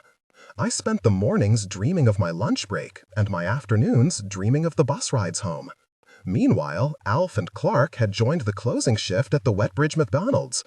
They were constantly complaining about the difficulty of their work, the rude customers, the sweltering kitchens, the filthy grease traps. But I could tell they were having the time of their lives. The restaurant was staffed entirely with teenagers, half of them girls, and the night shifts sounded like long, raucous parties. And if all that wasn't bad enough, my mother started tack. It took me a while to catch on. Sure, I'd noticed little changes in her behavior. She cut her hair short, she started blending fruit shakes every morning, she was doing her Jane Fonda workout video again. Apparently, Tack would visit the food world on her break, and they would go across the street to the Wetbridge Diner for coffee. This all became clear one Thursday afternoon when Tack showed up at our house for dinner. He arrived in a shirt and tie, carrying a bouquet of daisies. They tried to act like there was nothing awkward about the situation. Grown-ups can be friends, they assured me, but I saw what was happening, and I didn't want any part of it. Tack tried making conversation over dinner. He said he was thinking about purchasing a home computer, and he asked if I could recommend anything. I just shrugged and said I didn't know. I didn't want to encourage him.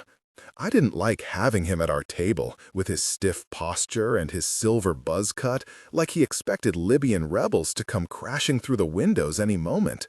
My mother insisted he stay for coffee and dessert, and he even lingered long enough to watch The Cosby Show and Cheers. I excused myself, went back to my bedroom, and read my computer magazines. I still had all of my old subscriptions, and new issues kept arriving on a monthly basis, advertising all the latest games and programming tricks that I'd never get to try. Tack started coming for dinner every Thursday. He always brought fresh flowers, and he always stayed until Cheers was over. My mother and Tack carried on like Cheers was the best thing since Dallas. They were constantly debating if Diane Chambers would return to the show in the fall to marry Sam Malone. July 12 was my mother's birthday. Tack drove us to Seaside Heights, and I spent the night following them up and down the boardwalk. They played mini-golf while I just watched. They ate frozen custard, but I didn't want any. They rode through the haunted house on a tiny little buggy, but I chose to wait outside. I knew I was being a jerk, but I didn't care. At one point, my mother lost her patience and pulled me aside. "Why are you doing this?" she asked. "It's my birthday. Why do you have to be so miserable?" "Because I'm miserable," I said. Through that long, awful, never-ending summer, there was just one thing keeping me going: the Game of the Year contest for high school computer programmers. In the third week of July, I received a letter from the Rutgers faculty explaining that the 118 games submitted for the award had been culled to 5 finalists, including The Impossible Fortress by Will Marvin and Mary Zelinsky. The faculty hoped we would attend the award ceremony, where guest judge Fletcher Mulligan of Digital Artists would declare the winner. Every finalist was guaranteed a $50 college savings bond, and the winner would take home an IBM PS2, approximate retail value $4,000. I showed the letter to my mother, and we debated next steps. Technically, I was still forbidden to contact Mary, but we both agreed that she deserved to see the letter. And the last time I'd tried to deliver a letter to Mary, things hadn't gone so well. I didn't know what to do. One Thursday night at dinner, my mother showed the letter to Tack and explained the dilemma. Tack folded the letter in half, then placed it in the pocket of his sports coat. "I'll visit the store in the morning," he said. "I'll give it to Sal." "He hates me," I said. "You have to give it to Mary." Tack shook his head. "I can't go behind his back." "Then you might as well tear it up," I said, "because that's all Zelinsky's going to do. He'll never let her see it." Tack paused to take a long sip of coffee. "My goodness, Beth, this is really delicious coffee." "Thank you," Mom said. "It's Maxwell House." "Give me the letter," I told Tack. "Let me help you, Will," he said. "I've known Sal for 8 years. He's a reasonable guy. Maybe I can fix this." I didn't see Tack again for 3 days. The next time he came to our house, I was out in the yard with my mother, helping her anchor a bird bath in a bed of loose gravel. Her plan to grow a few perennials had gradually evolved into a full-blown botanical extravaganza, complete with marigolds and sunflowers, carrots and lettuce, a little trail of stepping stones. Somehow we'd found ourselves with the nicest lawn on Baltic Avenue. Tack drove up to our house with a trunk full of compost and fertilizer.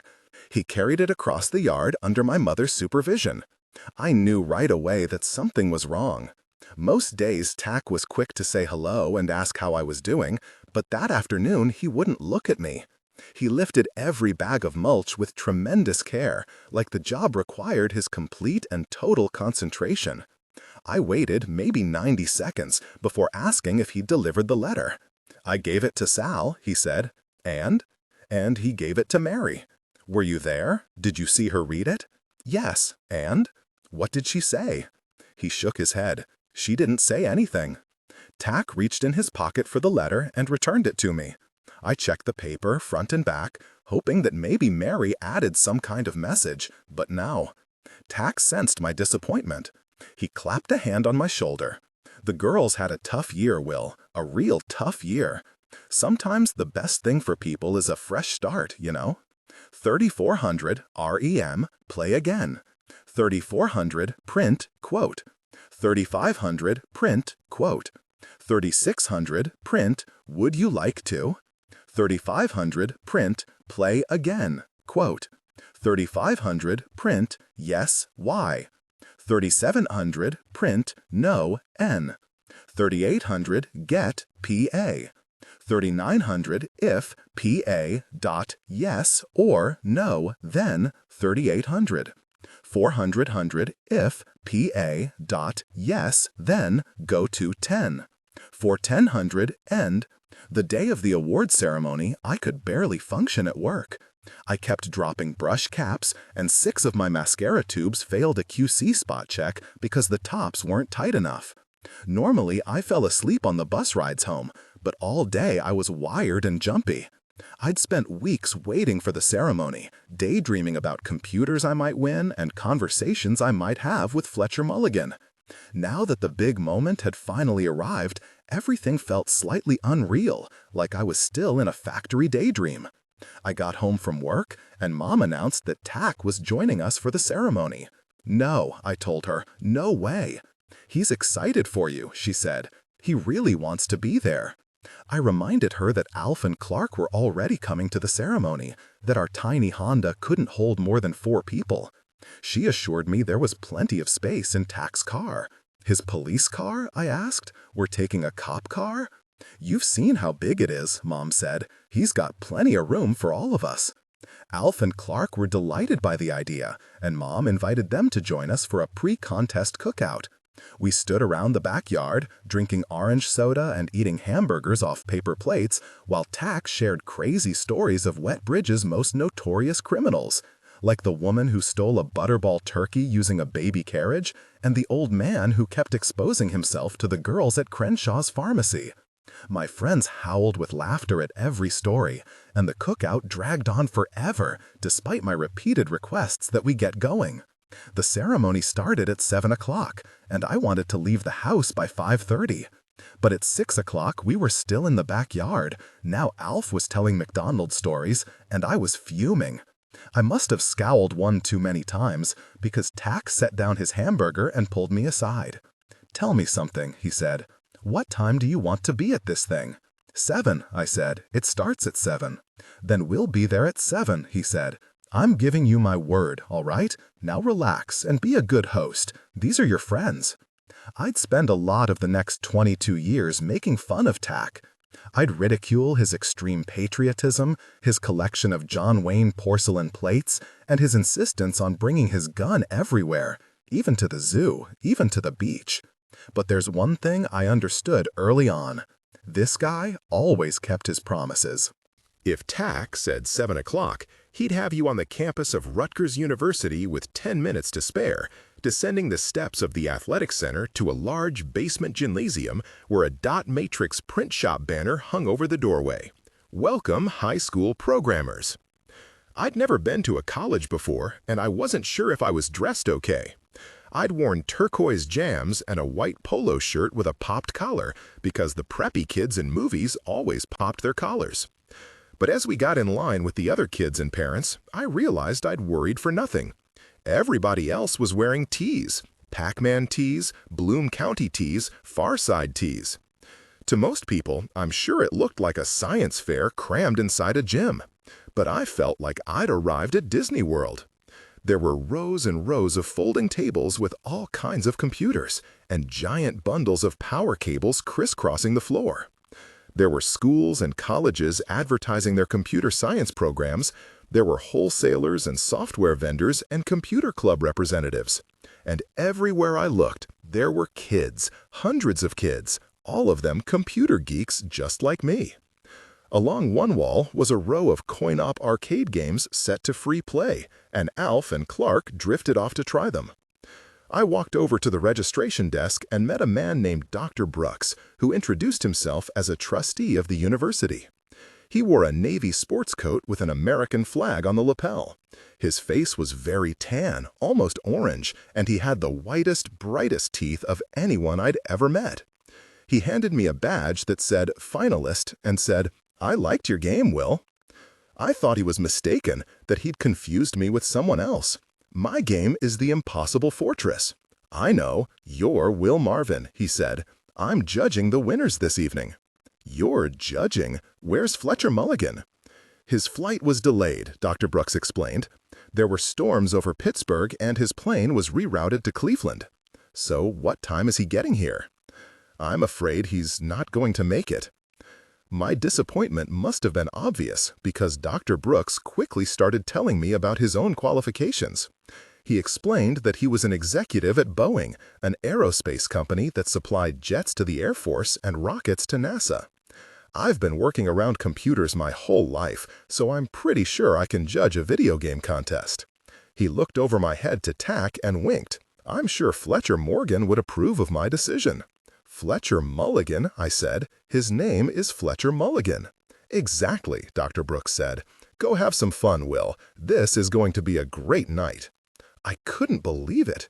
I'd had my share of bad luck over the past 3 months, but this was ridiculous. How many mascara tubes had I capped waiting for this moment? And now Fletcher Mulligan wasn't even coming. He was in stupid friggin' Cleveland?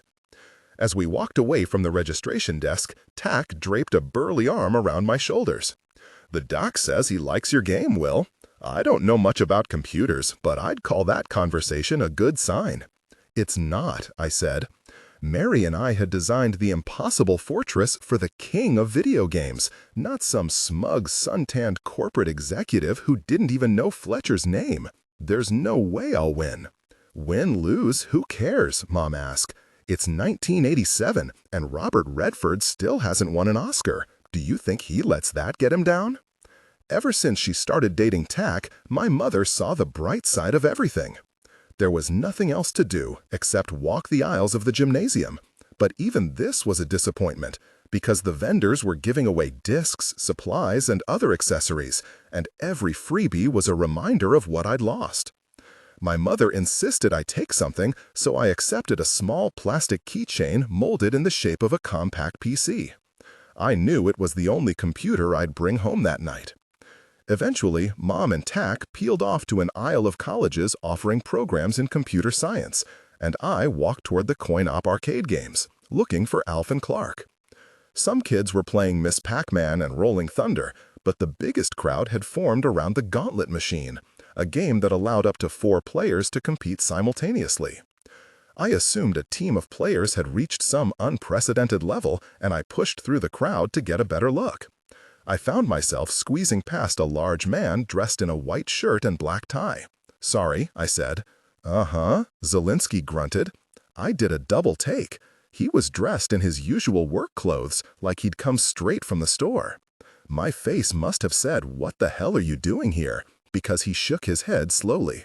I honestly have no idea. The Gauntlet screen flashed "Game Over," and the players turned to face a round of applause. Mary Zelinsky was joined by Lynn Scott, the cashier from Video City, and Sharon Boyd, the girl from the Regal Theater. At that moment, I realized they were the only 3 girls in a gymnasium crowded with teenage boys. Their very existence seemed a sort of miracle. Mary recognized me and waved. Her fingernails were painted with a rainbow of zeros and ones, the same binary pattern she'd worn on the day we started working together. Hey, Will. She looked fantastic, a suntanned and more radiant version of the Mary I used to know. Her hair was shorter with blonde highlights, a new look for summer. She was wearing an outfit I'd never seen before, a white blouse, khaki shorts, and pink Chuck Taylor sneakers. The new clothes fit her perfectly, now that she had nothing to hide. I didn't think you were coming, I said. My dad wasn't going to, she said, but then I threatened to have another baby. Alf gaped at her until I explained this was a joke. Mary introduced her friends to mine, but of course we already knew Lynn Scott. It's been a while, she said to Clark. You haven't rented Kramer vs. Kramer all summer. Clark had avoided the store ever since our disastrous invasion of Mount St. Agatha's, ever since Alf had exposed the Claw to the entire student population. I've been busy at work, Clark explained. He was already stuffing the Claw into his pocket, but Lynn saw what he was doing and stopped him. Wait, hang on, she said. Did you really hurt your hand climbing under the fence? Clark laughed, like her question was a joke. No, I'm serious, Lynn said. What happened? He took a moment to scan the room. He might have been searching for escape routes, then reluctantly pulled the Claw from his pocket. I was born like this, he admitted. It's called syndactyly, and it runs in my family. He turned the Claw left and right, allowing Lynn to take a closer look. But trust me, as soon as I turn 18, I'm paying a doctor to saw it off. Lynn cringed. What? They'll slice it clean at the wrist, Clark explained. Then they can fit me with a rubber hand that looks totally normal. That seems extreme, Sharon said. No, that's crazy, Lynn said. There's no reason to be self-conscious. All those times you came to Video City, I never even noticed. Well, I kept it hidden, Clark admitted. But I'd see you other times, Lynn pointed out. I'd see you walking around Market Street, or reading in the library, hanging around the mall. And all those times, I never noticed, honest to God. I'm not sure what surprised Clark more, the fact that Lynn hadn't run screaming at the sight of his hand, or the revelation that she'd been noticing him around town, in the library, at the mall. These revelations seemed to trigger an error in his programming. He stood frozen, his circuits freaking out, while Lynn and Sharon waited for him to say something. "Enough already," Alf said, pushing past them and bellying up to the gauntlet machine. "Can I join next game? Because I am really good. You girls will like having Alfred Boyle on your team." Lynn took Clark by the hand, encouraging him to come along. "We need a fourth player," she explained. "Mary wants to take a look around." "That's right," Mary said. "I do." "I'll come with you," I told her. We set off quickly before Zelinsky could make any kind of protest. Mary and I walked past rows of vendors selling computer coaching, computer tutoring, and even something called Junior Achievement Sleepaway Computer Camp, 4 weeks in luxury cabins equipped with state-of-the-art PCs, all meals included, for $2,500. Mary grabbed a brochure and gave it to me as a joke. I had a million questions I wanted to ask. Where had she been all summer? What was she doing? Did she ever think about me? Did she ever think about her daughter? I'd spent hours on the assembly line preparing for this moment, but Mary just made small talk, so I followed her lead. "It's a bummer about Fletcher," she said. "I really wanted to meet him." "Me too. Nothing against this guy Dr. Brooks, but he told me his first computer ran on punch cards in the 1950s. I'm not sure he's actually played a video game." "I keep telling myself we're going to lose," I said. "Yeah," Mary said, "probably." She didn't sound disappointed. It was obvious she'd already moved on to bigger and better dreams. She was enjoying her new PS2, hanging out with Lynn and Sharon, buying new clothes, and making herself beautiful, while I toiled alone in the cosmetics factory, obsessing over all my past mistakes. Push, twist, push, twist. "Have you seen the competition?" I asked. Mary pointed to the far side of the gymnasium, to a long table full of monitors, joysticks, and keyboards. "You can play all the finalists over there. They set up computers so people can try them. One of them is a total rip-off of Defender." "Is it any good?" "Yeah, it's great if you want to play a slower, lamer version of Defender." It was the first time I laughed all summer. I couldn't believe how easily we fell into the old banter, like the last 8 weeks had passed in a heartbeat. I wanted to walk past the finalists and see the impossible fortress, but our conversation was going well, and I didn't want to screw it up. Maybe it was better to leave the past in the past. "By the way," Mary asked, "is your mom dating Officer Blaskiewicz?" "Yeah. Is that weird?" "Very," I said, then thought better of it. "He's not all bad, though. He's super nice to my mom. And he's convinced we're going to win tonight, which is, That's cool," Mary said. "Exactly." We were interrupted by a hiss of microphone feedback. At the far end of the gym was a small platform that functioned as a stage. Dr. Brooks stood behind a lectern with 2 other university trustees. Together they called for quiet, and then Dr. Brooks began to speak. He thanked everyone for coming. He spoke at length about the importance of computer programmers in the near future.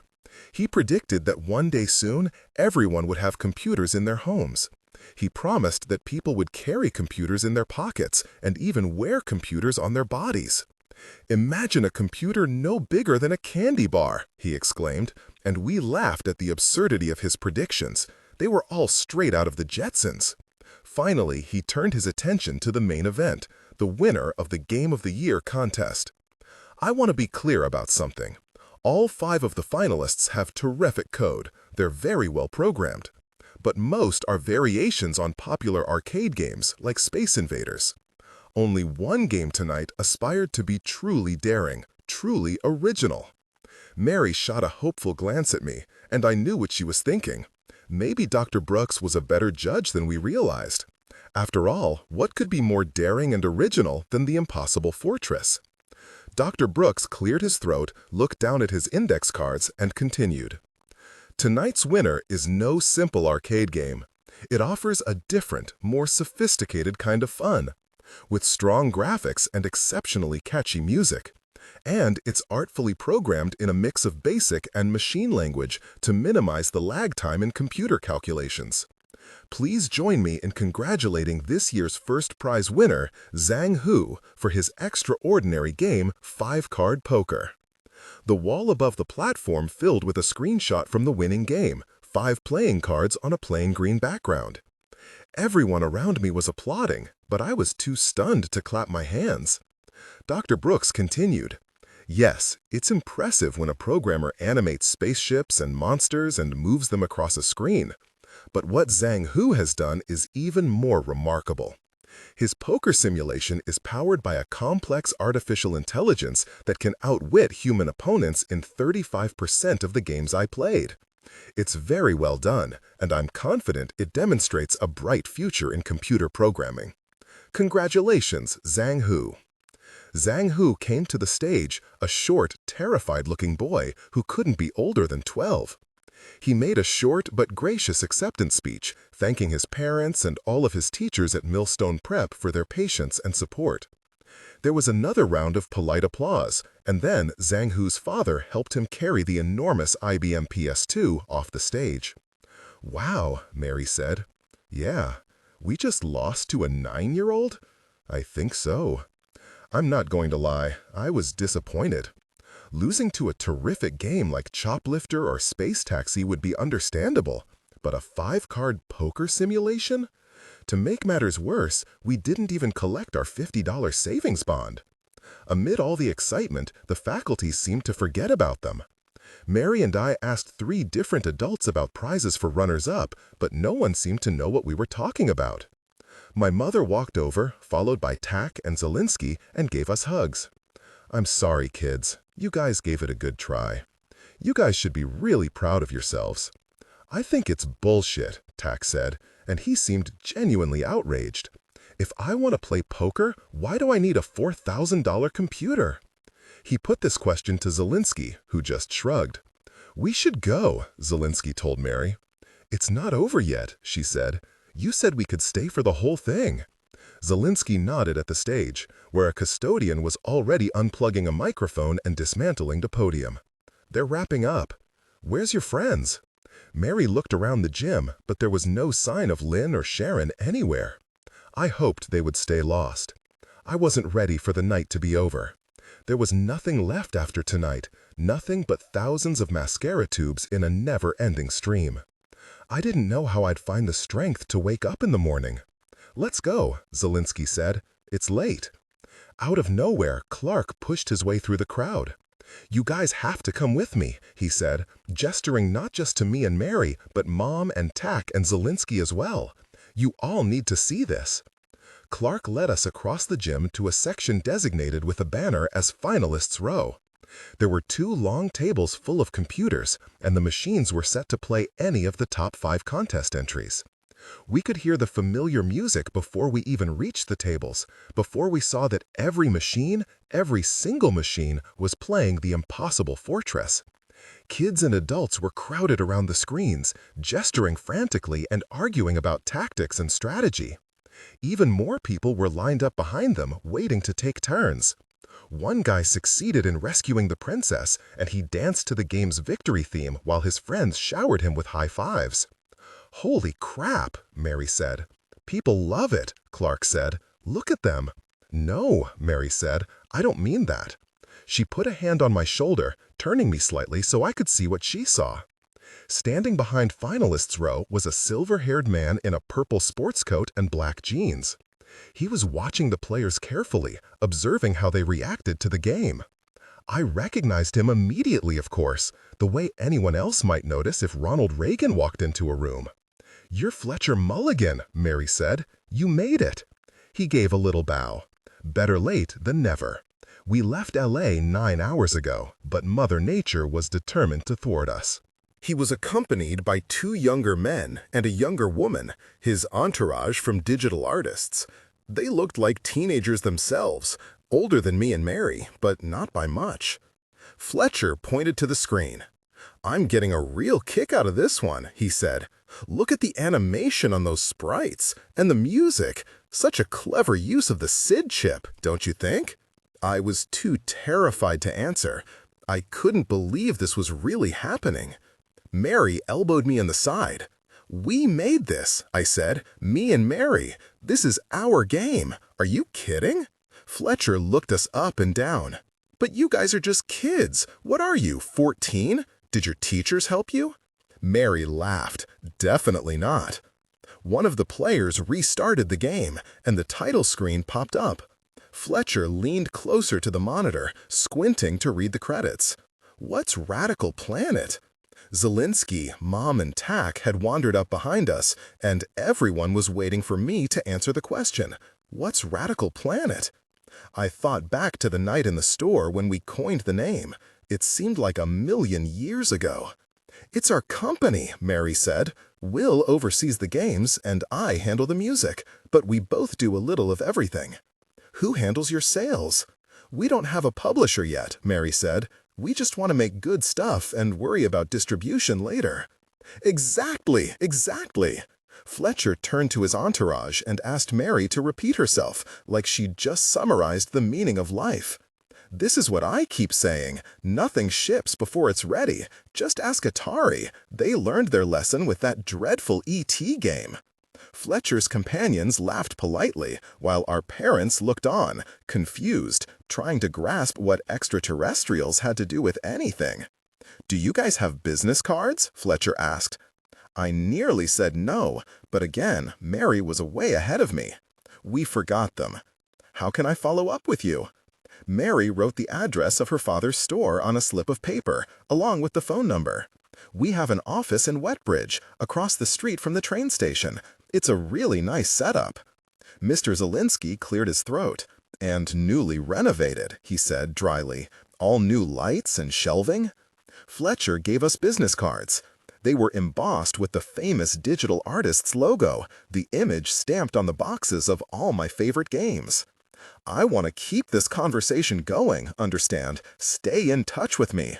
He shook hands with both of us, then shook hands with our parents and Tack, and then spun off into the crowd like a whirling dervish.